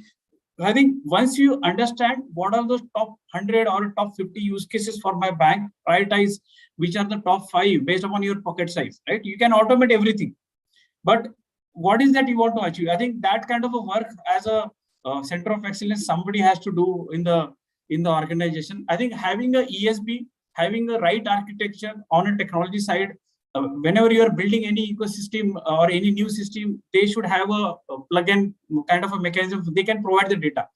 Like if you will not do that, then again you have to rebuild those things. So there are some best practices. Build your applications cloud ready, build your applications with the API ready, and build your applications so that they can provide this data to the centralized systems, and so that we can understand the data and create a unidirectional or bidirectional mechanism to give back the data back to the channels, right? Customer doing transaction on internet banking, against that we want to push on some predictive or some kind of a notification. Then both side things has to be there, right? So now banks will have a different challenges once they will end up in a new era, right? So your customers, as I was speaking about, branches will have a beacons and computer vision based cameras. After understanding that data, what is that you want to push back to the customer or to your branch staff, right? So I think it's a different ball game altogether which is coming up. So we need a department or some champions who understand the current banking architecture, strength of the bank, right? How many people are there? What all systems are there? How can we create those nut bolts or a plug and play kind of a mechanism so that Nikhil standing in the bank branch gets a wow experience by saying ki Prasanna comes out and say, I think you are looking for some kind of property, right? So how can I help you for some lending opportunity? Or sir, your financials are going down based upon your in polite way, you're going down. How can you help for some financial assistance, right? Or moreover, what we have seen, Nikhil, innovation comes from cross industry. Typically happens in retail, gaming, right, and media, and it comes slowly in the banks or other areas, right? So AI will have a similar kind of a story. So to look at what is happening there, right? Tomorrow, say example, Nikhil is standing in a bank branch. I'll be able to know, sitting at a corporate office, how many customers are standing in my branch and how many are red financially, or how many are amber, or it's like a gamification, right? So how many are, so how can I make those reds to the green, right? So that's how we will look at tomorrow's platforms, right? It's a long way to go. I think earlier question is an answer for that. How can we build the explainable AI, which will give some understanding, some why are we doing this, right? So what is the outcome while doing this? So exactly. Thanks, Prasanna. So I think we are short of time right now. So, so Sarika is also here. Thanks a lot. Thanks a lot to the panelists. It was a wonderful session. Too bad we didn't have 10 more minutes to continue. Thanks a lot, Sarika. Thank you, Nikhil, for moderating the session. Thank you, panelists, for joining in. It was really insightful. I know the discussions were going on further, but we have another set of panelists who have joined in for another important discussion on AI in the healthcare sector. So thank you all for joining in. We'll stay connected and tuned for the further discussions in this area on the financial sector. Thank you all. So for the audience, we strictly move on immediately on the next session, which talks about the AI and the future of medicine and life sciences. As we said, the healthcare has been a talk since morning, and we have been part of the COVID where the AI has played an important role. We know that the emerging technologies like AI has a very important role to play for the healthcare sector, starting from the diagnosis to prevention in the vaccine development, or even for the curing. So we have the eminent set of panelists, and I would say a really big panel and a very hard task for the moderator, but a very good set of experts who have joined in, and we would have a good set of discussions going on. So without wasting first time, I just call up the panelists. We have with us Mr. Muninder Suparna. He is a CIO for the Dr. Lal PathLabs. Mr. Rajiv Sikka, CIO from Medanta Hospitals. Ms. Swati Rangachari, Vice President, External Affairs, United Health Group. Mr. Prateek Verma, Vice President, Product Management, Tata 1mg. Dr. Vidur Mahajan, Director and Head R&D, Mahajan Imaging. Dr. Pooja Rao, Scientist, Google Research. And the session is being moderated by Mr. Kanishka Ajiwal. He is a co-chairman for AI and Digital Transformation Committee and Head Services, Service Lines Public Sector, India and South Asia, Amazon Web Services. Over to you, Kanishka.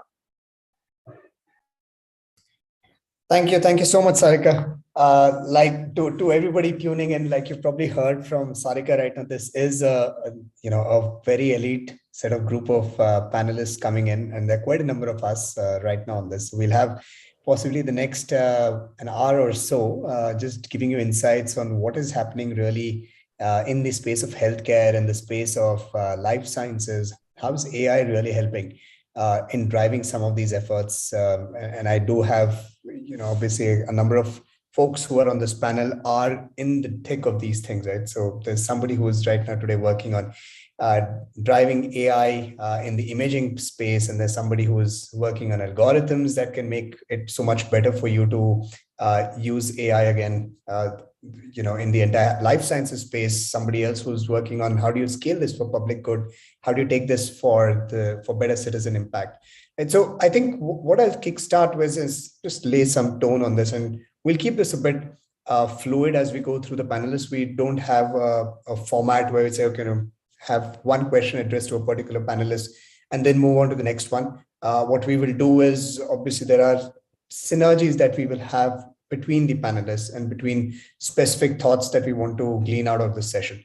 So I'll probably start with Muninder, with yourself, and given the work that Dr. Lal PathLabs has been doing and pioneering across India, there's a huge amount of interest as far as life sciences is concerned. And with the entire COVID over the last, say, 18, 24 months, it's definitely increased, right?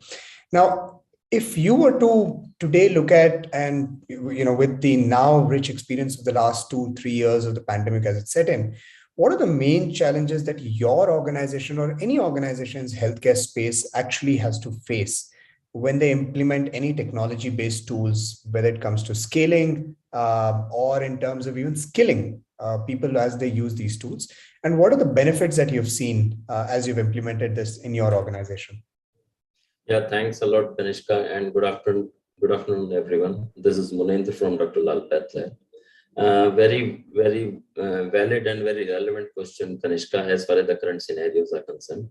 We faced a lot as far as this challenge. The biggest challenge is the availability of talent, to be very frank, because in one hand, we have a new age technologies, and in another hand, the availability of the talent.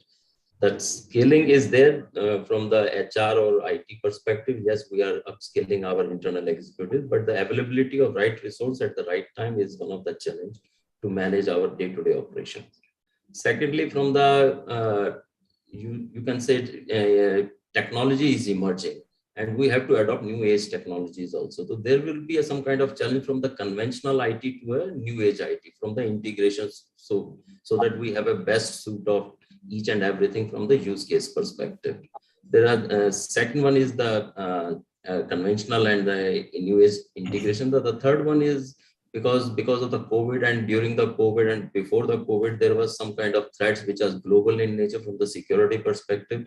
That would be another area where we have to see on a focused approach perspective, though each and everyone has a security roadmap perspective, but there are threats which are regular in nature. So this is the third one which we have to involve ourselves on a day-to-day basis on where we are from the security upsides, endpoint side. And the fourth one is because this particular technology is very expensive in nature. Yes, we have a very good plans for adoption of new technology, but the cost is one of the concern for a company like us, because the customer wants choice and control, and each and everything, if we are ready and we are very much committed to give to them, but there should be some kind of ROI which we have to see as an overall cost perspective. And then the fourth and last one from the accuracy. If we have we have a technology which is very much readily available, but what would be the accuracy level for that particular technology to make it happen from the use case perspective? These are the area to run, these are the area where we have to see as far as the how to adopt new age technology vis-a-vis a use case, vis-a-vis some kind of ROI. That's interesting to know. In fact, one of the areas that we've also seen in the R&D, and specifically, how do you actually scale up, using AI in the entire R&D process is also interesting. And I'll probably, later down the line have Vidur also speak about it, because they're implementing quite a bit of it at Carpal. But just before that, I do want to bring in, keeping on the same where you are driving this for your organization, I want to bring in Rajiv Sikka into this. Given Medanta is also driving quite a bit of this across the hospital network, how have you seen this play out? And very specifically, did you have any of these, especially during the COVID times, have any challenges that your organization went through? And how did you skill up on that? Sure. So I think, Manindra touched upon a few topics, but let me take a use case, because that's what people are related to. Being a technologist, I myself don't relate to tech. I relate to use case more. And for me, nothing strategy works unless there is a use case which can be adopted. And so in case we run India's largest CSR program, it's called TB Free Haryana. So what happens in this case is that a van goes to a remote area in a district or in a village in Haryana, and we have roughly between 150 to 220 odd people lined up for TB screening. So in this particular case, X-ray is taken. Now a radiologist has to be there, which has to see 200 odd X-rays. It's not possible. These are a daily wages labor, which means that as soon as the X-ray is done, if they are not seeing any engagement, they will simply vanish and you can't trace them back. So what we need is that a mechanism by which 200 odd X-rays can be seen by one radiologist or two radiologists, which is again, we have scarcity of resources. So what we have done is that we have a simple AI solution. As soon as the X-ray comes out of the modality, algorithm tells you probable AI, probable TB or not TB. So whosoever has probable TB, those got filtered. So only 40 X-rays have to be seen by the radiologist. And the kind of adoption which we have seen is super in this particular case. I have a local box, which is a AI solution, because I can't think about connecting to the cloud. So in this case, how ML and AI algorithms gets updated, we bring the box once in 2 to 3 days back to the base station, upgrade the software in terms of newer learnings, and this is like going, initially there was resistance whether this software will be able to do it or not. So we did roughly 8 to 9 months of calibration of the software along with our radiologists and our physicians. And now more and more vans are asking for this particular software. I'm not saying that radiologist is not there. Radiologist is definitely there, but instead of looking at 200 X-rays, he's looking into 40 X-rays to find the TB. So according to me, this particular software is not a replacement of a radiologist. And think about, outside Medanta, outside Lal Lab, outside Mahajan Imaging, there are one GP who's managing multiple specialty, one single-handedly on one single foot for 12 hours a day. These tools will be helpful to that guy. Don't think that this will be helpful to a doctor sitting in Max, Medanta, Polos of the world. No, we are not talking about this technology. These are like doctor assist, but to be in the town B, town C, town D cities of the world. Thank you, Rajiv. I do want to give in, and I really like when you mentioned that this is not for the ones that have access to healthcare, right? It's not for your tier one or the ones just like you put out, right? Whether it's just the Max or the Apollos or whoever of the world, but it's really pushing it out because primary healthcare in our country is still sparse. It's still a domain of very few, and one doctor against say 1,000 villagers, 2,000 in some places, right? And that's not a model that we want. It's not scalable, and that's where that assist comes very handy. Because I know there was a case study we were looking at, and really the difference between a stage 1 and a stage 4 cancer is that somebody didn't read the MRI scan properly. And by the time the person comes back next, which you clearly said that when they see that it's okay, they don't come back. They just vanish. And now how do you catch them before it's too late? So I want to bring, you spoke on Mahajan Imaging, and I know Vidur is doing quite a bit on the entire couple.ai front, right? So Vidur, I want to bring you into this discussion. Is how are you finding, picking up from this, right? The work that is being put out in these models, the work that is put out, whether it is on MRI scans, whether it is on any kind of other diagnosis, but how are you seeing AI actually help and accelerate, either act as an assist or as an acceleration platform or a tool? So at the outset, thanks so much, Ganesh, for having me here, and to the rest of the FICCI team. It's always a pleasure. I think, there are two ways of thinking about this, Ganesh. And, we have been, so now, deep learning for radiology has been around for 5-7 years. So we are trying to push our thinking to see how far we can go, right? So there's two ways of thinking about this. The first is the incremental advantage approach. And I just want to qualify for everyone who's listening that here we're talking about clinical automation, right? And clinical automation is essentially the same all over the world, because the work the doctor does is the same. How the payment comes, how that's processed can be different, but the clinical work is the same. So one is incremental automation, where like if it takes me say 5 minutes to report a certain scan, it can come down to 4 minutes or 3 minutes or something like that. But I'm still having to look at each and every image. And there are, n number of examples of that now that are out there: automated measurement systems, automated scanning systems. The GEs, Philipses, and Siemens of the world are building in tools into their scanners so that you don't need a 20 years experienced technician to be running an MRI machine. Somebody who has 3 years of experience can also do that, thereby democratizing the technology. But that's all, I bucket all of that into incremental effect. On the other side, and Rajiv, alluded to such an example, is an exponential effect, right? Where a radiologist or a doctor is doing 5x, 10x, 20x more work than what they can typically do. And we've seen this. All of us have lived through this revolution where pathologists have gone from reporting 100 scans a day to 100 tests a day to 5,000 or 10,000 tests a day at Lal and Metropolis and Thyrocare, and literally these factories of clinical testing. So how do you apply that to radiology?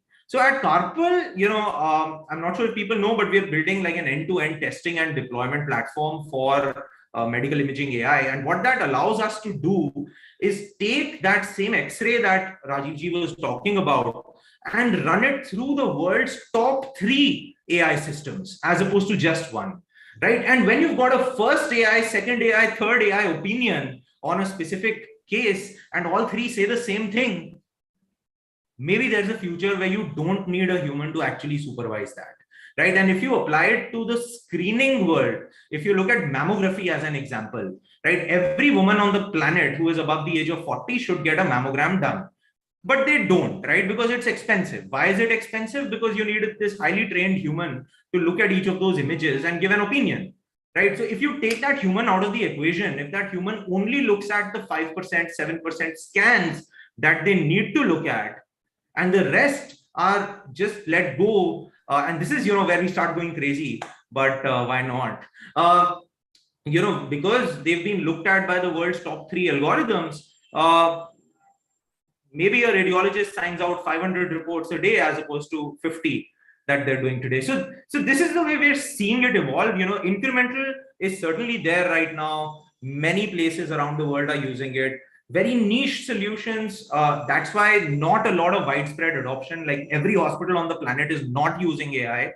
But that's where we're trying to make this jump to exponential productivity, right? Where literally every hospital on the planet today uses an automated machine from Siemens or Roche or Abbott to run their pathology tests, right? Like Muninder ji, they have like probably one of the world's largest installations of this stuff. So why not extrapolate the same to radiology using some orchestration, etc., that we can do? So that's what we're seeing and what we're trying to do, Ganesh.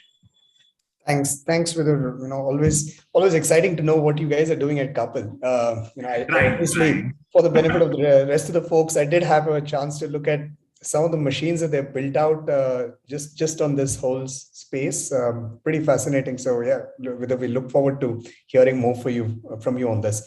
I'll move to Dr. Pooja on this. And Vidhu was talking about primarily the algorithms and the scale, and the fact that you can now start making it a much more assist mechanism that helps you scale much better. And picking up from the same theme that Rajiv also spoke about on how do you bring this all through? Do you think we are at an maturity as far as algorithms are concerned, as well as, I wouldn't go so far as saying that the algorithm is taking full control and is replacing the doctor. I think we're a little away from that. And I'm not sure if the fraternity will fully agree on that front. But even outside of that, if I can have a reasonable degree of confidence, which is a 80% degree of confidence when I look at certain scans, whether they're TB scans, MRI scans, or whatever they may be. But if I have that degree of confidence, then it just reduces my workload and I can focus on those. But are we there yet? And what is from the the end service provider, as we may say, or a cloud service provider that you might put out? What is the key differentiator that is helping this becoming a mass adopted technology? Thank you, Kanishka. Nice to be here as part of the panel. So when we speak about AI in medicine, and even as the title of this panel is, we tend to bring up these large, shiny examples, like things like robotic surgery, things like AI for medical images, MRIs, CTs, and things like that. But there's a lot more potential for AI, I think, that we speak less about, which is all of the health AI potential that surrounds us in our daily lives, right? In our homes, on our wrists, in our digital devices, of us and also of the people around us, right? So because that is really where health happens, in our homes, in our workplaces, things like that, right? In India, on average, an adult goes to visits a doctor about 4 times a year. It's maybe 30 minutes for each visit. But just compare that with all of the hours and minutes that one spends in our daily life thinking about our health and doing things for our health, right? Whether it's searching for symptoms online, whether it's looking for which doctor to consult, whether it's trying to analyze prescriptions for our parents, for our children, even taking care of ourselves long term after hospitalization, right? So that's one bigger chunk. And then there's an even larger chunk, I think, which is all of the time that one spends unconsciously doing things that significantly impact our health and our health spans. What we eat, how much we eat, how much we exercise, and in the context of infectious diseases, even things like whom we meet, what our interactions are, how often we go out of the house, right? So there's a very large opportunity, I believe, for AI to impact health in these settings before one visits a doctor and maybe even after for continuity of care. From a societal cost and an individual cost perspective as well, it's much more effective, of course, as we know, to intervene at an early stage of disease, right? Prevention is cheaper than cure, and early diagnosis and intervention is much more cost effective for society and for the individual at large, right? And finally, I think what is relevant for AI specifically is that in the last couple of years, all of these signals have come online, whether it's continuous glucose monitors, whether it is even for consumers, things like heart rate monitors, just even air quality indices, things like that. There's a lot of sort of data that we all leak as individuals, which is very, very relevant to our health. And if we could use that to modify our health or sort of reduce our chances of getting cardiovascular disease down the line, that would be really useful. For instance, there's something called a continuous glucose monitor. Until recently, it was only available to people with diabetes, but even in India, it's become a consumer device. It's just a little patch that one wears on the skin. You can have your phone hook up to it and track your glucose levels all the time, 24/7, right? Imagine in future if this would be able to tell one what to eat, when to eat, not only for your short-term blood glucose control, but also, so that one could live longer, have a larger, have a better cardiovascular health, metabolic fitness, etc., right? And this is on the personal level. At a population scale, also one can think about algorithms that, for instance, monitor air quality, monitor interactions, and give a signal to, say, local governments, state governments, or even communities, even to individuals ourselves on, how we can better predict our health based on the population around us, right? So all of this is interesting because it brings up sort of new questions around data privacy, consent, where is all this data going, who owns my data, all of this, and hopefully we can get to that at a different part of the panel. Thanks, Sure. Kanishka, back to you. In fact, that's a good segue, and I want to get Prateek in because what Tata 1mg does is really that everyday scenarios that you've called out, right? So the one part of it is all the exceptional scenarios or the more advanced scenarios, but on an everyday basis, there is a lot more that AI can intervene in, which you just spoke about. So Prateek, how are you driving this out? I mean, there's a lot of around the product itself that Tata 1mg pushes out and across the industry as well, right from, say, remote monitoring of patients or knowing how your customers' buying behavior is to appropriately put in tools to drive, say, a cross-sell or an upsell, or to even know that should there be certain focus on certain products, whether they are from an intervention standpoint or from a prevention standpoint. How does this all work out, especially when you are an end provider of healthcare services? Yeah, hi, thank you. Thank you for the question. And I'll just build on top of what Pooja also said, that every day there are multiple things happening around us or within us in our bodies where applications of such technologies can happen. For example, the glucose monitoring patch, which we talked about. So that is something that we also got into. And the initial studies that we have seen and the outcomes or the outputs that we have seen, there is a needle moving impact that we see every day. However, if I go about, since the context is that how does day-to-day things come into the fold, there are certain challenges when it comes to applications, which probably I would want to highlight and talk about. So I think consumer trust is very important, because when you come back with some of these applications where you are trying to assist a patient or trying to help someone, there's still a level where people are not accepting some of these solutions, because probably a better education is needed to better understand what it can do, what it cannot do, how can it help, how can it, basically no one is replacing your healthcare professionals, everyone is trying to add to them, which I think we also talked about, that it is all about helping make better decisions, better health outcomes. So that is one area. Second, I think when we are talking about AI, machine learning and algorithms, another important point is data is at the heart of it. Data is the backbone, and that is probably the biggest challenge that at least we face. data is not readily available. A lot of data is not digitized, which is happening with National Digital Health Mission and other initiatives. So that is happening, but we are still at a level where we don't have a lot of users' data. And even if data exists, it exists at different places with multiple players. So you don't get 360-degree health data, which is needed, which is important to take better health decisions or to improve health outcomes. Obviously, there's a lot of work happening on federated learning where data doesn't have to leave one organization's premises or one application or one wherever it is. And then the multiple data sources can talk to each other and they can be utilized. So that is one of the challenges. Another is when we talk about AI, there's a lot of difference which happens once you move from, let's say, your training data and when you get to a production data or the, let's say, the live data, because the training data again has two kinds of problems. For example, you could use a US data if you're trying to study diabetes in a certain demography for a certain set of users. You may train your models based on that, but when you get to, let's say, a production data of India or a locality in India, the outcomes or the outputs that you see, they completely change. So that is another data related issue that at least we feel and we experience a lot. And then the second degree on data is there is less data. Again, it originates from the source itself, that because you don't have a lot of digital data, there's less data on anomalies. For example, one out of 1,000 or 10,000 or X cancer cases. So accurate predictions are tough. And again, data distribution shifts happen when you move from, let's say, this trial data to production data.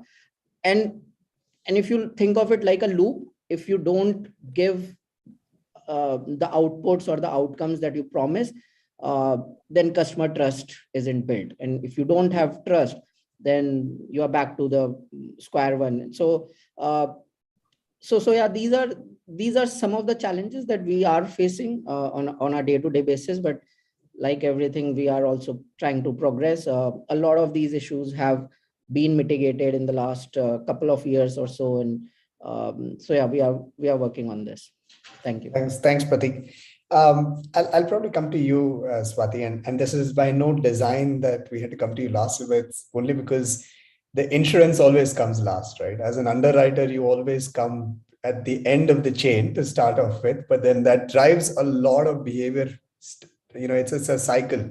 Depends on how the underwriter really pushes this out is what drives the R&D, what drives the healthcare providers, what drives the pharmacies, and so on and so forth. So, there is a lot of proliferation of AI as far as insurance is concerned. One is you do have now chatbots, you have a lot of automation that's built in, a lot of algorithms that come in to just catch fraudulent claims, right? For example, a surgery that suddenly demanded, so-and-so vials of a particular drug when it is typically not required would automatically get flagged out in your systems. And that, I think, is bringing a lot of, let's say, keeping us honest and keeping the industry honest in the way we drive it. But that said, there are still those outliers that get missed. There are still pieces that either get missed or unnecessarily get flagged out, which cause end customer dissatisfaction. How do you address these, and are those large enough to draw attention for your teams to start working on?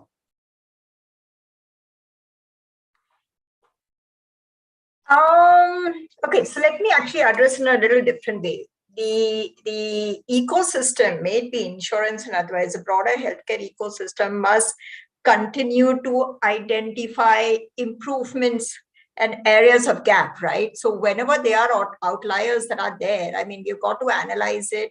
And that's where AI ML also plays a very big role in identifying if there is a level of scale in any anomalies that are there, and therefore addressing it. I would actually think that in principle is taken care of by the industry. And there are very many ways to get this done. But for this particular discussion, I want to actually step back and, after all the panelists have spoken so eloquently in different areas, I want to actually touch upon the fact that, there is an opportunity right now. We are poised for an opportunity right now across the world, and definitely in India, which perhaps, this group of leaders can play a big role in addressing, right? And insurance, by the way, sits quite central to this whole thing, I must say. So just to step back, if you look at it from a framework perspective, and for someone who comes from the insurance industry, predictability plays a very big role, right? And ensuring that data is addressed in a way that the ultimate outcome is handled in few forms. One is we should be able to enable the clinician for accurate diagnosis. We should the system, the tech system should lower the cost. No insurance company wants to pay more than they should, right?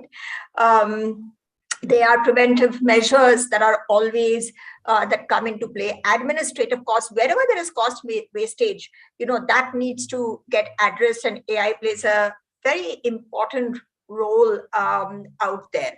And in addition, given that, again, coming from the insurance ecosystem, we don't want people to actually go into the big hospitals and look at last stages, right? So prevention always plays a big role. Identifying ahead of time what the disease is all about, and therefore taking on time, treatment for us plays a big role in the way the insurance pans out. And I'm just talking about it from an insurance standpoint. Just wanted to say United Health Group has all aspects of the ecosystem. Insurance is a big area. We also play in the provisioning space, that is Optum Technologies, that is in the hospitals, primary healthcare. And we also have a very strong arm of digital healthcare. So bringing the whole intent of why I'm bringing this out is for insurance to play a critical role. It's important the entire ecosystem thinking exists, and the system works very effectively with the level of agility, and the patient, who is paramount, manages his or her health through the ecosystem in a way that he doesn't really get into the hospital. We have to stop people from going to the hospital, right? Rajiv, don't mind when I'm saying this, but I'm sure you'll understand that overloading hospitals is not the best place to be in, right? So now, keeping this thought in mind, and I'm coming from the lens of policy, since I invest a lot of my time in that, I'd like to say that the way we view data, when you look at the healthcare ecosystem, there needs to be a lot of changes in the way we look at data. Of course, AI/ML requires scale. That means data policies across the world need to speak to each other. Organized ecosystem through the Ayushman Bharat Health Mission, for example, and similar efforts also need to talk to each other. There needs to be a kind of a commonality across healthcare ecosystems, given that healthcare is a universal subject. Today, Mahajan Path Labs, or for example, Lal or whoever, right? They would be sending their details across the world. There could be customers from anywhere who require healthcare. So the universality of healthcare needs to get captured into policy and into the way we collect data, the level of transparency, details of the way we manage the data to ensure convergence of data sets, to slicing and dicing of data sets for AI. So basically, flexibility into the way we operate with data needs to come into play. I'd like to touch upon one aspect, and since it's so hot and pertinent right now in the Indian ecosystem, and that is the data protection bill. It plays a very important role as far as healthcare is concerned, and will play a very important role going forward. India sits in my opinion, India kind of sits in a huge opportunity. We have a very mature healthcare, ecosystem in terms of thinking, not in terms of the organized way, but definitely brilliant doctors, brilliant diagnostic support, and of course, a very vibrant IT services hub. So if we converge this whole thing, India can become the healthcare hub to the world. And sit central to this is actually healthcare data. if the data protection bill and many other data policy recognizes that let us look beyond India and look at the world as a market, then the way we approach envision policy changes quite a bit. The data protection bill should be able to recognize that foreign citizen data that is processed in India, right? And I'm talking about healthcare data specifically. Their data needs to be sensitively handled so that there is a level of trust. I think someone spoke about trust. Trust is the most important thing in healthcare, right? So the level of trust in the whole Indian healthcare ecosystem increases. So for that, one is exemption of foreign healthcare data as far as data protection bill is concerned should come into play, because home country laws should supersede data laws in our country. Only then we can become a brilliant hub to the world. So not only our market, but citizens across the world. In addition, and coming now to the insurance piece, if insurance companies and insurance reforms take place, then our country, with our health tourism abilities and our scale of our ecosystem, can play a very big role if we recognize laws from other countries. HEPA standards, for example, if HEPA standards are recognized, if high trust standards for cybersecurity is recognized as far as data is concerned, and there is basically a convergence of scale with data, AI ML can build the level of benefits that perhaps no other technology can do. And that's why I'm saying, stepping back, I'm just trying to touch upon the structured framework that all our strengths and our ability of our clinicians to our healthcare ecosystem can actually bear significant fruit to India's ambitions of a several $1 trillion economy, if we manage framework thinking that includes the global order. And that's all I'm trying to put forth. Insurance plays very central to this whole thing. Sure. Thanks, Swati. You did touch upon that entire data piece, right? And I think this is interesting because there's a lot of talk, and an AI system is only as good as the data that you have for the AI system. You can have, it's basically garbage in, garbage out, right? So if you don't have the right set of data sets out there, then it is always going to be a problem. And the policy and the framework that you so eloquently spoke about is central to put that entire piece together. So, I do want to obviously bring in Pooja on this, because, a lot of day jobs for anybody working in the entire AI space is actually data sets. As a practitioner myself, we probably spend about 70% of our time scrubbing through good data sets before we actually even start modeling this out. So Pooja, tell me, what do you see as a way to build national data sets? And Abhishek Singh this morning also spoke to us about it, where there's the draft framework for interoperability of data sets being brought out, where we can have good quality data sets that multiple other organizations can build, enhance, and put it out onto the public domain. Tell us more about how we can bring this to be a more collaborative, industry-wide government initiative to take forward. Thanks, Kanishka. I mean, as you said, right, I think everyone knows this by now. The secret sauce to AI is all the data, right? It doesn't really, I mean, how fancy your algorithm is, or it is only of limited importance. At the end of the day, the volume, the quality, the variety of the data that you have access to train that algorithm is going to determine the output and, how valuable it is. But rather than taking a national lens, I want to take a slightly different personal lens to the whole thing, which is until now, so especially when it comes to healthcare data, it's very important that as individuals, we own our healthcare data, right? Until now, this was always sort of enshrined in the law that the patient is the ultimate owner of the data, but there was never a way to, let's say, enforce this, or, in any way for me as a consumer to meaningfully give consent to say that, okay, you can use my data to build AI, you can use my data for research, or you can use my data for healthcare, or whatever that is, right? But there's been actually 3 or 4 pieces of really nice policy come together just recently, which are now upholding this concept of digital consent, which is meaningful, which means that I know what I'm consenting to. Revocable which means that I can either withdraw or provide consent for somebody to use my data, and granular, which means that I can, consent to, say, a pathology lab seeing certain part of my results. I can consent to a doctor seeing certain part of my results, or I can consent to the use of my data for training AI ML and, withdraw that consent at any time, right? So I'm speaking of the Ministry of Electronics and IT's Consent Tech Framework, the ABDM National Health Data Stack, and it's also reflected in the Personal Health Data Protection Bill.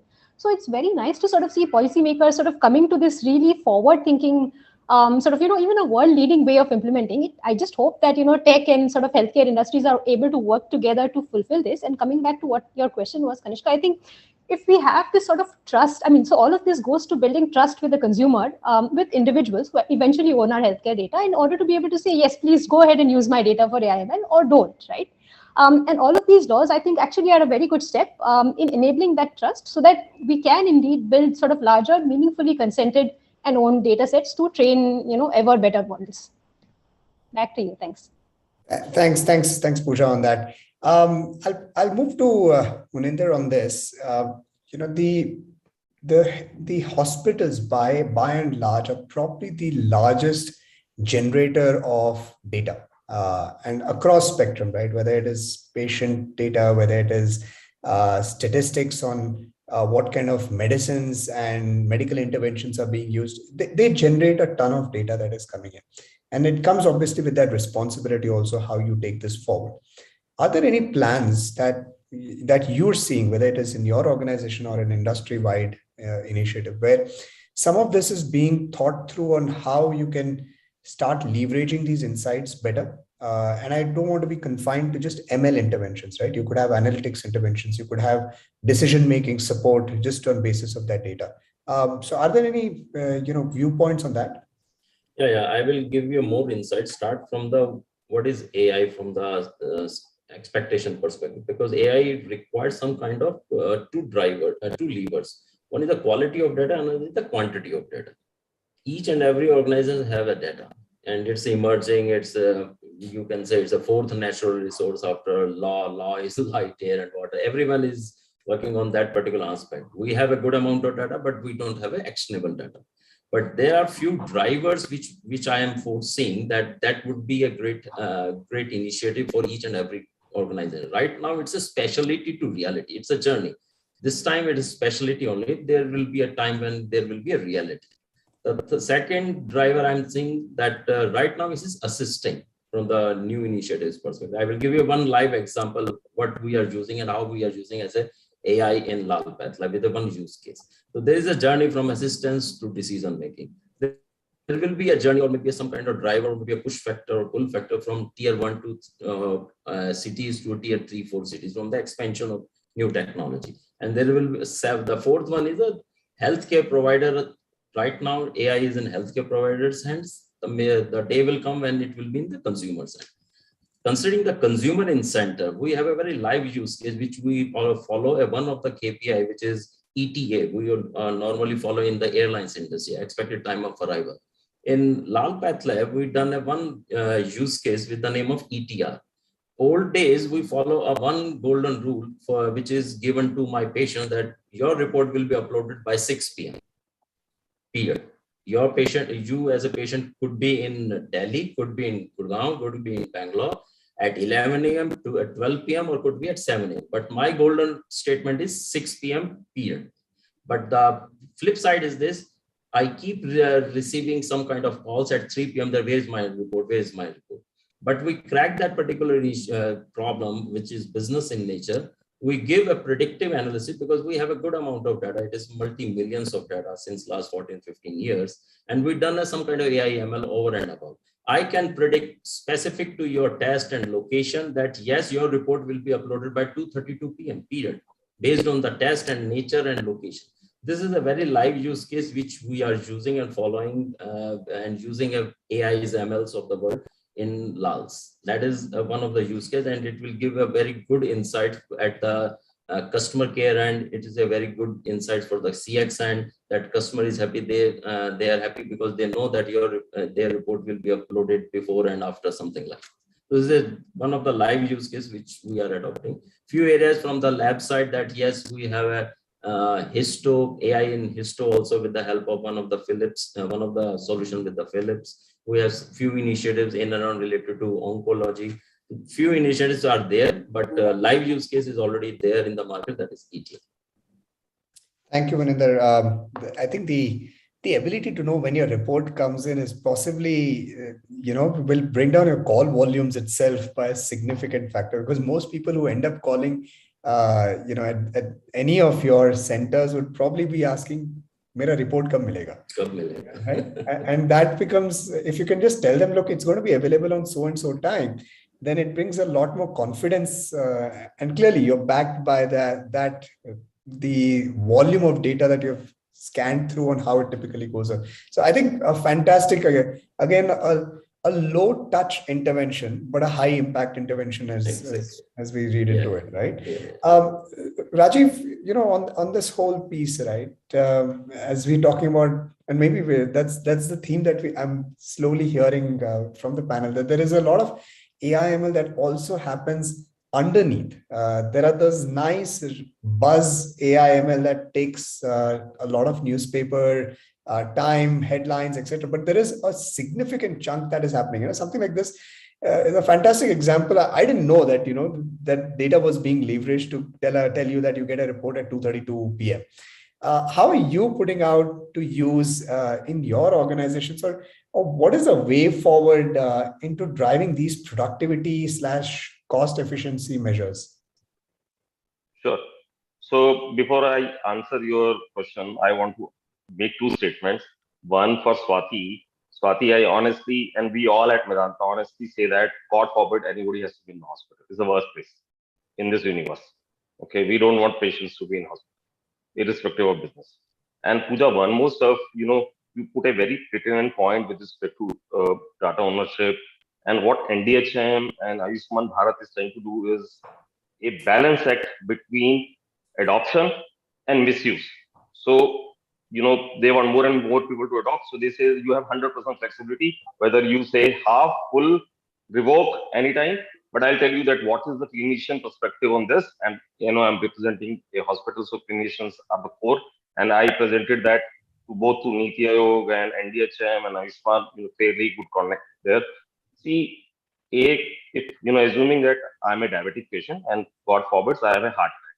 So in this particular case, if my consent is not to share my diabetic report, but let heart guy sees my, in my ER, so heart specialist cardiologist is going to say that I am treating on half information, which may or may not be the right treatment. So this is one aspect of that from a clinician perspective. Now coming back to you, Kanishka, that how we are driving AI. So that's my and clinician perspective. Kanishka, say, imaging in an AI, lot of use cases are there, and that's where the world is moving to, because that's difficult to crack. But what we also realize that patient has to wait a lot in the OPD chambers of a doctor, and we are a private hospital, but it's always fully loaded. It's like a private teams. Folks are over your shoulder, breathing over your shoulders, and so on and so forth. So, and what we know is that we have a 100% IPD, which is 100% digitization in IPD, but we are yet to move towards 100% digitization in OPD, and we are moving towards that slowly.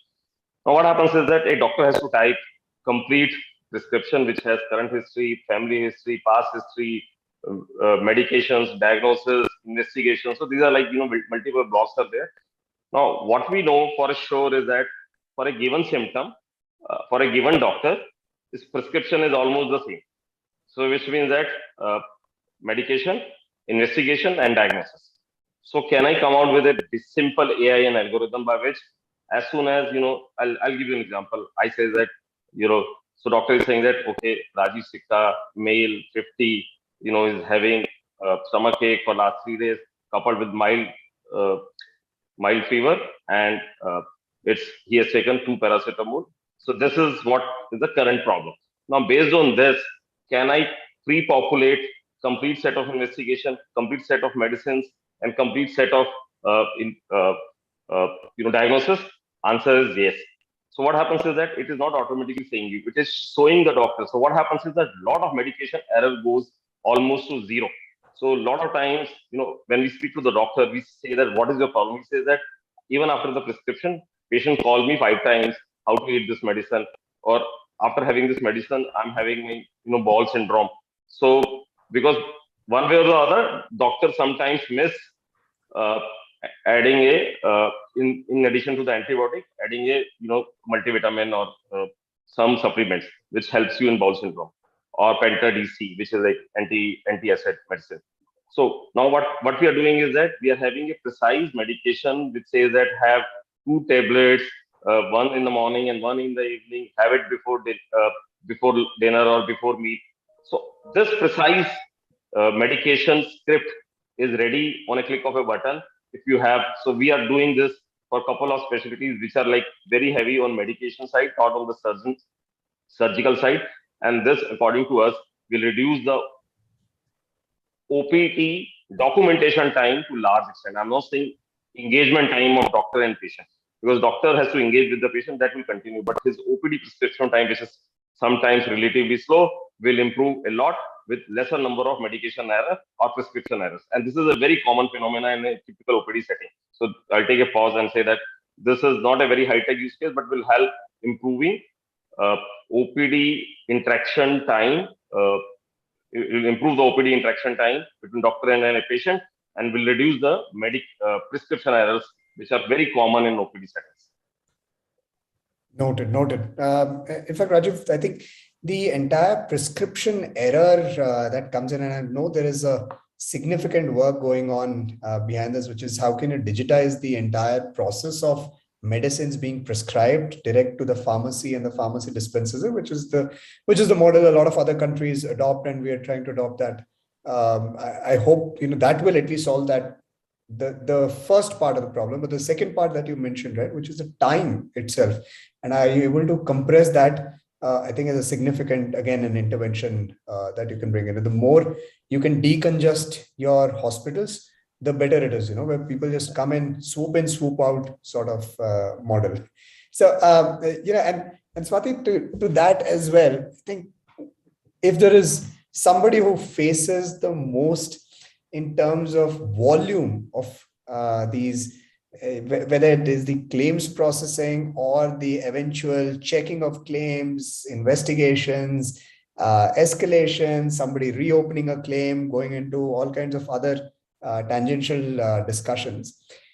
How do you see that you can start reducing volume, deploying automation, deploying AI, deploying any sort of mechanisms to start making this a lot more faster? So like that fantastic example that Muninder shared, right, which is if I knew my report is going to come in at 2:30, I wouldn't call prior. Today, our insurance providers in that space where they can say, okay, well, you will get it at this time as opposed to within this window. So a lot of times there's a difference, right? That you will get it within 24 hours, but you will get it at 2:30 p.m. That's the difference. So are we there yet, or are we getting there? So, it's interesting you asked me this question, because the entire DNA of the United Health Group is hinged. I mean, we started with insurance. Then we started to create our efforts and our footprint into the provisioning side with hospitals and primary healthcare, and really understand how that works so that the whole ecosystem is staged.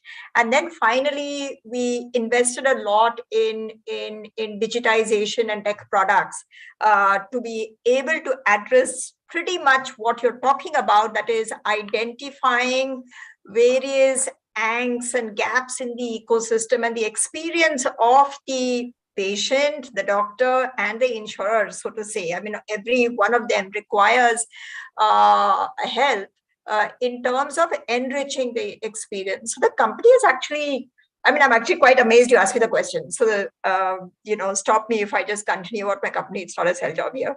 But the company actually has invested a lot in, maybe through surveys and actually going to patients and really understanding what their issues are. So surprisingly, and what Rajiv mentioned about, so the whole OPD experience, just the billing system, the just waiting, I think that's a huge resistance and a big anxiety for a lot of patients. That being one of them, and there's so many. So a lot of effort has gone by companies like ours to ensure that new tech is utilized to not only reduce the time, but constantly keep the focus on better clinical care, and either in the hospital or outside. So we as a company studied the entire ecosystem from the start of from the potential of a disease to the final stage of a disease, right? And all the experiences that has gone around this entire journey, and products are created basis that. I don't want to waste time in terms of examples, because each of the panels have spoken. I mean, they've spoken so well about real-time issues that have taken place. You asked me, are we there? Yes, we are there. Will this improve? Absolutely, these things will continue to improve. What do I see as a challenge? The challenge I see is that countries need to talk to each other better in terms of healthcare policies, because it is a universal subject. And therefore, the way, especially now we're talking about data, the way data is managed, and I can't emphasize more that if data is well managed, technology can play a far more efficient and effective role in reducing cost and enriching the experiences. So hospitals can very easily, therefore, I mean, with the right kind of technology, create a hub and spoke model, bring an experience right into home management. Very often you can't be like running to the hospital for critical care. Can we manage the patient at home itself, so that gives relief to the hospital, right? Which is, by the way, a very big issue across the world. So how do we create from home management, leverage telemedicine more effectively, look at remote engagement, so that finally the patient gets high quality healthcare with very reduced cost and effective time management, right? And products exist, data can be managed better across the world. So digitization, scalability, convergence, and appreciation of the laws of the land where the citizen exists are few things that all governments should recognize and come together. This, in my opinion, is a big area where bilateral discussions should take place. Healthcare is primary to, we are human beings, and as long as living beings are there, healthcare is important. So, I mean, that is something where the world and policy needs to transform on. Private sector is far ahead. Got it. Thanks, Swati. I don't want to come to Prateek just as we're wrapping this up, right? Prateek, one of the other things, and that there is a lot of B2C focus that Tata 1mg has. There is one, obviously, the entire gamut of buyer abuse, whether the buyer abuse happens in the form of fraudulent purchases or abuse of the medicines that are available to purchase. And there are tools that are put in to catch these, right? There are definitely various patterns that you typically look at before you flag this out. And for a country like India, where that early problem statement that was mentioned by Rajiv, right, which is when prescriptions themselves come a bit in a format that is not consistent across, right? And prescriptions can often be also got in formats that you need it in. So just read between the lines. How does Tata 1mg really deal with it? And how are your efforts in making sure this is a safe place and a compliant place to drive medicines and pharmacy purchases? Yeah, so I think the use case that you mentioned, that is a very prominent use case when it comes to Tata 1mg, especially in the e-pharmacy section. So the way we are handling it is, yes, there are a set of algorithms, but aided by an added manual layer, just to ensure that there are no gaps, there are no misses. So while there is a certain accuracy rate that we see, but from a compliance point of view, and to ensure that there are no edge cases, and this is one of our cultures and moral values of organization, that there are no edge cases for us, for Tata 1mg as an organization. So in order to adhere to that, in addition to the technology scalable solution that we have built, there is an added layer of human personnel which we have added, just to ensure that we don't miss out on anything on the use case that you mentioned. Having said that, I think we have, over the period of last 5-6 years, we have seen significant improvement even when it comes to prescription digitization and stuff like that. And also because the ecosystem is moving to a more structured way of prescription generation and all of that. So that helps. So that is one. And I also wanted to add something on the ETA case that we discussed. Now, again, that's a very the way it was described, I think this is more or less similar to how we have been using it, and not just for diagnostics report delivery, but also for your very mundane cases, like when you place an order, there is a certain ETA attached to it. And the way it works for us is, while there are models and algorithms trying to figure out what the ETA would be, and thereby preempting and telling the customer or the user in advance. Another application is that based on whatever ETA is given, what it also does is, what we have done is, we use that to then change the processes in order to adhere to that committed ETA. So again, it becomes a kind of like a loop that based on algorithms, you commit to an ETA, and then based on an ETA, you also make changes in your processes, because the processes are built in a modular and flexible way. So if you are going out of your committed ETA, you would make changes. You may expedite, you may slow it down, and kind of like so that is also a very powerful section that we have had. And I could go on and on, but probably a prominent example is during COVID wave, we were, through just our data, we were able to preempt cities where the trends began. So we were able to just, through the data, we were able to predict as to what is the order in which cities are going to see some of this wave coming up. And that helped us. We tried to use that and educate our users and help whatever authorities we could have done. So yeah, I think we are running out of time. So just wanted to conclude from my end that there are a lot of use cases, while the big ones are there, like vaccine development, drug discovery, AI assistance for diagnosis and all of that. But as rightly pointed out earlier, there are a lot of small things in the day-to-day lives where we can make lives better, health better.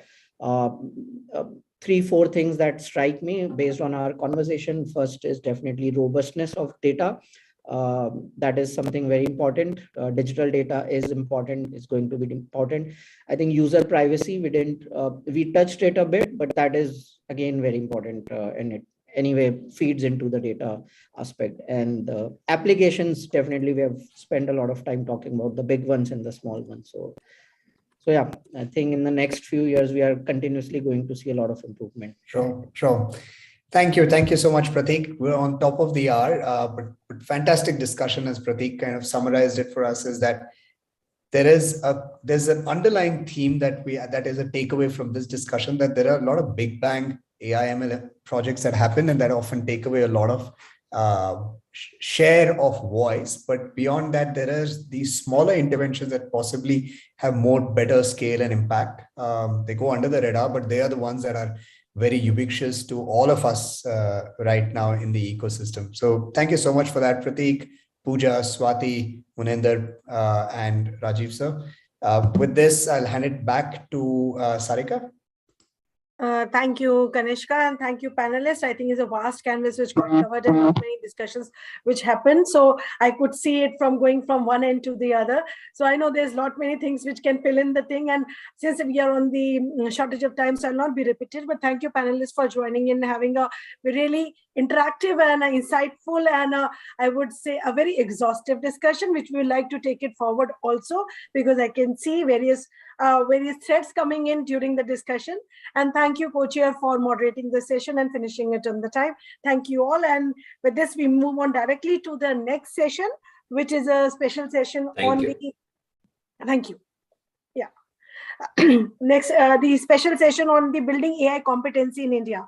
So I don't think so I need to actually explain this subject. We have been hearing since the inaugural session, then one of the major pillars to really realize the in India becoming a leader in the AI or even a super house, we of course need the right skill force.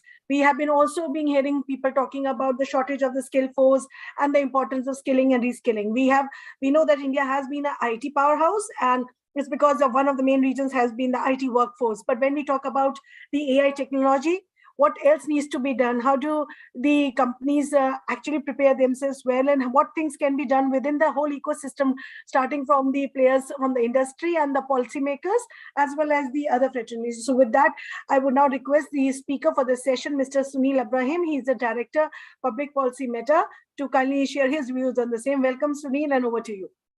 Thank you so much, Sarika, and thanks to all the organizers of this conclave for giving me the opportunity to talk to this subject, the subject being building AI competency in India. I'm going to link this subject to my employer, Meta, and also my favorite topic for the last 20 years, which is open source technologies. From the very get-go, Meta has greatly benefited from open source. And almost from the beginning, we have always shared our learnings from the openness paradigm. The best example of this is Open Compute, an open hardware project that was launched in 2011. And if you follow this project, you would be able to build your own data centers just as Meta has done so. Many people don't know about Meta's seminal contributions to the open source movement. In 2020, our open source portfolio grew to over 700 active projects, with 200 projects being made public or open sourced in that year itself. We collaborate with developers across the globe. And in 2020, there were 127 edits made to the code base across these 700 projects. And over 1.2 million people followed our projects on GitHub that year. And we're hoping those numbers grow has grown in the last year and will continue to grow this year. The most famous open source project from Meta is PyTorch. It is a machine learning framework based on the Torch library, usually used for computer vision and natural language processing. Some statistics from the PyTorch community. There are 1,626 developers in the community and building the PyTorch itself. When you count downstream projects, 45,000 downstream projects and 35,000 developers on the PyTorch forum. Again, this is 2020 numbers, and those numbers have definitely grown. In 2020, the top 8 non-company participating teams had 3 Indians participating. So Indians are really very much part of this PyTorch open source ecosystem. Not only does Meta support its own open source projects, such as PyTorch, but also existing open source projects that are critical to our future are also part of our responsibility, and we contribute to them as well. Many of you must have heard of Blender, a free and open source 3D computer graphics software toolkit. It's used for a whole range of things, from making animated films to producing computer games. In 2021, Meta joined the Blender Foundation Development Fund to incentivize open source developers to contribute to this. Now I'm going to quickly shift gears to why is it that we are betting so much on artificial intelligence, and what is the new paradigm that we are embracing as we proceed to build the metaverse, not by ourselves, but with the whole ecosystem.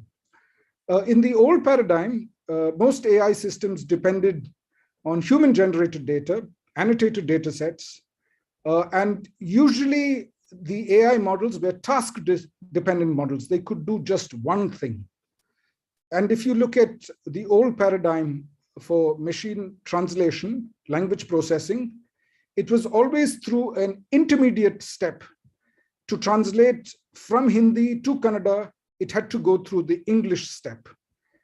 To process speech in one language to speech in another language, it had to go through a text step.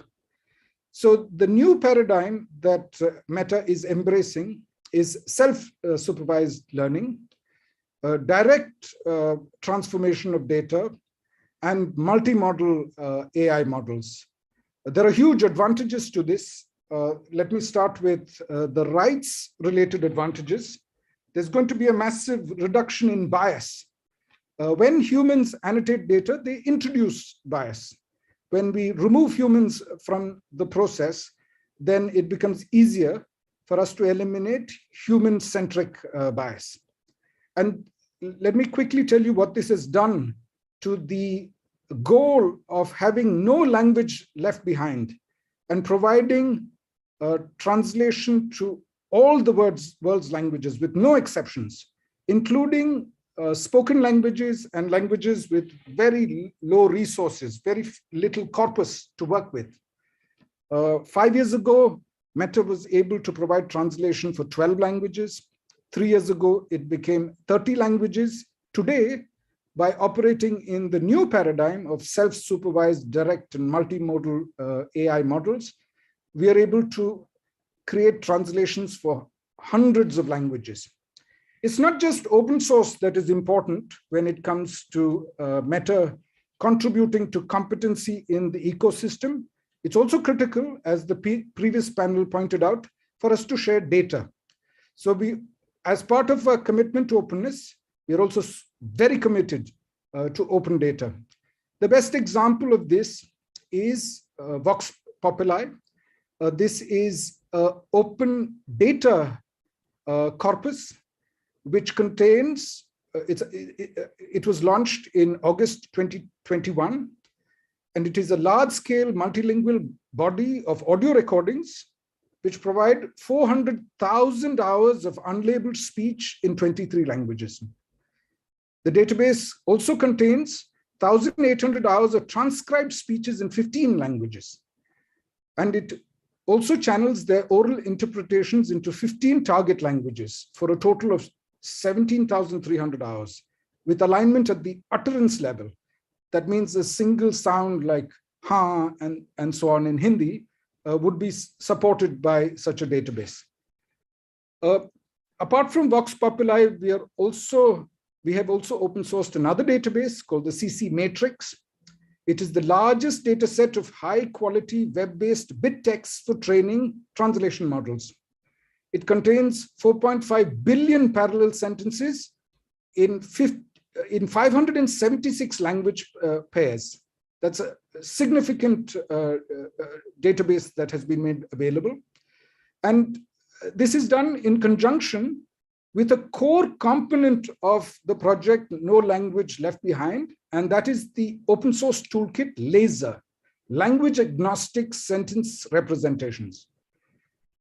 Today, LASER supports 125 languages written in 28 different scripts. So that was the piece that I wanted to share on open source and open data specific to the language translation question, which is a very important question in a country like India, where there are so many languages. I'll move on to talk quickly about some of our hardware projects. In the tradition of open compute, that's the first open hardware project that I mentioned, we have now open sourced hardware plans for two sensors that are critical for our plans in the metaverse. The first is the Redskin sensor, and the second is the Digits sensor. I won't go into the details, but what these sensors do is increase the pixel resolution in the domain of touch. It's much more granular touch recognition. Apart from the hardware responsible for detecting touch, we have also open sourced the underlying machine learning library for tactile touch sensing. That library should not be confused with PyTorch. It is called PyTouch. That library has also been open source. So those are technologies that we are betting for in the future. What about our current technologies? Are we willing to share some of the technologies that we use today to build Facebook and Instagram? Yes, we do. The open source, we have open sourced Torch Tech, which is a recommendation engine. This recommendation engine is the very same engine that we use to drive Facebook newsfeed and Instagram Reels. And since it's a multimodal engine, the very same engine works for hate speech and also works for other types of recommendation activities that are necessary, hate speech detection, and also other types of recommendation activities that are necessary on our platforms.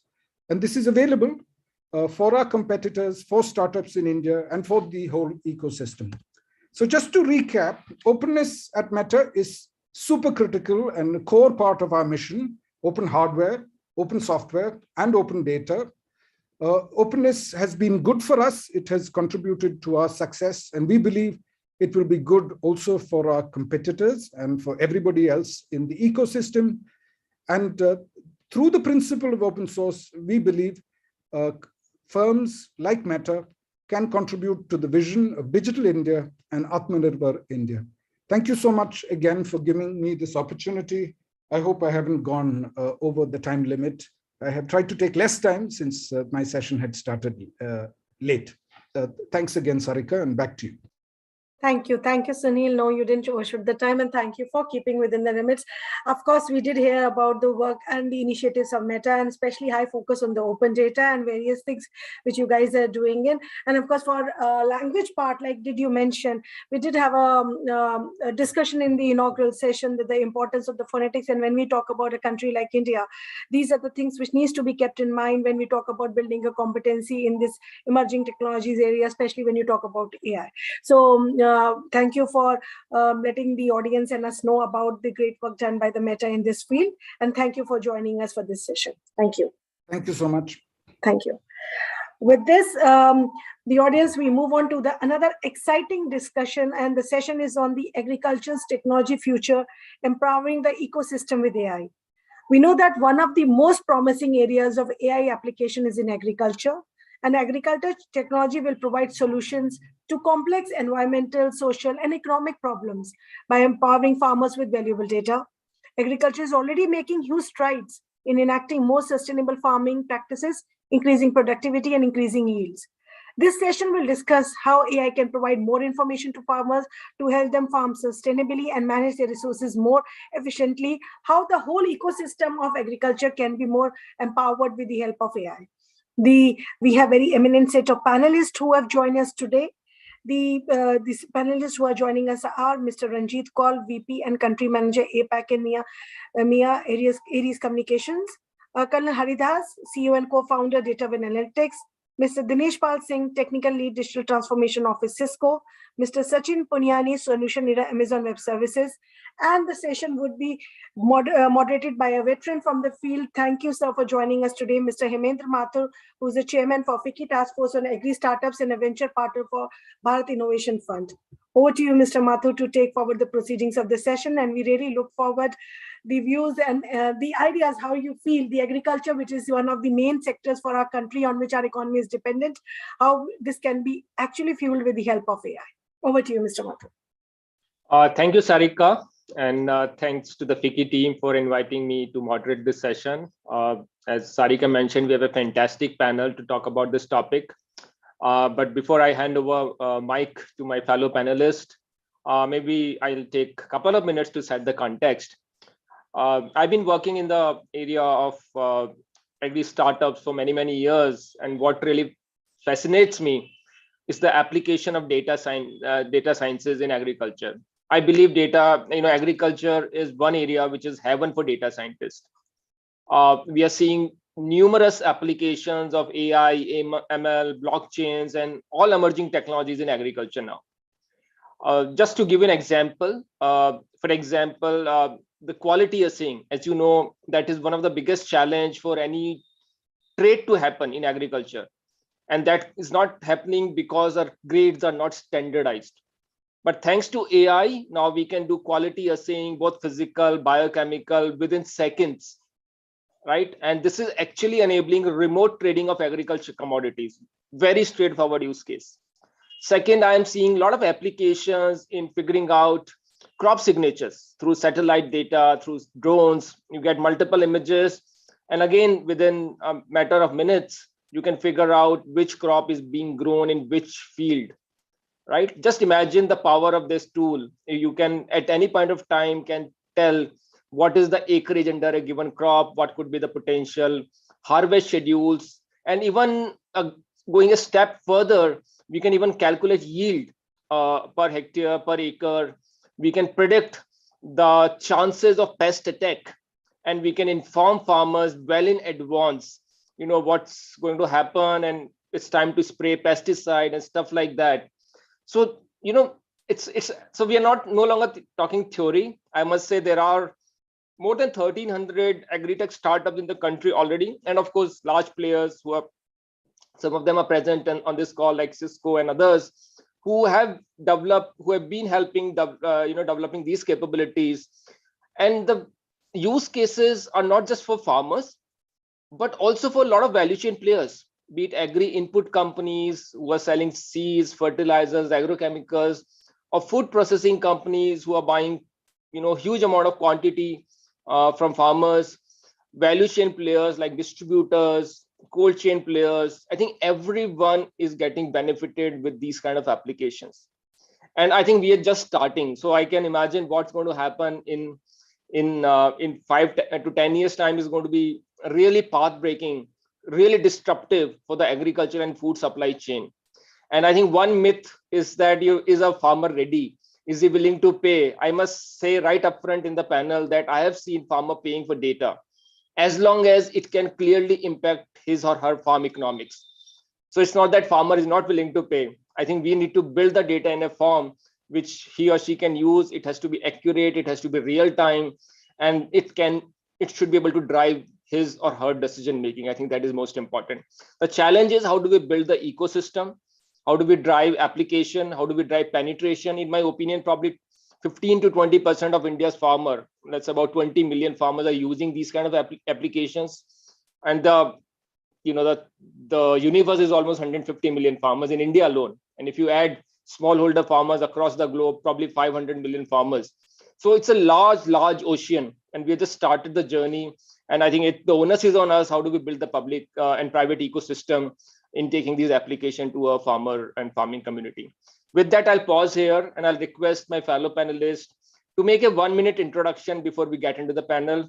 I can ask in the order in which I see everyone on the screen. Maybe Ranjit, you can go first. I think the introduction, you meant who I am and what I'm doing, but probably it was already done by FICCI, but then for the sake of it, I am Ranjit. I work for Aries Communications. I take care of the P&L for entire APAC, Africa and Europe. We are, as a company, as a tech company, IoT, AI, ML company, we are heavily invested into agriculture. There are partners who we partner with because like India, Africa is one other continent where agri is the first business that most of the people are doing. So we are in India as well as in rest of the world. We are investing into a lot of agri ecosystem to make sure that we take the technology from the corporate rooms, from the design rooms to the actual user. So that's what Aries is right now doing in the tech area for agri. Thanks, Sanjeet. I'll come back to you with some questions. Hari, can you go next? You have to unmute, Hari.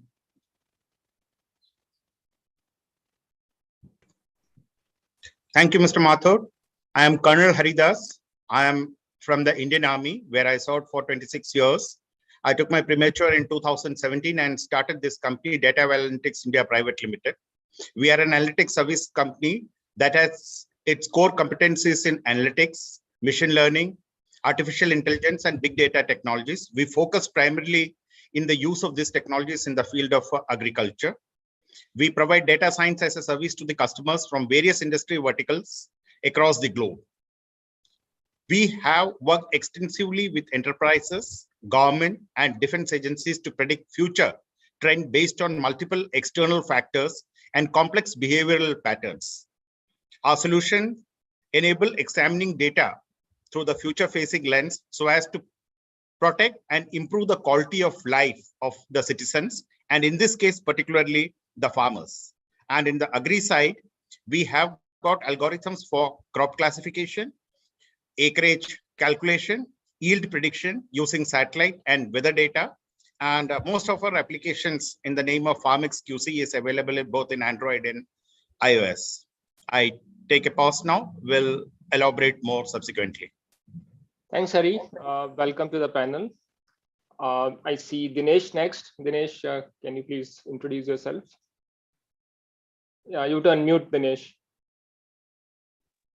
Hi, good afternoon, everyone. And thanks, FICCI team, to give us opportunity to be part of this panel discussion. My name is Dinesh Pal Singh. I am technical leader in Cisco in the division called Digital Transformation Office. So Digital Transformation Office is focused on adopting the new technology and creating new solution frameworks with the local ecosystem to address the different industry-specific problems. Agriculture is one of the focus area where we are working. And Cisco is the technology company and world leader in various technologies like IoT, security, data center, multi-cloud solutions, and so on. And all the technologies basically focus on connecting people, process, and technology, right? That's where the company background is. Over to you, sir. Thank you. Thanks, Dinesh. Thanks very much for joining us. And last but not the least, Sachin, can you introduce yourself? Hi, Dr. Mathur.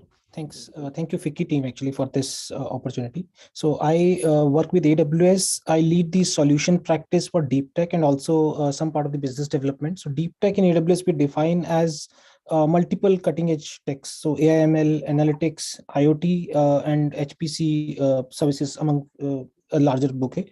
And because this bouquet actually is being used a lot in agriculture, so I'm engaged with lots of customers and partners who are solving problem in the agricultural area. We're also engaged with various government departments also to solve. So the use cases span across sector. They include drones and satellite image processing for agricultural use cases.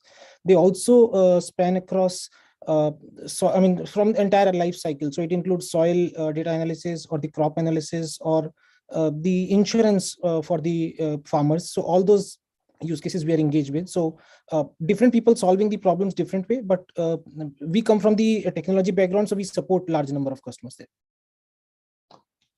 Thank you. Thanks, Chin. Great set of panelists with very diverse background, I must say. Maybe I can start with Ranjit first. Ranjit, my question to you is, what if you can give some examples of the AI applications in agriculture, and if you can also throw some light, what does it take to develop those kind of tools? Do you see any challenges in adoption of such tools? Is it the farmers or is it someone else in the supply chain? How do you see adoption of these AI tools going up in the agricultural value chain? Thanks, Dr. Mathur. So let me answer. There are various applications. If you look at right now, there are a lot of people talking about the health of the soil, right?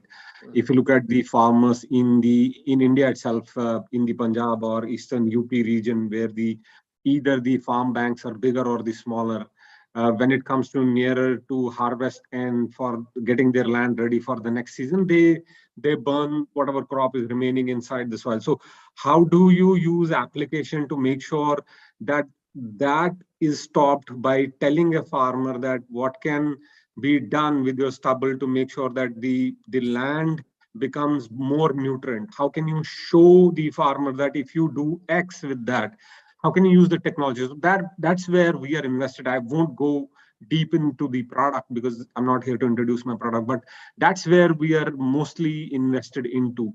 And once you get to a point wherein you can tell the farmer that what is missing in your soil for the next crop that he is going to plan for, it becomes very easy for them to eventually adopt those requirements to make sure that their crop remains healthy. They get more and more value for the crop, and hence they take care of the soil that has to remain healthy. As far as your question is I think in India, unlike outside India, the farming is now getting it is getting democratic now. So the small land-based farmers also can choose to sell wherever they want to sell. They have started looking at land as a bank on which they don't want to crop only 1 or 2 crops. They want to have crops on the side. So probably you would have heard there are a lot of farmers who are getting into honey cultivation while they sow certain, flowers in the field. So how do you help them to help them with the data? How is that side relevant? What should they do? I think farmers are ready to, adopt the technology. It's the ecosystem and the industry which has to go and make this tech very understandable to the farmer. End of the day, if you look at the farmer even today, they are grappling with lot of issues. Say, if you look at mechanization and you talk about the small land bank farmers, the mechanization is not happening. So there are various companies which are coming with the mechanization on rent, which is helping them to reduce more and more manual work by getting it mechanized. So there are people who are grappling with it. But at the same time, when you come towards the AI, IoT, or ML, as much as simpler we make it for people to understand the end result without giving them the high-tech pitch, wherein you're talking about some algorithms, you're talking about some data sciences which they are not able to relate to. In my personal opinion, we work lots with one of our companies. One of our partners is called Hello Tractor. We do a lot of stuff with them into agriculture. I've seen people being very receptive once, as you said in your opening remark, once it makes the sense to them in their own language, in their farming language. As soon as it starts making sense to them, I've seen people coming and adopting with no challenges. Great. Touched upon very, very important points. Soil health, clearly huge application area. I can add to what you said. If you look at the fertilizer consumption in India, the NPK ratio recommended is 4:2:1. But in most cases, the ratio is completely distorted in favor of N, right? And that's happening because farmer thinks more urea, more productivity, which is not necessarily true. And I'm seeing a lot of good soil testing machines, and especially my work with startups like Krishi Tantra, Not Detect, Arogyam, Soil Sense. I think fantastic work in field sort of collection of data. Within half an hour to an hour, you have the results. Some are even measuring micronutrients, which I think also very important, like zinc and sulfur and manganese, and also pH value and the microbial activity. So I think this is like fantastic data, which can actually optimize the use of a lot of fertilizers without necessarily impacting the yield. In fact, probably increasing the yield. And I can tell you, in rural India, we need more soil testing machines than anything else. I always say STM, we need more than ATMs in rural India. So I think that's the opportunity for anyone. And there are a lot of micro entrepreneurs are willing to buy this and provide these services to farmer on pay-per-use. So I think that's a great point that you made. Maybe I can go to Sachin now. Sachin, you talked about your work with a lot of players in the industry, especially policymakers and government. I think that is another area I want to touch upon. All said and done, agriculture is one field where the government at multiple levels, the federal government, the state government, the district administration, I think everyone plays a very critical role, right? How do you see in India the policy making changing in driving these innovations? We saw this budget last month, which was fantastic in terms of sort of promoting use of drones and multimodal hubs and a lot of PPP elements for delivery of services to farmers. How do you see policy making changing, or the perception of policymakers changing when it comes to new technologies like AI in agriculture? You have to unmute, Sachin.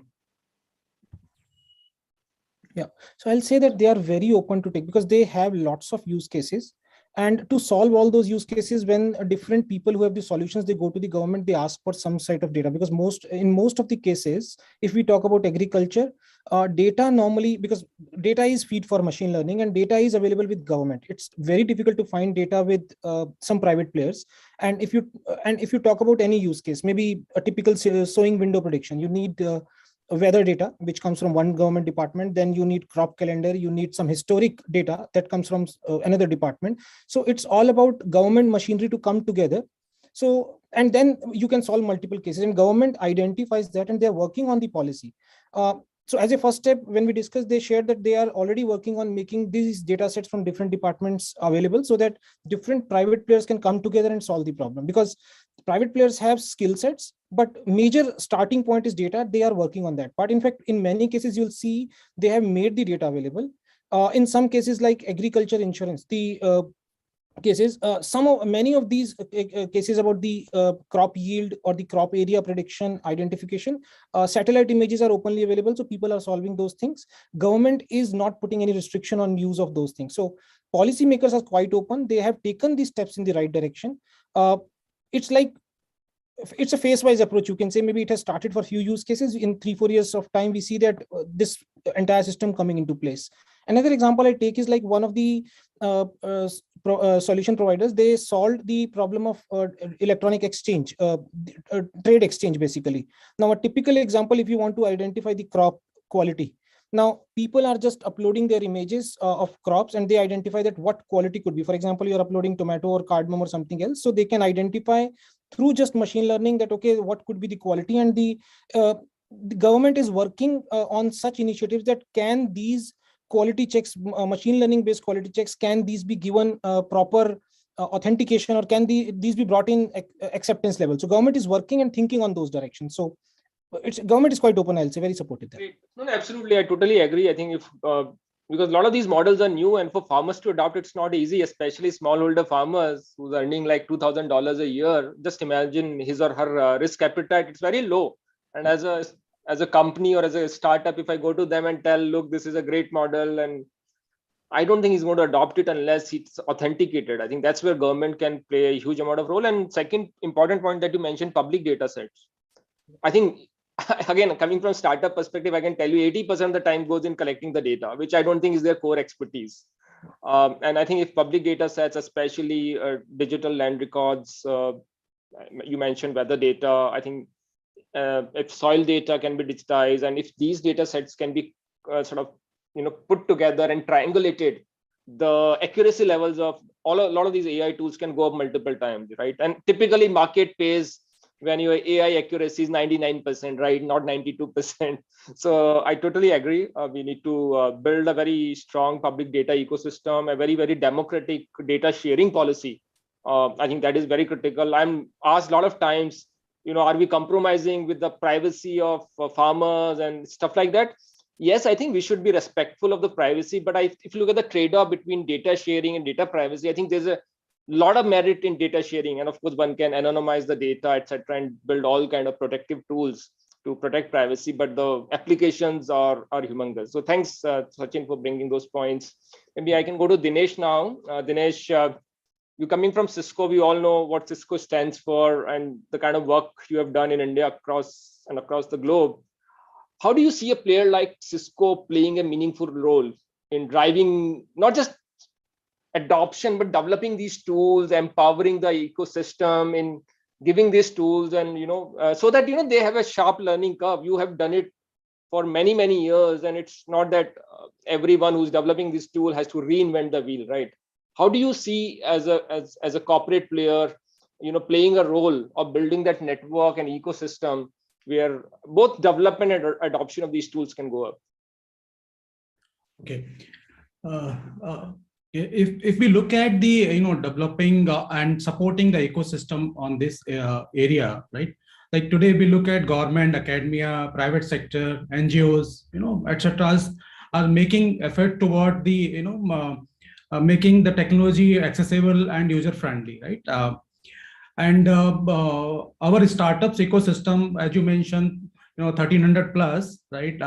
Ecosystems is already there on the agri sector where the startups are taking the step by step for evolution of AI ML technology, which is suited for the Indian farmers, right? And in terms of how Cisco is enabling these ecosystems, we are running a couple of programs with government individually also. So I will spell out few of the programs where Cisco is working with the ecosystem to develop the new AI solution around the agriculture sector, which will involve the complete agri value chain, starting from the pre-production to harvest and supply chain related thing, right? The first program Cisco is doing the agri challenge, where Cisco invite couple of industry partners which focus on the small scale farmers, right? So currently we know the land of the farmers are less than, most of the farmers having less than 3 acres of land, right? So how a startup can help those farmers to increase the productivity, minimize the wastage, and so on. And second program we have started long back, the Krishi Mangal, where we have created the open platform where the farmers and the community can ask for the certain problem statement, and using the ecosystem, again we are trying to solve the problem, right? And we are also running one program called Cisco Launchpad, where we invite industry partners to come up and join hands to develop the new solution along with the different technology what Cisco has. So this is how we are trying to help the ecosystem to build the new solutions around the problem statement what we have today around agriculture. Thanks, Dinesh. A very important point you mentioned, and I firmly believe for a lot of these solutions to become mainstream, a corporate partnership is key. Whether it's with likes of Cisco and others, or whether it with agri input players or food processing companies. I think that is extremely critical, because they are the ones who are so well connected with farmers, and most of these, especially the agri supply chain companies, they also enjoy a lot of trust from the farmers. So the solution goes from them to the farmers, the acceptance is far higher than going direct to the farmer. But clearly, I think kind of work you're doing at Cisco is phenomenal. I think these programs are very interesting. I've been part of Cisco Launchpad. I think it's a great program that you run. And I'm good to hear Krishi Mangal. I think that's again a great program focused on agriculture. I really compliment for all your efforts. With that, maybe we can go to Hari. Hari, can you switch on the video? We don't see you. Mr. Mathur, I'm trying to switch on my video. I am at a remote place in Chhattisgarh. No problem. And the connectivity, I mean, you see, it is so blurred. I'm just switching on. It's very blurred. And I'm at a remote place in Chhattisgarh, and the connectivity is an issue. So, during my talk, it should not get interrupted. That is why I have pulled it down. No problem, Hari. You can switch it off. So again, my question to you is again, you're sitting in Chhattisgarh. We are a country of small landholders, especially when it comes to farmers. The average landholding is about a hectare.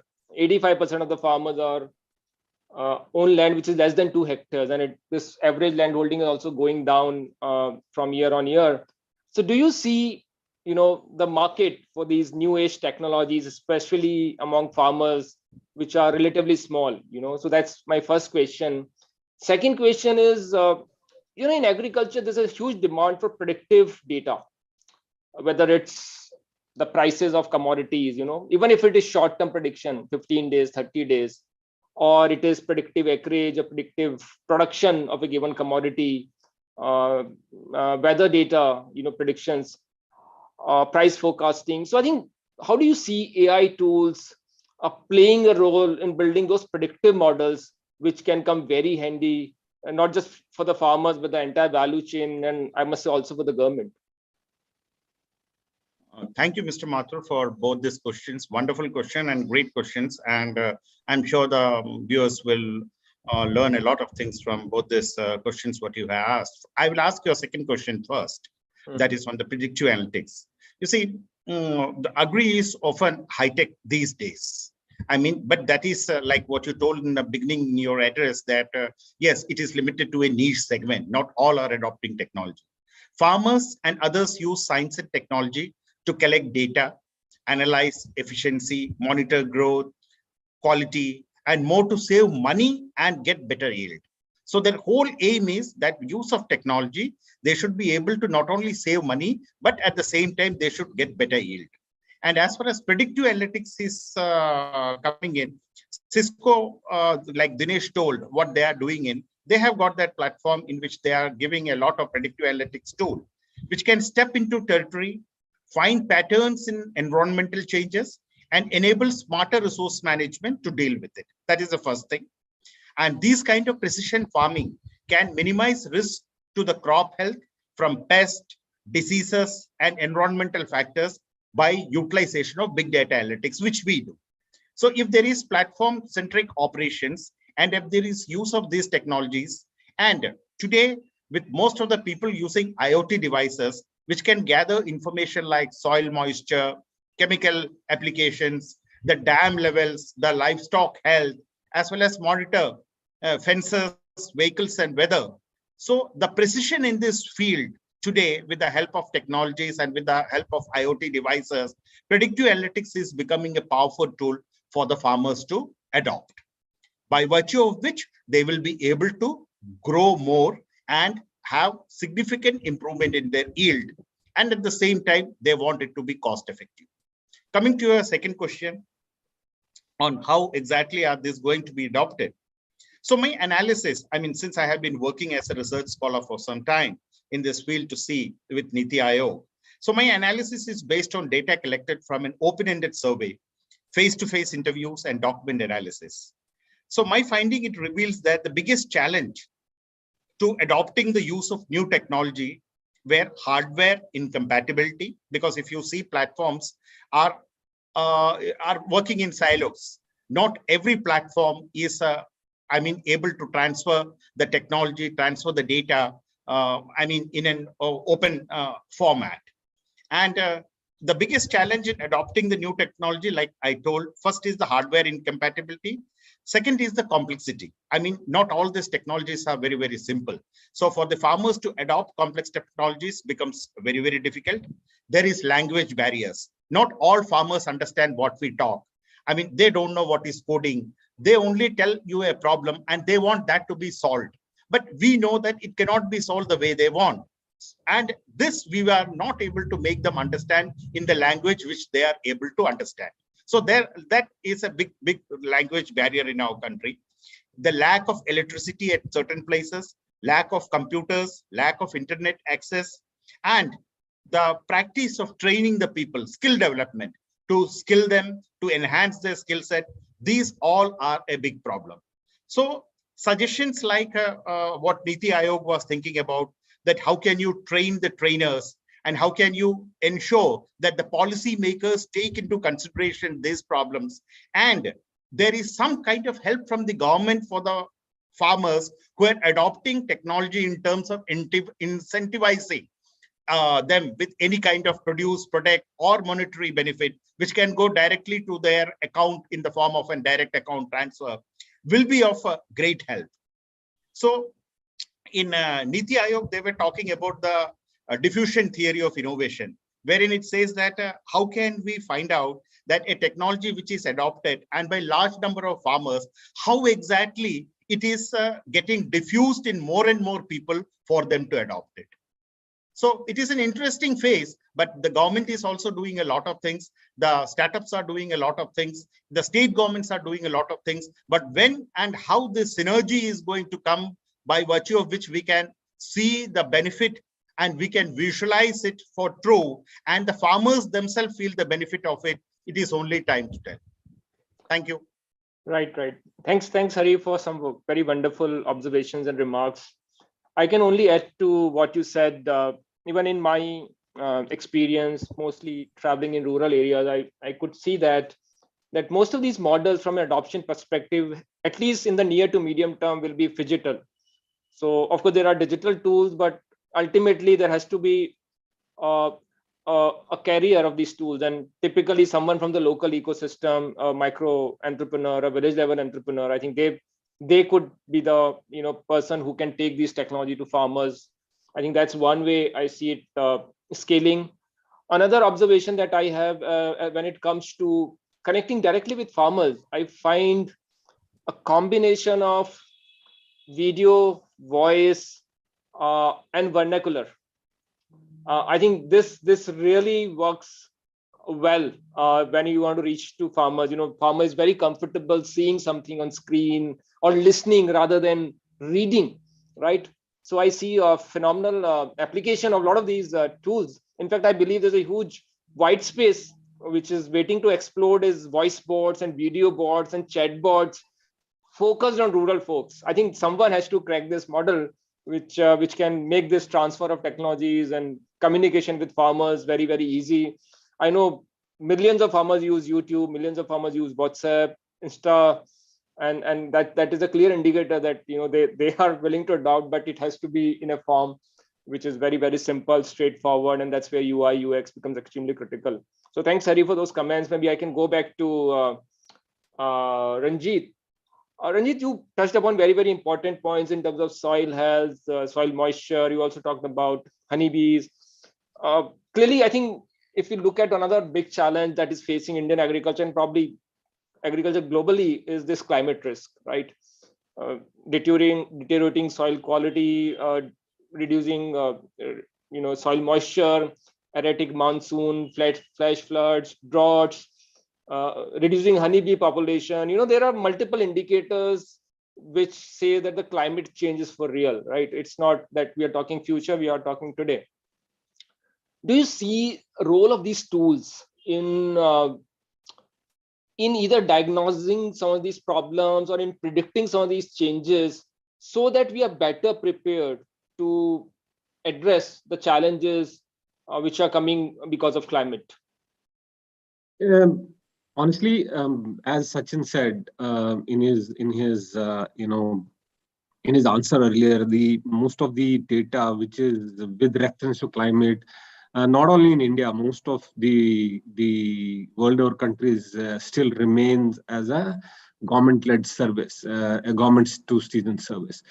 But as India, I would talk about India, as India more and more is looking at decentralization of those things and make sure that you can use private partners like Amazon or Google or Yahoo. They have their lot of their satellites which are looking at the weather world over and monitoring the climate change. What we're trying to do is we're trying to collaborate with these companies and understand the overall pattern.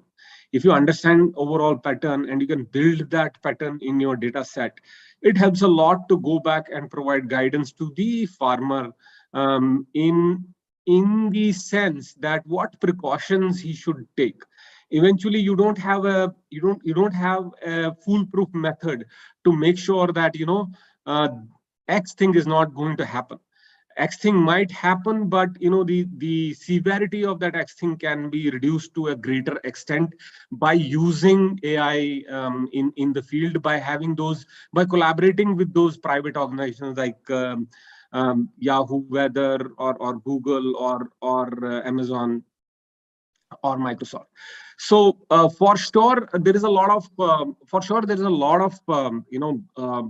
intake from these organizations when you create a predictive alerts around the overall impact of the climate change to a farmer, wherein there is moisture going down in soil. If you can predict that the moisture is going down in the soil, you can go back and tell him that he needs to create an alternate source of water, and then you can lead that discussion to the drip irrigation, and then you can lead that discussion to something, how much water does a particular crop need, right? If you look at it, it is not only the way how a farmer gets knowledge about how should he prepare for the crop, looking at everything, looking at climate, looking at everything. It also makes sure how does he utilize the resources, natural or the input that he makes, to make sure that area, that soil is ready for the crop that he's planning for. So it gives a lot of control in farmer's hand to make sure that he collaborates it all and gets the probable yield, what he is looking at.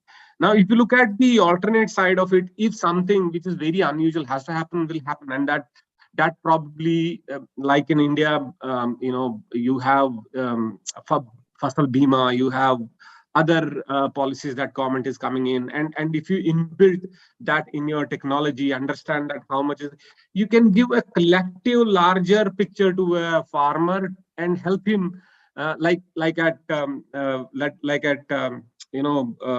startups. You're saying how much appetite do you have to take risk, and we use all that data to take the risk. The farmer can be enabled to make sure that he understands how much appetite he has for taking that risk. But yes, as you rightly said, the climate change is becoming a bigger problem for any kind of fruit or any other kind of farming, if you look at. Absolutely. No, absolutely. I think, and when you look at smallholder farming, it's not necessarily always about yield improvement. It's also about de-risking De-risking, well, exactly. Yeah. And I think how much appetite. Yeah, and a lot of these tools can actually assess the risk. You're right, it's not 100% you can cover for risk, but even if you have better probability matrices, you can estimate the risk. And a lot of these risk assessment matrices can go into building insurance products, can go into building lending products. In fact, one of the large application of AI that I'm seeing in India from an institutional perspective is farmer lending. People are building credit scores basis the data which they are capturing, historical data, the satellite data, and each farm can be rated from a credit perspective. And we want to see a lot of development that there are some interesting announcements coming that way. So clearly, I think that's one large area of application that I see. With that, maybe I can go to both Sachin and Dinesh with one question, one very specific question. All of these AI tools that being developed in India or in Israel or Netherlands or Brazil, I think they are pretty much portable in many cases, like, crop signatures, whether you do it for maize or soya in India, it's going to remain same if you do it in Brazil, right?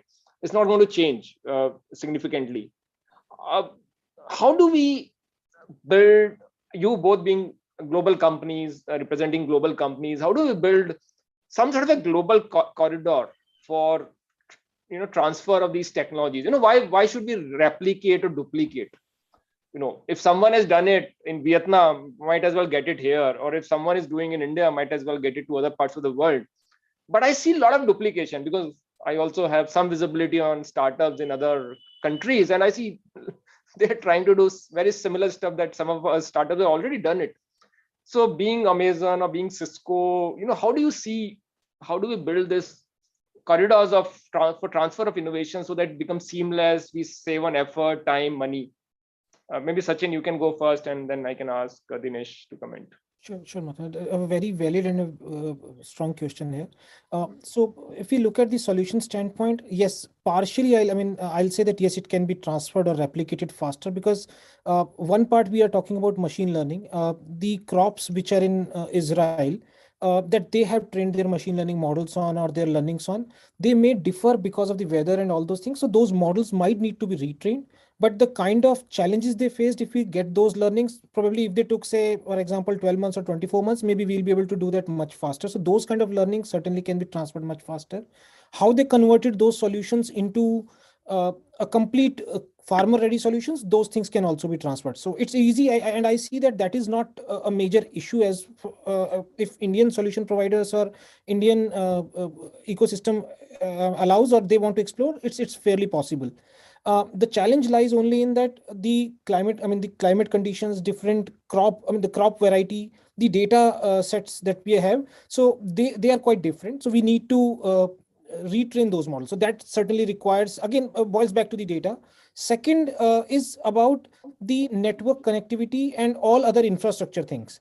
For example, maybe in some developed countries, the internet connectivity or the availability of these solutions through internet and all those things is much better. In our case, it might be, in the remote areas, we might have a lower bandwidth or all those challenges. So we have to bring those solutions to our mobile phones, for example, or maybe to some local device so that those high bandwidth scenarios are not required. So some part certainly we can transfer, some part we'll have to develop indigenously because we have our own scenarios around. Absolutely, you're spot on. I think it can't be a blanket transfer. There has to be calibration. depending on local condition. Absolutely fine. Dinesh, what's your take? Is it something, are we dreaming, or it can happen for real? I totally agree with Sachin. So we have also seen the similar stuff in this sector. So when Cisco started this engagement in the agriculture sector somewhere around 3 years around back, right? We have seen a couple of global partners ecosystem we bring to the India, and we have done the study of how they are relevant to the Indian agriculture scenarios, right? We find a couple of gaps, what Sachin has spelled out a little bit, right? Like gap is the farmland, right? They in outside they have 80 acre, 100 acre of land. Here the farmland is very less, right? And then second challenge is the climate, right? Then third is the soil. India is having largest soil patterns in India, where we need to have the different set of technology. So in fact, couple of sensor technology we have tried to for the India, but again somewhere the cost is the one element where we was not able to fit that, right? In this similar direction, what you were saying, we have started one engagement in Australia, right, where we was trying to do the similar practice. We have invited a couple of ecosystems from the global market and trying to do something for agriculture in Australia, where agriculture department of Australia, then some academia and Cisco and some startup companies has started the job over there. And then end of the day, what summary statement I would say, the maximum portion was coming from the local ecosystem because of the various geo-specific issues, right? I think in India also we need to look at the similar way. The framework wise, we can of course take it whatever is done globally, right? Framework means how the data will be positioned, how the storage will be there, how the security policy will be taken place, how the ecosystem will access the data. Those kind of things we can definitely leverage what is already done, right? But from the sensor ecosystem, AI ecosystem, developing the new models around the crops and everything, we need to look at local, right?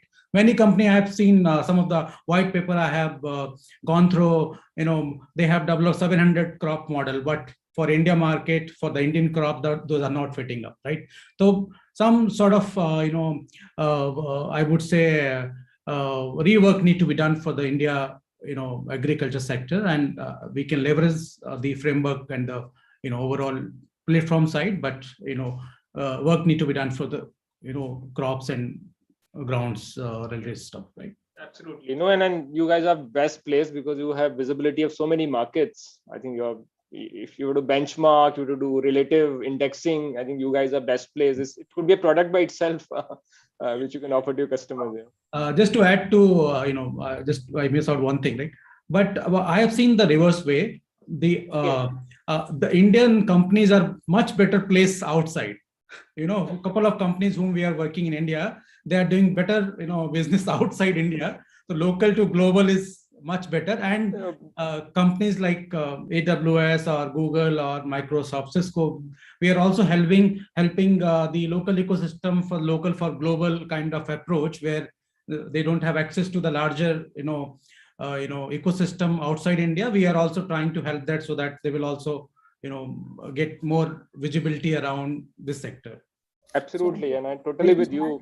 I'll just add to what Dinesh said, actually. The kind of restriction and the tight conditions or challenges under which our organizations perform, it's actually a reverse way. You can say that India actually is a sandbox for the world, because when you have tested here, that means it can be applicable everywhere. I mean, it can be applied. So absolutely. No, that's music to the ears, and I totally agree. I've said it multiple times that what Indian IT industry did to the whole BPO, KPO market and IT capabilities of organizations across the world in 80s, 90s, and of course keep on continuing to do that. That's what Indian agri-tech can be to globe. We can be truly a global innovation hub for agri-tech solutions, especially smallholder farmers. There are 500 million smallholder farmers across the world. And if we can solve for 120 million farmers in India, that's a large part of the universe. Why can't we solve for rest of them, right? I think that learning is going to be humongous. And you rightly mentioned, I think the mortality in Indian agri-tech startup ecosystem is less than 10%, and one reason for that is frugality. And you rightly said, they work under so many constraints. capital fortunately has started to flow in last 36 months, but before that there was no capital.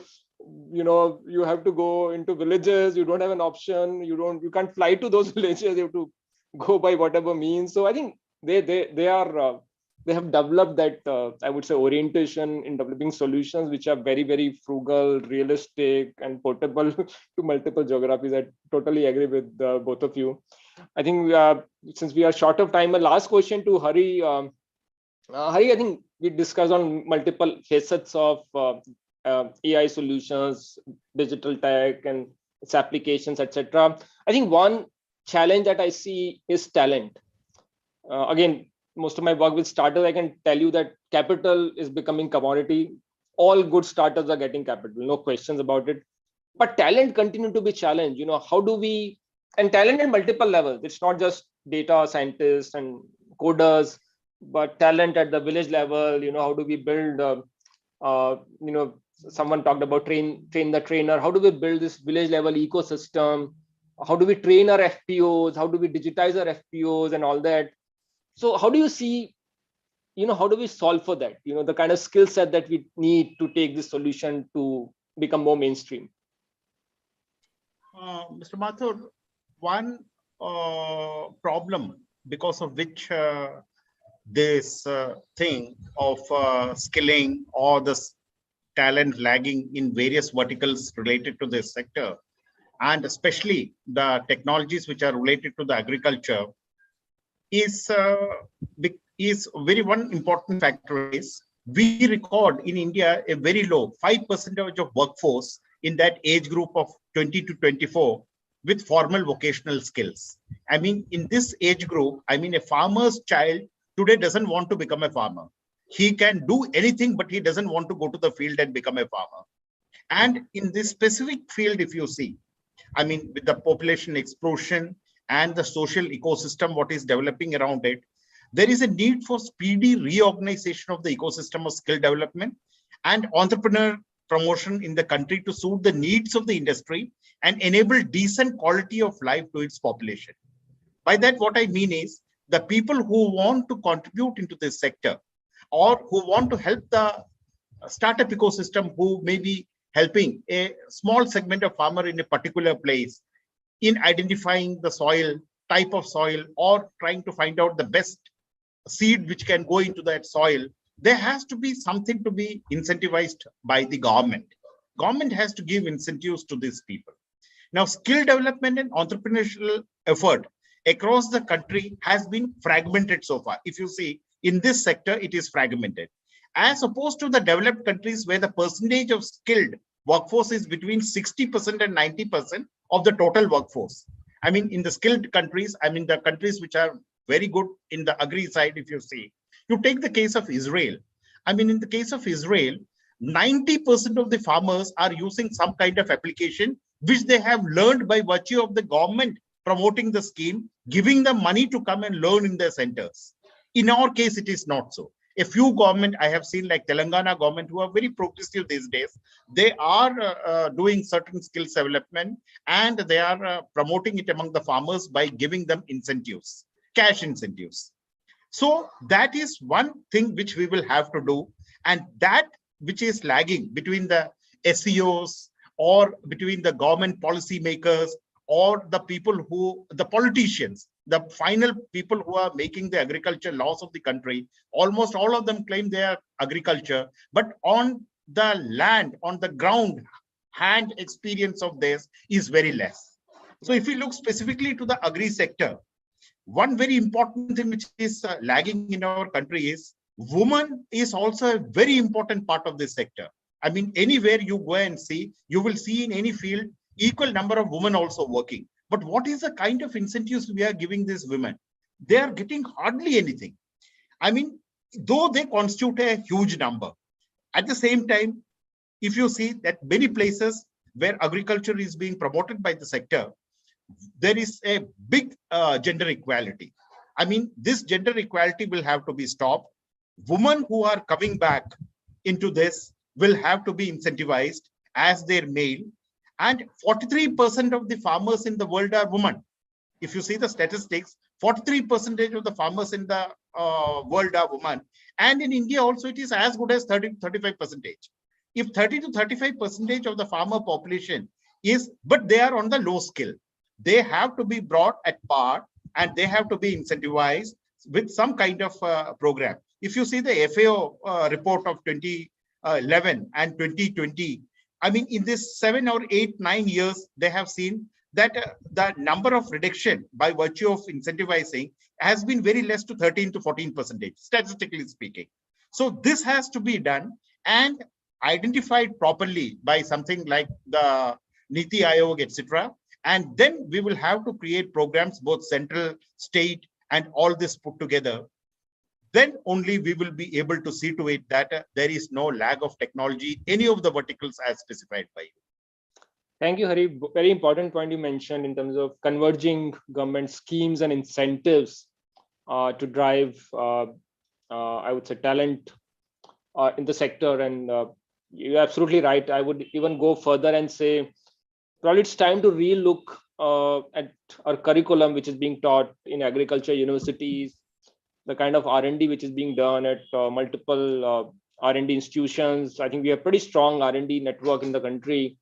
How do we reorient some of those courses so that it can cater to the needs of the talent which is emerging, talent for data modeling, talent for hardware development. Drones has opened up so many opportunities, but needs a lot of effort in building those drone solutions for India, for agrochemical spray, for data collection, etc.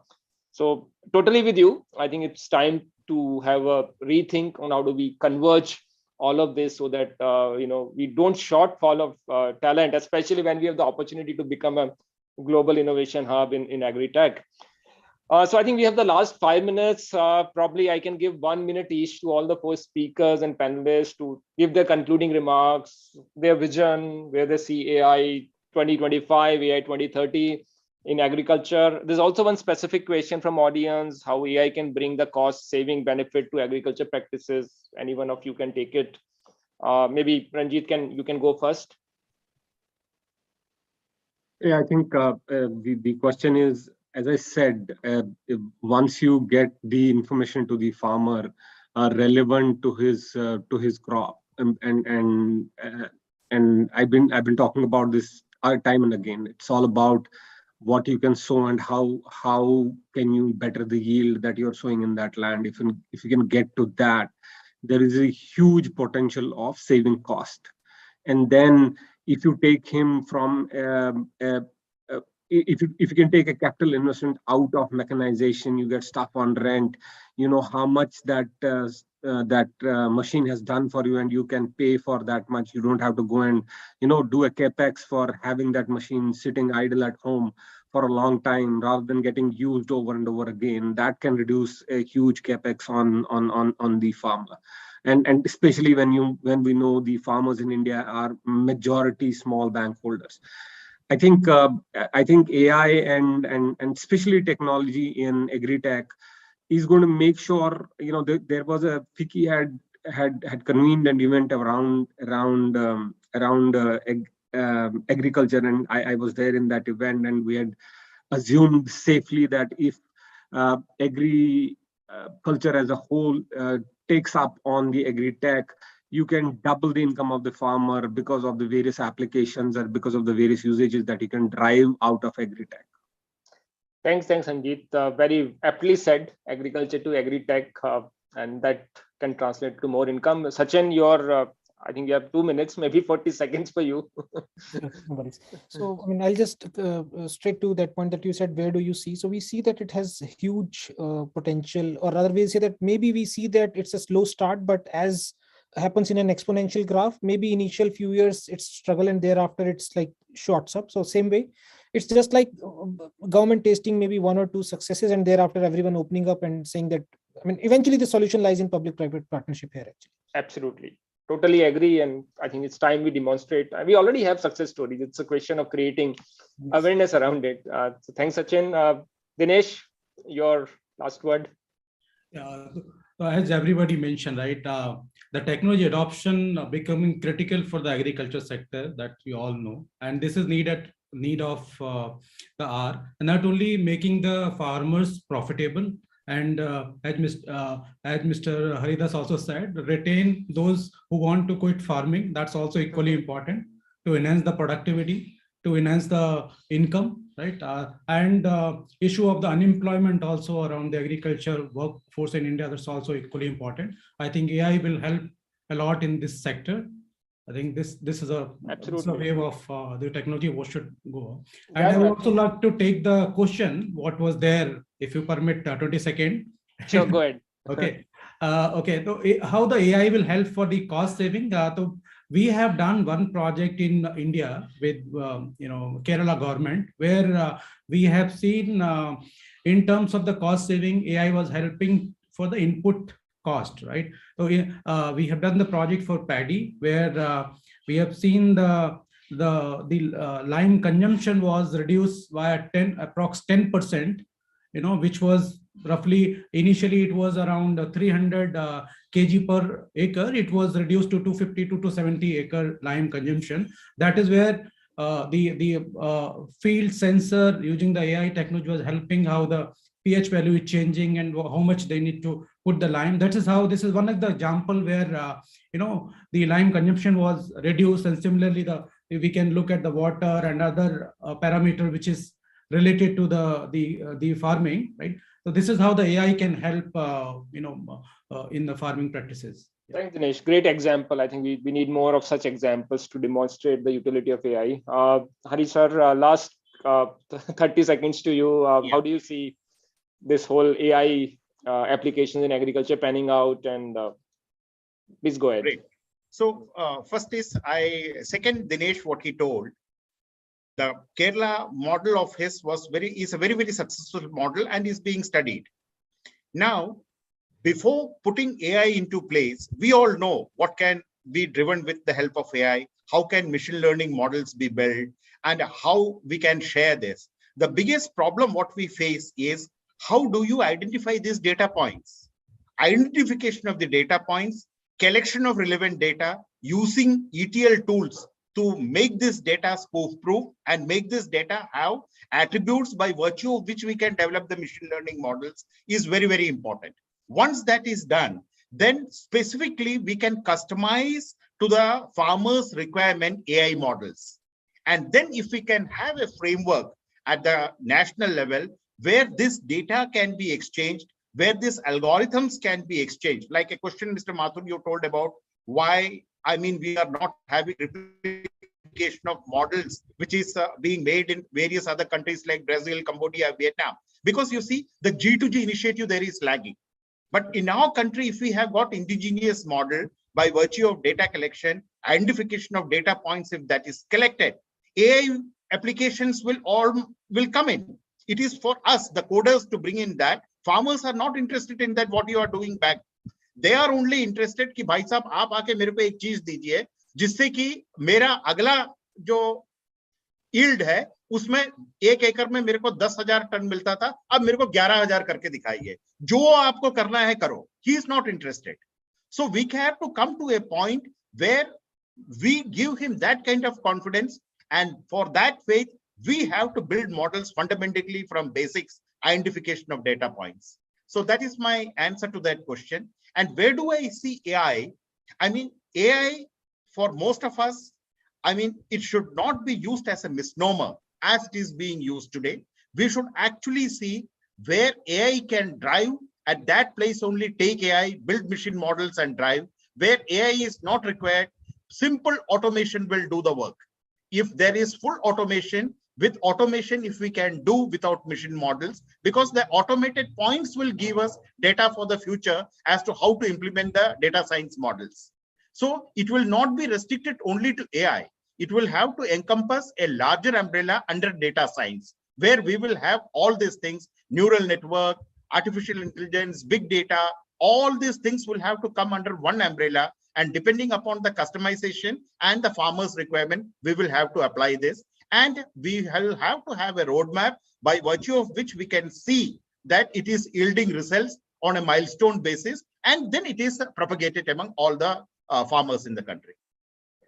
Thank you. Very well summarized. And I think we have overshot by 3 minutes, so I will not take time in summarizing the discussion. And it was a great discussion. I just take the opportunity to thank all the panelists, Ranjit, Sachin, Dinesh, and Hari sir. It was great discussion, very open, very frank. I hope audience have learned from it. And once again, thanks to FICCI team for organizing it. And over to you, Sarika. Thank you, Mr. Mathur, for conducting the session. And I can see the things which have come emerged, the areas. I'll again, in the interest of time, I'll not be repetitive, but I could see the various facets. And I think Mr. Colonel Haridas did the job of actually wrapping it up for both you and me. So I will not be repetitive on that. But thank you all for joining in. Thank you, Mr. Mathur. Thank you, Mr. Kaul, Mr. Punyani, Mr. Singh, and of course, Colonel Haridas. As you said, you guys have highlighted few areas. I would just say that as part of FICCI's AI and Digital Transformation Committee, we are having a discussion and the areas of action on how this emerging technologies in AI things can be done for the government. So Colonel Haridas is of course leading that initiative from our side, and we'll be happy to get inputs from you all offline as well, apart from this initiative. And that also applies to the audience who are listening to us. We are more than happy to get your contributions to that. With this, we close this session. Thank you all for joining in. Thank you. Thank you, Sarika ji. And thank you, panelists. Thank you, Mr. Mathur. Thank you. Thank you very much. Ladies and gentlemen, we move to now our next session and the last session of the day, last but not the least, because the subject is something which will, of course, give you the scope, how the AI is going to is useful as a socio-economic tool towards smarter India. We have been hearing about AI. We have heard about its applications across sectors. We have taken up the sectors in the interest of the time, which we could cover up in a day. I know it's been a very content-rich day since morning, and thank you, audience, who have been supported till now. So thank you for your patience and being very active with us. So now this session is really going to focus that how AI is going to be it's a socio-economic tool. We know that it's a powerful tool. AI is a powerful tool that can be leveraged to refine and improve society. And it is our responsibility to use this tool wisely. It has been further observed that there are certain areas where social engineering can be useful, and in some cases it's already being used successfully for various purposes, from improving productivity to enhancing social transactions. Along the same lines, the session will focus on the area where AI can help our country in socio-economic development and become smart India. Now I would request the panelists of the session for the session are Mr. Ranganath Sadashiva. He's a CTO for Hewlett Packard Enterprises. Ms. Arunama Sarkar, AI Lead Center for FOIR, World Economic Forum. Mr. Nirvan Biswas, CTO, National Bug Handling Corporation. And Mr. Partha Talukdar, Research Scientist, Google India. Thank you all for joining in. Session is going to be moderated by Ms. Gauri Gokhale, partner for Nitish Desai and Associates. Thank you, Ms. Gokhale, for joining us today. And over to you for taking forward the proceedings of the session. Over to you all. Thank you very much. Throughout the day, there were various topics that have been discussed, which are industry focused. And it is really my pleasure to drive the conversation with respect to the social and economic impact that we can derive through the use of AI. And this particular issue is very close to my heart, because when I see so many technologies developing across different sectors, I always ask myself, but what does it mean for the development? What does it mean in terms of solving the local problems, the social problems, or the economic problems that we have? Are we able to use technology towards that? So it's really my pleasure to actually discuss with the eminent panel members this very question. And the previous panel did discuss about the importance of data. Now in the Indian context, we know that there is already a discussion ongoing in terms of how can we use non-personal data for the benefit of the economy, for the benefit of public good. There has been a committee that was set up, which has given the report. So I believe when we discuss AI, we can't look at AI in terms of isolation, and we need to talk about Niti Aayog report and non-personal data, all these different initiatives that are being taken in totality to see how we can use all these initiatives towards the smart India that we are talking about. We have various initiatives, Startup India, Digital India, Smart India, all this has to come together. Now, when we talk about use of AI, I can see 3-4 areas in front of us, right? One is simply the access to public service, right? How can we use AI towards that? How about more effective production? Because I see that there is overproduction leading to environmental issues and wastage. How can we use AI towards controlled production? More and more courts are looking at any law that comes in has to be based on empirical data. How can we use AI towards policy making? Because AI will give you that empirical data in terms of data analytics, and then providing you with certain specific sort of findings basis which some policies can be developed. How can we use AI to solve the problem? For example, especially in the Indian context, when you have so much illiteracy, how can you take through natural language? How can you use computer vision and speech recognition, etc.? How can you actually reach the illiterates to solve their problem and understand their problem, right? So I can see that variety of situations in front of us which we can solve through the use of technology. And this particular panel, I would sort of encourage all the panel members to also share their experiences, whether within India or outside India, with examples. So all of us are able to visualize the manner in which the one is the theory and one is the practice. So in practice, how what experience that we have had. So with that, let me quickly jump to the first topic that I want to take up, is the wider concept in terms of digital India. In the concept of digital India, how do you see AI fitting in for social and economic development? If Arunima, you want to start with on this broad question first, and then we'll get into the specifics. Yeah, sure, Gauri, and thank you to FICCI for having me here. So I would say with the outbreak of the pandemic, the expansion of the digital economy has really accelerated across different economies, and the volume of e-commerce transactions is really fast-tracked. You're seeing remote working, telemedicine, video conferencing, and all of this has been rising. And with this kind of digitization, we are seeing massive amounts of data that's getting created. And only once we harness these data and for creating better insights, for making decisions, can we really make these informed decisions. And this is the time when AI can really play its part in driving these insights and really enable India to progress further in its digital journey. So if we just go back to India's national strategy on AI, which was released by Niti Aayog, the plan is on the philosophy of AI for all, which means that you focus on leveraging the technology for inclusive growth, and so that we can develop some population level solutions for societal needs. So as you rightly mentioned, while AI helps with productivity and efficiency, it can also help solve some of these societal challenges to bring in more inclusive growth, good governance, and empowerment of citizens. And there are specific applications for the social priority sectors, which can really be prioritized and highlighted. And they have been highlighted in the AI strategy as well. We see immense potential in education, healthcare, smart cities, urban development, in crisis response, environment, data-driven farming, etc. I mean, we're seeing efforts around climate-related efforts like weather alerts, flood forecasting, and air quality detection, etc. in India. So there are many of these emerging use cases that we are seeing across many of these social priority sectors.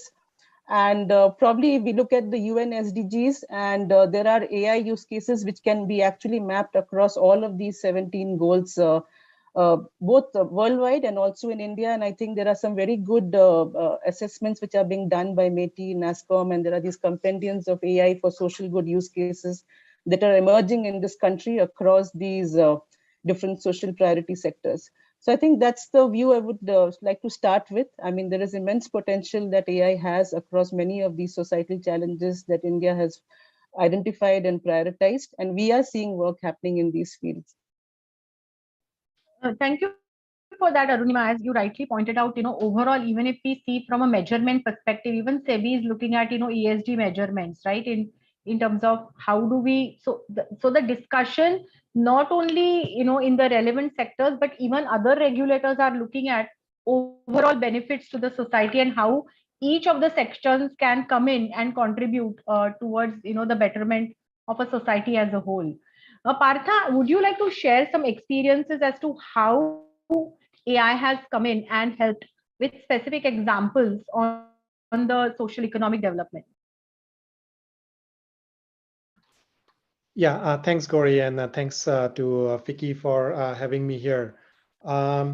So, yeah, I guess kind of like, so I kind of particularly look or like, care about like language related issues, because that's like, like a interface between like, the users and AI systems. And so some of the issues that you mentioned earlier about like literacy and then like inclusion and all.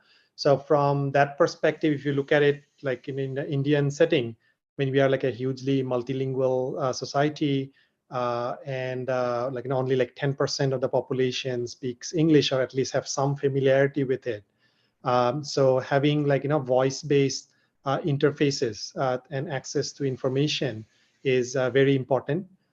So I guess like one prominent use case of that will be that like all of these now you are able to speak to your phone and then like get access to information. Although there are like lots of not just in terms of phones, but also like increasingly more number of smart devices, like say Google Assistant and Amazon Alexa and all of those. But while that's like very promising in terms of making information access more available, because that's at the core of like anything that you want to do as a user, like access to information and opportunities is important.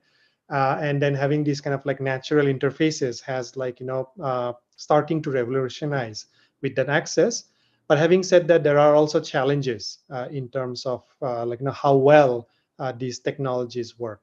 So as I was mentioning, only like about like 10% of the population has some knowledge of English, but how do you make it available in local languages, which is extremely important, as say people from outside of the metros who are much more comfortable in like accessing information in their own language of preference, which may not be English.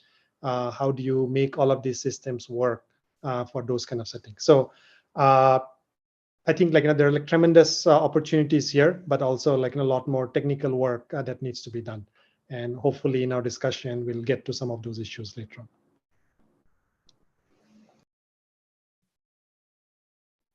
Thanks for that, Partha. In fact, just before this session, I was in another session where Justice Prakash from Chennai High Court was giving anecdotes as to how the most of the litigation that starts in India, right, is because of the lack of basic legal knowledge at the village level. And then you have continuous, years of litigation just because the relevant person did not even know about his or her own rights, right?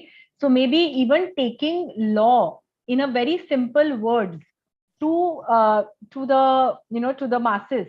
I think if all of you can help us, a legal community, to actually achieve that, that itself will be adding so much benefit, the societal benefit, and reduce litigation and everything. So I can see that what you mentioned about local language knowledge, how can we sort of achieve that, will be itself a very huge contribution from all of you to the society. With that, I think, Nirvan, do you want to add anything to what Arunima and Partha mentioned at this stage?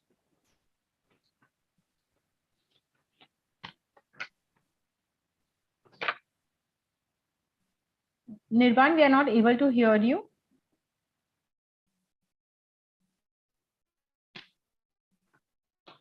Sarika, you may want to just check. Yeah. Nirvan, you just unmuted yourself. Can you hear us? Nirvan, we can't hear you. Maybe some connectivity issue. I think, Gauri, you continue. I think he may join back. We'll parallelly check at our end. Sure. So I will go back, to Arunima in terms of the public service element, in terms of any examples that you want to share with us.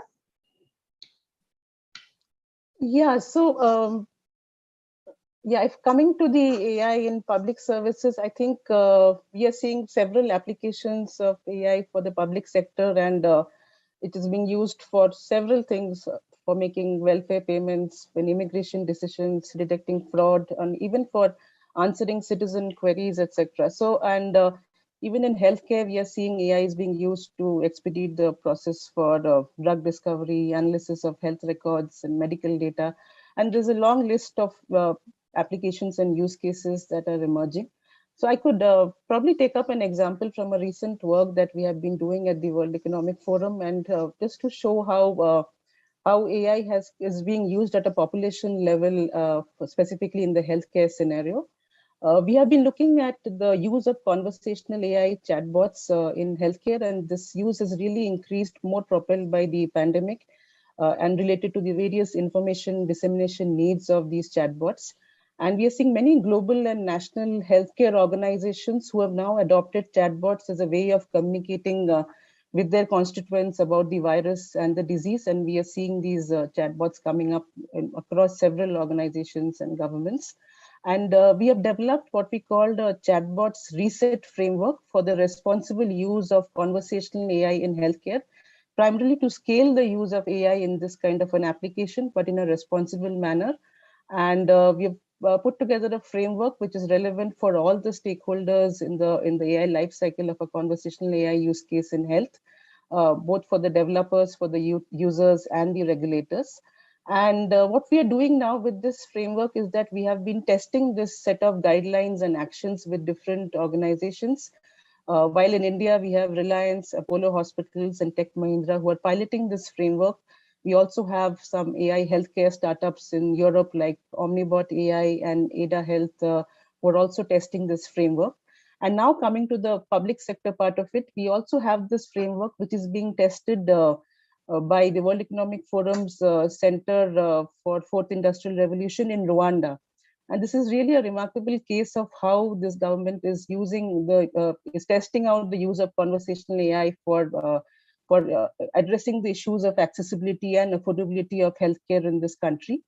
There is the provider Babylon Health, the subsidiary in Rwanda called Babel, and they have now designed an AI-powered triage tool in Rwanda. And this is being used by Babel's call center nurses to actually assist them in working more efficiently by collecting information about patients' systems and then providing insights so that you can help choose the correct triage path in this case. And what we can see is this introduction of this kind of an AI-powered triage tool can actually be a big step forward for the government of Rwanda's agenda to actually transform the national healthcare system.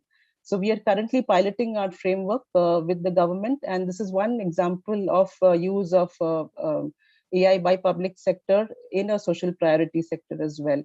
But while we talk about this, the use of AI in public sector, I would also like to highlight that the use of AI in government must also take into account privacy, security, and the various ethical questions that come up. So what we have seen is that in most countries, the existing public procurement processes are not really adapted to the AI solutions and their associated challenges. And there are a lot of these governance issues that we have been seeing. And there are questions from the public around bias, privacy, accountability, transparency, etc., that have been coming up. There are several examples of negative consequences that also keep arising from the use of AI in areas such as criminal sentencing, law enforcement, or even in employment opportunities, etc. To deal with all this, at the World Economic Forum, we have also been working with several governments in creating the public procurement AI guidelines. This is a set of guidelines which was created primarily with the UK Office of AI and several private sector firms together. And this is now being tested again by several governments around designing the right kind of procurement processes for AI in the public sector. I could get into the details of this later, but just wanted to highlight on this part on the responsible use of AI and some of those questions that come up along and which need to be weighed in as we look at the benefits and the risks of this technology in the public sector. No, absolutely. I'm glad that you mentioned, in fact, recent as on 22nd February, the Department of Telecommunications Engineering Center has come out with a note on the framework for fairness assessment of AI. So they are looking at setting up some standards, and maybe all of us should look at that and see how we can contribute, towards this effort. Ranga, over to you now on two elements. One is your general thought process on the, the use of AI on the social development as a overall theme, and would love to have you, also share some of the instances or case studies that you may have experienced in the context of public service usage of AI. Thanks, Gauri. Glad to be here.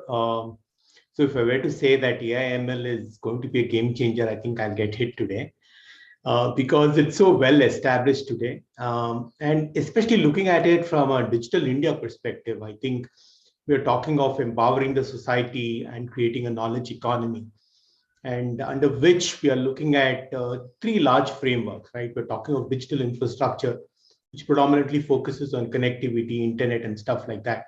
And that's seen a big spurt today. If I go to my village, the person there will actually give me two telephone numbers. He's saying, if it is this part of the village, the coverage happens through this service provider, and if it's the other, it happens through another service provider. While I'm languishing with one SIM, he perhaps has two there. So that's the kind of connectivity and internet usage that we are seeing. And obviously, the second pillar there is around governance and services. A lot of the services and governance things that we're trying to do today is embedded with a lot of potential for AI/ML, right? This leads to a significant importance for either, say, for instance, looking at how do you protect people, in traffic scenarios, in large areas where people have gathered together. So, there are a lot of things that happen in that area.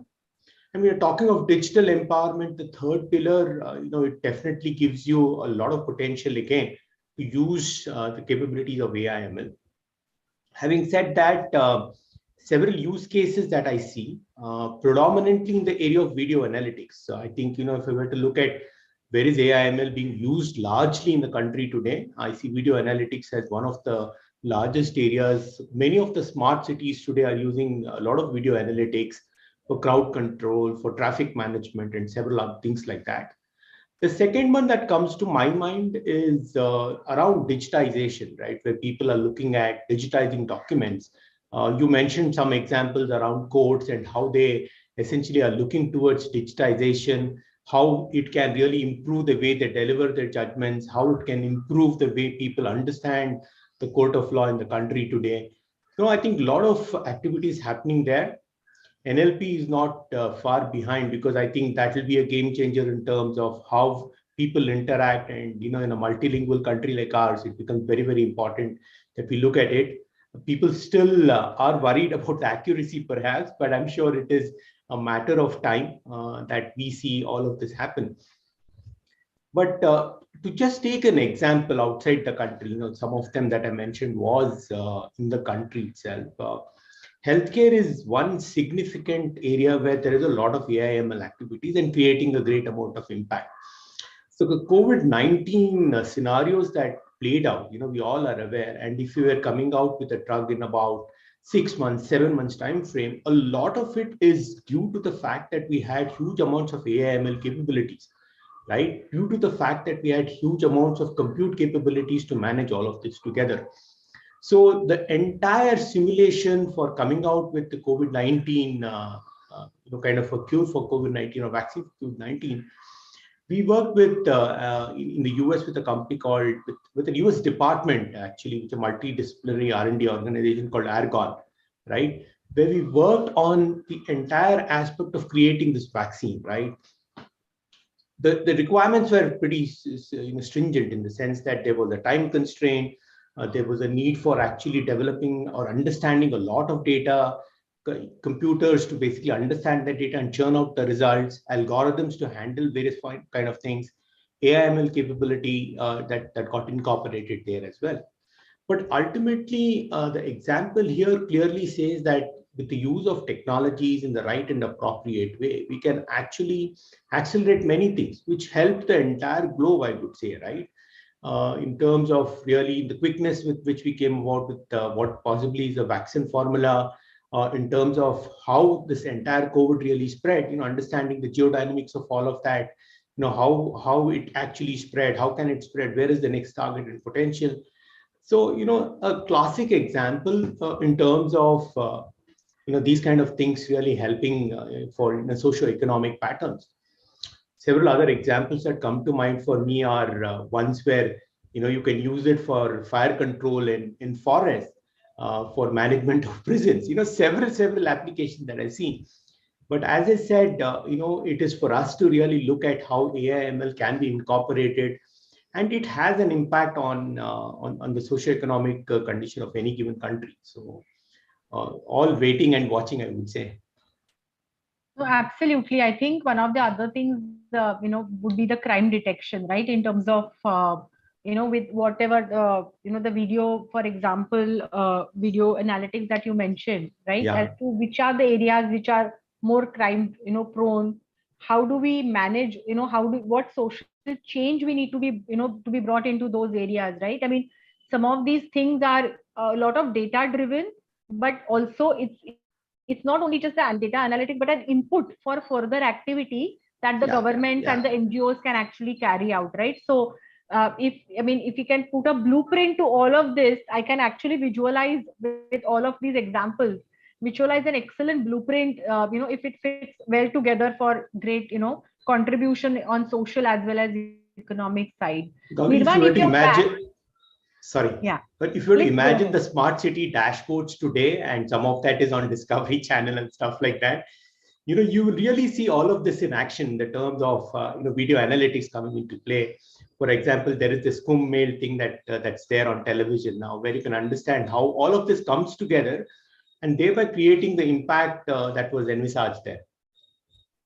No, absolutely, and it's just time, it's like they're just waiting to see that impact. They're just at that cusp, and I'm really glad that we are discussing this.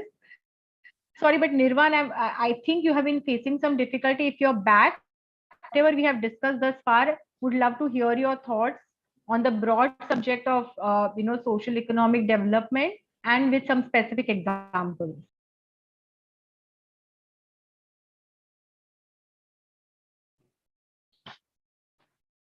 Nirvan, can you hear us? I think Gauri, he's facing some net issue only. He's in the remote corner, I've heard, because I can see he's unmuted, but we are not able to hear him out.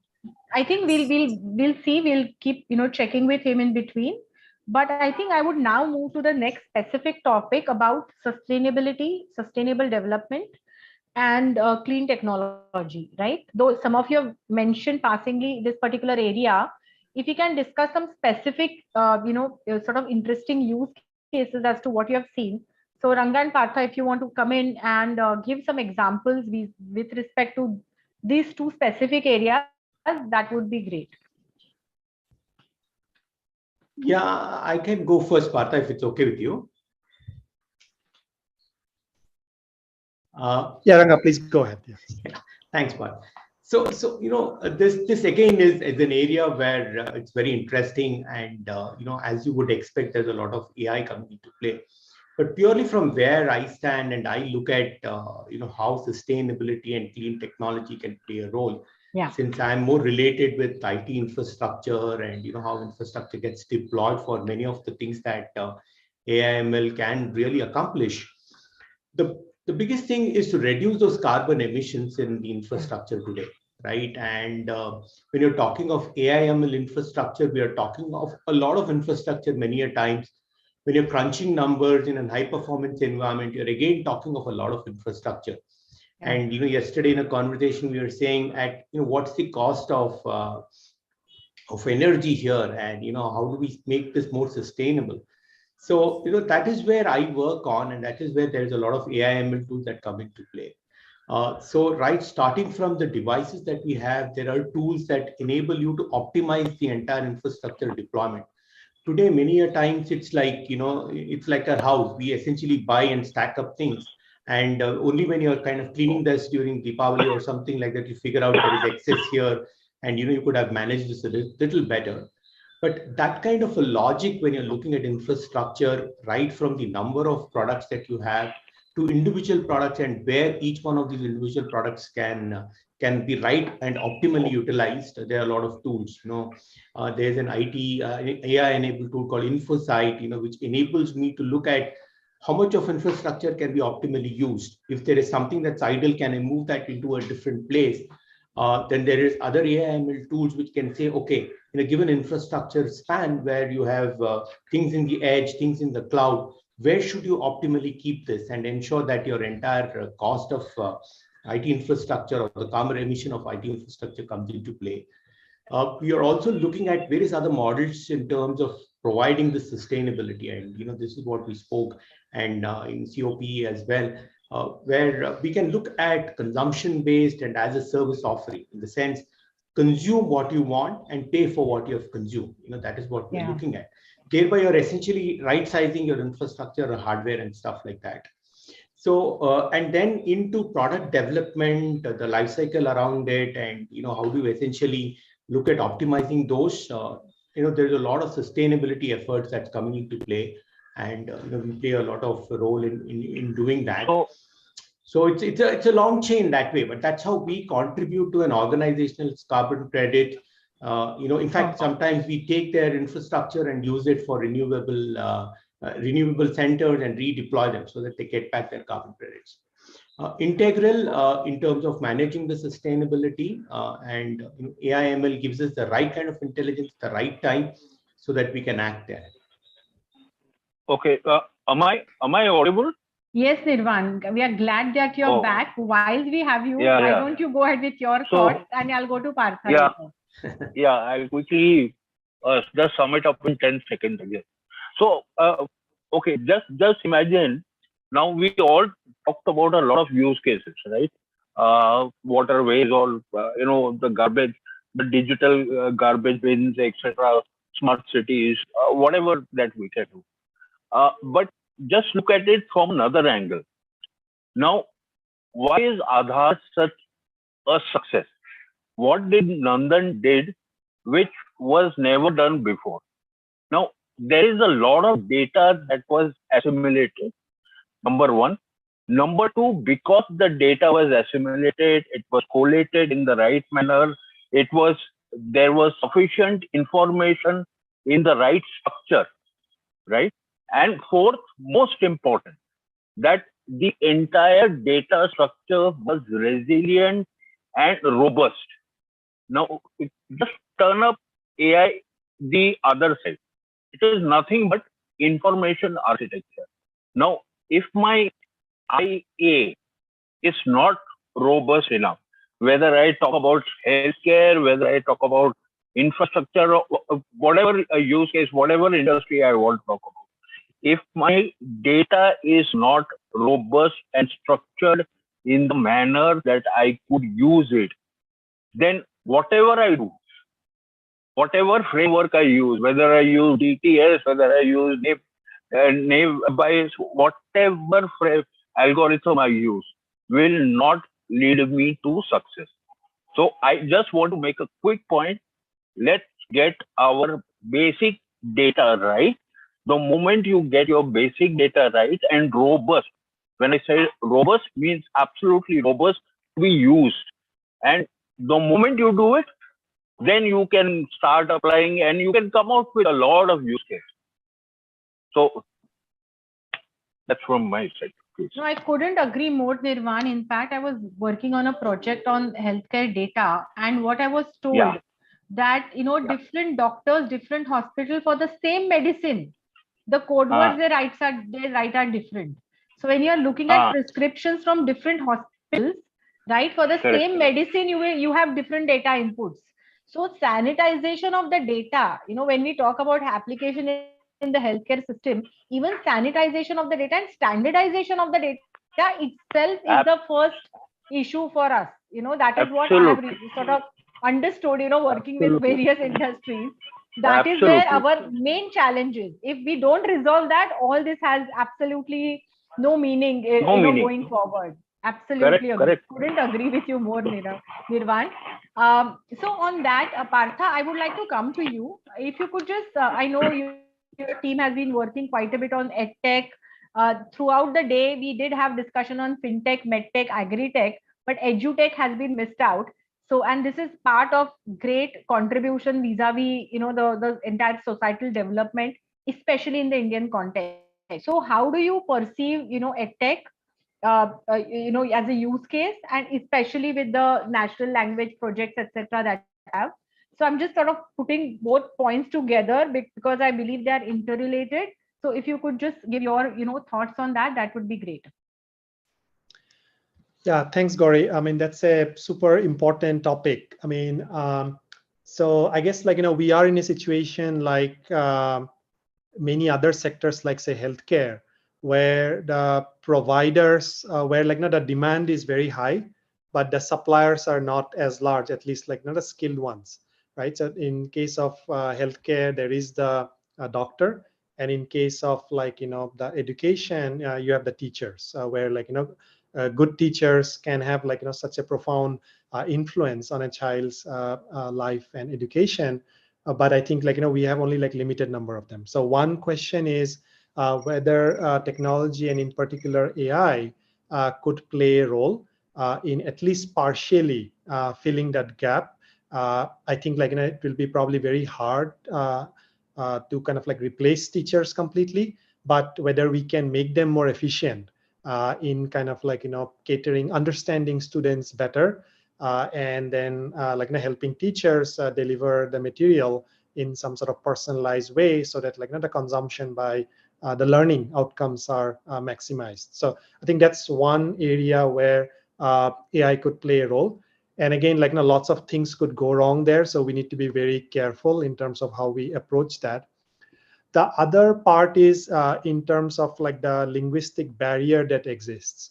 So a lot of if you look at, I mean, if you want to learn something today, right? So probably we go to YouTube or some maybe go and do web search, and then we learn about those topics from the web. And since we know the language where most of this high quality content is being produced, so this is largely English, it's kind of comes natural for us to access that content. But think about a student in rural Jharkhand who may have only say may not be very either not familiar with English at all, or just kind of has some superficial knowledge of it. So how do we make all of this high quality content available to students across linguistic barriers? So that again is an area where AI could play a role, both in terms of helping creators create content in different languages, and then also whatever content is there, making that type of video cross-lingually available.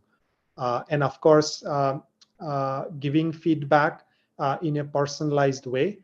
So when you are kind of say trying to learn a language, or when you're trying to write something, right? So you could an AI assistant could maybe in some restricted way could help you how to pronounce something, or what should be the stroke that you should be writing, because in those kind of restricted environments, it's easier to build AI models which could do very well. So yeah, so I think I'll stop there. So in terms of delivering assisting the learning curve of the users, of the students, and then also making content, both creation and distribution, education focused content more available. I think in both of those two aspects, AI could play a significant role. No, I'm glad that you said that AI will not replace teachers, because I love teaching. I go back and teach. I hope I'm not replaceable yet by AI.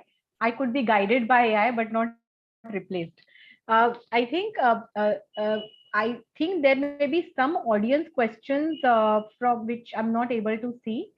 Maybe with it, you can just send them to me in parallel. Gauri, I can read it out. Yes, please. Yeah, the question which has come in is, from socio-economic point of view, what are the low-hanging fruits for India? I think that we are definitely going to take that as the last question, which is open to all the panel members. But in the meantime, let me just quickly finish couple of topics which which are directed to Nirvan and Ranga and Arunima as well, is on the same topic of edtech and healthcare as well as NLP. If you have any use cases, would love to hear those, and then we can go to the last question, which is much broader question, which includes the audience question. Yeah, Gauri, I can pick an example, especially when you're talking of education during COVID-19. When we look at a product and we have to go and maintain those things, there was a lot of reskilling that needed to happen from both our own service engineers and the customers as well. That is where we actually could introduce several products which were based on AI, AR, VR capabilities. You could use your essential phone and point at the infrastructure there and tell us, okay, look, I see this problem here. And there was somebody who was essentially guiding them through, and this entire thing of reskilling comes into play. Likewise, I see from an education perspective, it's going to play a lot of role. To an extent where it can be slightly, what should I say? There are some cases out of China where video analytics was used to figure out the sentiment of the child after a class, and and the children were able to kind of manage that through. So those kind of things are what I see.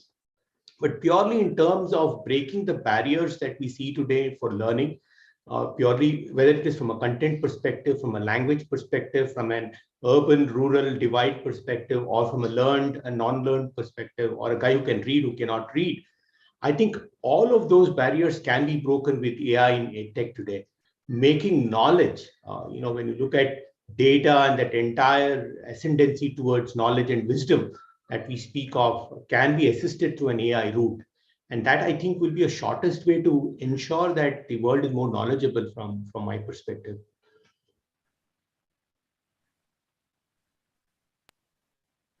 Absolutely, because as we all say that technology or digitization is a great leveler, right? It's a great enabler and a great leveler. So all the examples that you have given basically demonstrate that we always spoke about digital divide, but I think with all these newer technologies, you will actually be able to bridge that gap and have more sort of robust society. Of course, to the digital penetration, which obviously has to happen in parallel and with proper bandwidth. So coming to the last question, which is open to the entire panel, all the panel members, is I'm going to state a statement, and which actually includes the audience question, and how do you relate to this statement? So AI and ML tools are foundation for smart India, right? This is a broad statement. We have spoken about development and examples and everything, but if you were given a crystal ball, how do you see that this particular entire thing being fixed in terms of smart India? Suppose let's take an example, it's a village, right? How do you see all this functioning within a village? Let's go with that. So Arunima, over to you first. So, yeah, so I do agree with the statement, and if we have a digital or a smart nation, we can really provide citizens better services, more innovative solutions for resolving some of the various social problems that we just discussed, and AI is going to be a key enabler in all of this. But I think there are some bottlenecks also that we will need to overcome, and I think the first one that comes to mind are some of the access issues. So the access to data, I think, which Nirvan talked about slightly, but also the availability of data sets and the balancing the risks and opportunities of access and sharing of data, which will need to be addressed. Then the more important one, and the digital divide topic that you mentioned, is access to connectivity. So how do we expand the access in rural and remote places? How do we create affordable broadband networks to address the digital computing and the telecom infrastructure that is needed? And the third access topic that comes to mind is access to the right skills. So we need to expand access to the AI skills which are needed for both our current and future jobs, and how do we ensure that AI is part of the curriculum to impart AI skills at an early age. So these are three top of the mind access issues that need to be really resolved and addressed as we try and build the digital nation and a smart nation where AI plays a key role. Along with this, I think, again, as I mentioned, and we do a lot of work around the responsible use of AI. We also worked with Niti Aayog in developing India's national responsible AI strategy. So I think looking at the existing laws and regulatory frameworks and to address what are the new emerging risks from AI, this is an evolving topic, and the various risks that we see, they are application specific, sector specific, context specific. So to embed responsible AI into all the applications that we build so that they are accurate, safe, inclusive, and beneficial, I think this is another key important area that needs to be addressed.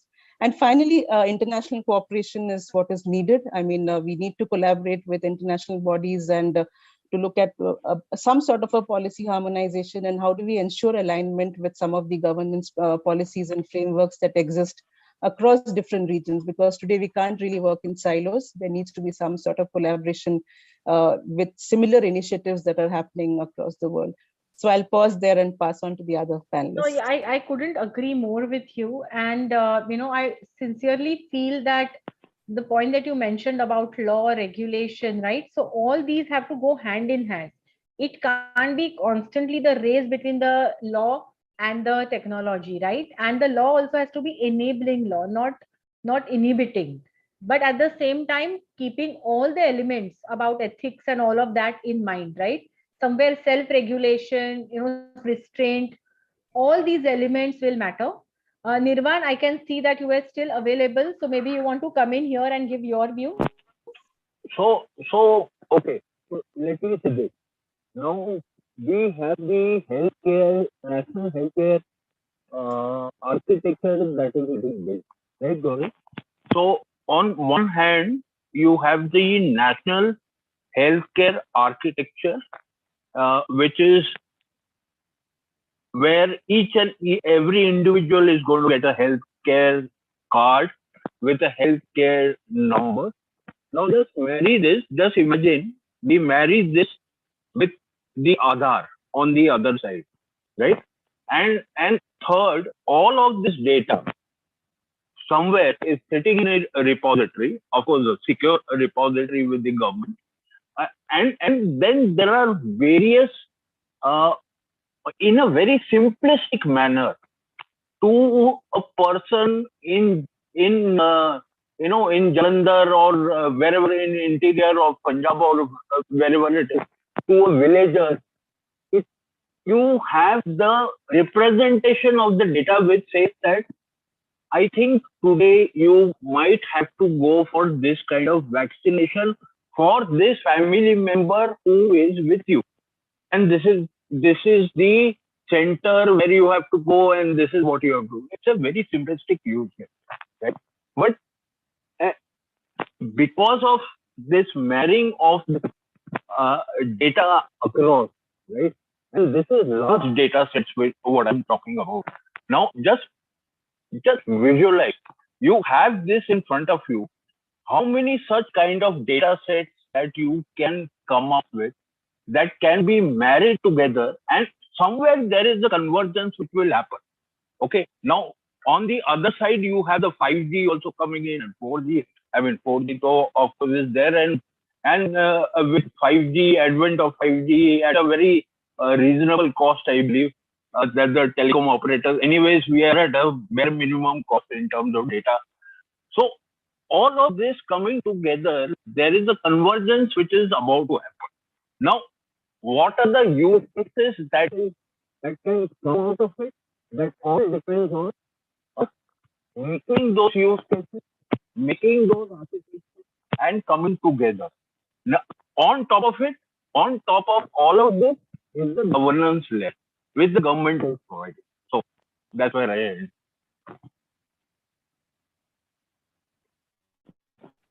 Sure. Thank you, Nirvan. Partha, if you want to come in, there is an audience question also, and maybe you have a lot of, you have examples of some social good examples in terms of AI. That is a specific question, but of course, overall, your visualization smart village, with the data, with the example that Nirvan has given as well. So if you can just quickly deal with these two elements, that will be great. Sure. Yeah. So I can cite like a specific example for the AI for social good. Some of my colleagues at Google Research, and we do have like a group dedicated on for AI for social good. So they work with this NGO called Arman, who deals with maternal health. So usually they make phone calls to pregnant mothers, giving them advisories during the pregnancy course, making sure that they take the right tablets and supplements and eating the right food and all of that, and then visiting the medical clinic in timely manner. So those kind of reminders are helpful. But then Arman has only limited capacity to make these kind of phone calls. And what they found was that if you make personal phone calls rather than automated bots, the reception is much higher. So then the question becomes is you have a limited pool of people who can make these calls. So who are the most vulnerable pregnant mothers who are likely to drop off, so that you can intervene at the right time and they don't fall off from the schedule. So what they were able to show is that by using machine learning methods, they were able to identify who those vulnerable pregnant mothers are, and then reach out to them proactively before they drop off from the program. And they were able to see significant increase in terms of retention of them, that the length of messages that they heard when these calls were made. So that's a very a concrete example of how in a targeted manner you can use AI and then have in this particular case significant impact on maternal health. So just broadening that out, where say AI will be helpful. I mean, right now the type of AI technologies we have, that usually is helpful when you have when you're able to give examples to the learning algorithm to say that okay, if this is there, then you should take this type of action. So following the data is an important principle, where say whatever task you are looking to automate through AI, if there is naturally people are doing those kind of tasks on their own as part of their regular job or day-to-day life. So what happens is that you are creating already the right type of data sets, because data sets could also have many different types, right? I mean, you can get always data, but you need the data where the action is also connected. So if you're able to get that type of naturally occurring paired data where input and output are connected, those will be ripe areas for AI to come and intervene. No, absolutely. There is an audience question on the, in terms of use in terms of AI for the increasing farmers' income. But I think in the previous session, you already had, on agri-tech. So I'm going to just wait because we're running out of time. So I'm just going to ask Ranka to give his concluding remarks on the broad statement that I made, including, some of the audience questions, if you want to make any specific comments on those. Thanks, Gauri. When you asked me to speak about artificial intelligence and machine learning tools as a foundation for Smart India, I want to look at it more comprehensively because while these are the tools from a technology standpoint, I think 5 or 6 elements are very, very crucial. I think there needs to be a strategy in terms of how one wants to implement artificial intelligence, machine learning. Commensurate to that, there should be investments coming in through, right? And when we are talking of AI/ML today, it is in a socio-economic situation. We need to see that the impact is clearly realized. There is a culture for AI/ML today. People should not feel that AI/ML tools will take away jobs, will create a bias and stuff like that. There needs to be a culture which not only explains AI/ML to them, but also incorporates that into part of the work cultures that are there. We also spoke about the capabilities that are needed to really work in an AI/ML dominated world, because these are going to be the assistants that we have. We are going to have a different kind of a work culture, so we need to have that kind of capabilities there. I also think there is need for infrastructure as well. We spoke of a couple of other things around connectivity, bandwidth, and stuff like that. So that is also an important attribute. But the most spoken about was data, and data is the most important thing. in an artificial intelligence scenarios, because if you have anything other than good quality data, you will get garbage out of it. So when you're looking at data, analyzing data, and then creating insights, getting intelligence and going and having knowledge on it, I think it becomes important that we focus on the data quality there. As other elements that I see, I think we need to have this transparency in AI, which essentially gives people the confidence in terms of how AI operates. Many a times we've seen some examples about that. And most importantly, a need for communication of all of this together, right? So that people understand how AI/ML operates, how it's going to benefit people. And last but not the least is to hit scale with AI. If I look at the AI journey across the country today, I see a lot of experiments, single proof of concepts being done. But when you actually take that to an enterprise and utilize AI at scale, the kind of things that we can achieve is phenomenal. Obviously there is a lot of preparation, like I said, that needs to happen. But nevertheless, we will have to look at AI not only for specific use cases, but also across use cases to look at utilization of AI across the board. If that happens, I think there will be a good marriage of socioeconomic outcome that we can see. Thank you very much for those remarks. And I think we are almost at the end of the session. Thank you very much, all of you. I think each of you have given very systematic, because all of you are working on very systematic approach. So all of you have summarized your thoughts absolutely well. I have actually written down, and as a co-chair of the data committee, I have taken the note of FICCI. I have taken the note that unless we get the data policy right, this AI is not going to work. So I have taken the note of that, and Sarika, that is going to be our next agenda for the next meeting that we have, as to how do we work towards getting the data sets right in the country, and what are going to be our recommendations to the government vis-a-vis that, and of course to the industry vis-a-vis that. That in my view is a crucial starting point for all the strategies that all of you mentioned in the country, because I have seen, because I work across various industries, and I've seen the mess that we are in terms of the data, the standardization and the like, right? So with that, thank you for all of you being here on Friday evening, and have a great weekend. And of course, we'll continue this conversation. This is just the beginning, not an end of the seminar. It is the beginning for the next leg of conversation. As I said, we are at the cusp. So as FICCI, let us take this conversation forward with specific task force, and welcome all of you to contribute towards that effort to make India, a great smart India with all your contribution. Over to you, Sarika, and thank you for this opportunity. Thank you, everyone. Thank you, Gauri, for moderating this session, and thank you, panelists, for sharing your views. Of course, like Gauri mentioned, we did get I would say, the systematic manner, starting from the data to the connectivity, the accessibility, and the language piece, and having a high focus on how, like Partha mentioned, on the NLP area. So yes, we did have, and thank you, Nirvan. We could get you here, at least something. I know you are but thank you for joining in at a remote place, but thank you for joining in. So thank you, Mr. Sadashiva, Ms. Sarkar, Mr. Partha, and Nirvan for sharing your thoughts today.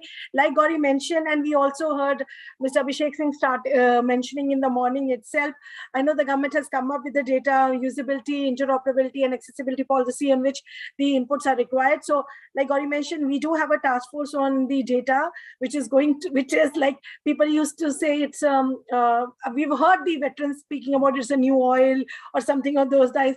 I would say now it's everything. You can't survive without it. So all the things needs to be sorted out with respect to data, meeting a systematic manner, making it interoperable, keeping into the concept of open data. So yes, so many things. So it's the new water, Sarika. I'm sorry? It's the new water, I said. Okay, it's a new water. I'm sure somebody will tell me next time it's going to be the oxygen for the businesses. Or I can frame that. It's a new oxygen for the businesses. That's for sure. Best. So Gauri, for sure, as a co-chair, you also have a high task in hand with the last session, ending on something which we of course feel is is really important. It's something without which the businesses or why only businesses, even the country cannot survive. So we really have to see, keeping in the various nuances of privacy and of course national integrity, and of course also keeping in mind the innovation part, which is very much required. So yes, thank you all for sharing your views. Thank you, audience, for staying back with us. With this, we have come to the conclusion of the AI Conclave. You did have a chance to listen to the various five facets of the AI, with a talk on the enterprise AI, and then ending up on a socio-economic tool AI for a smarter India with a various sectoral focus. As FICCI, our endeavor is always to get these kind of discussions for your benefit, so that you all can learn and we also get the feedback to improvise ourselves and make it better for future. With this, we bring to the closure of the AI Conclave. Thank you all for joining in. Thank you, panelists, for staying back, and the audience for your active participation. Jai Hind. Thank you. Thank you. Thank you.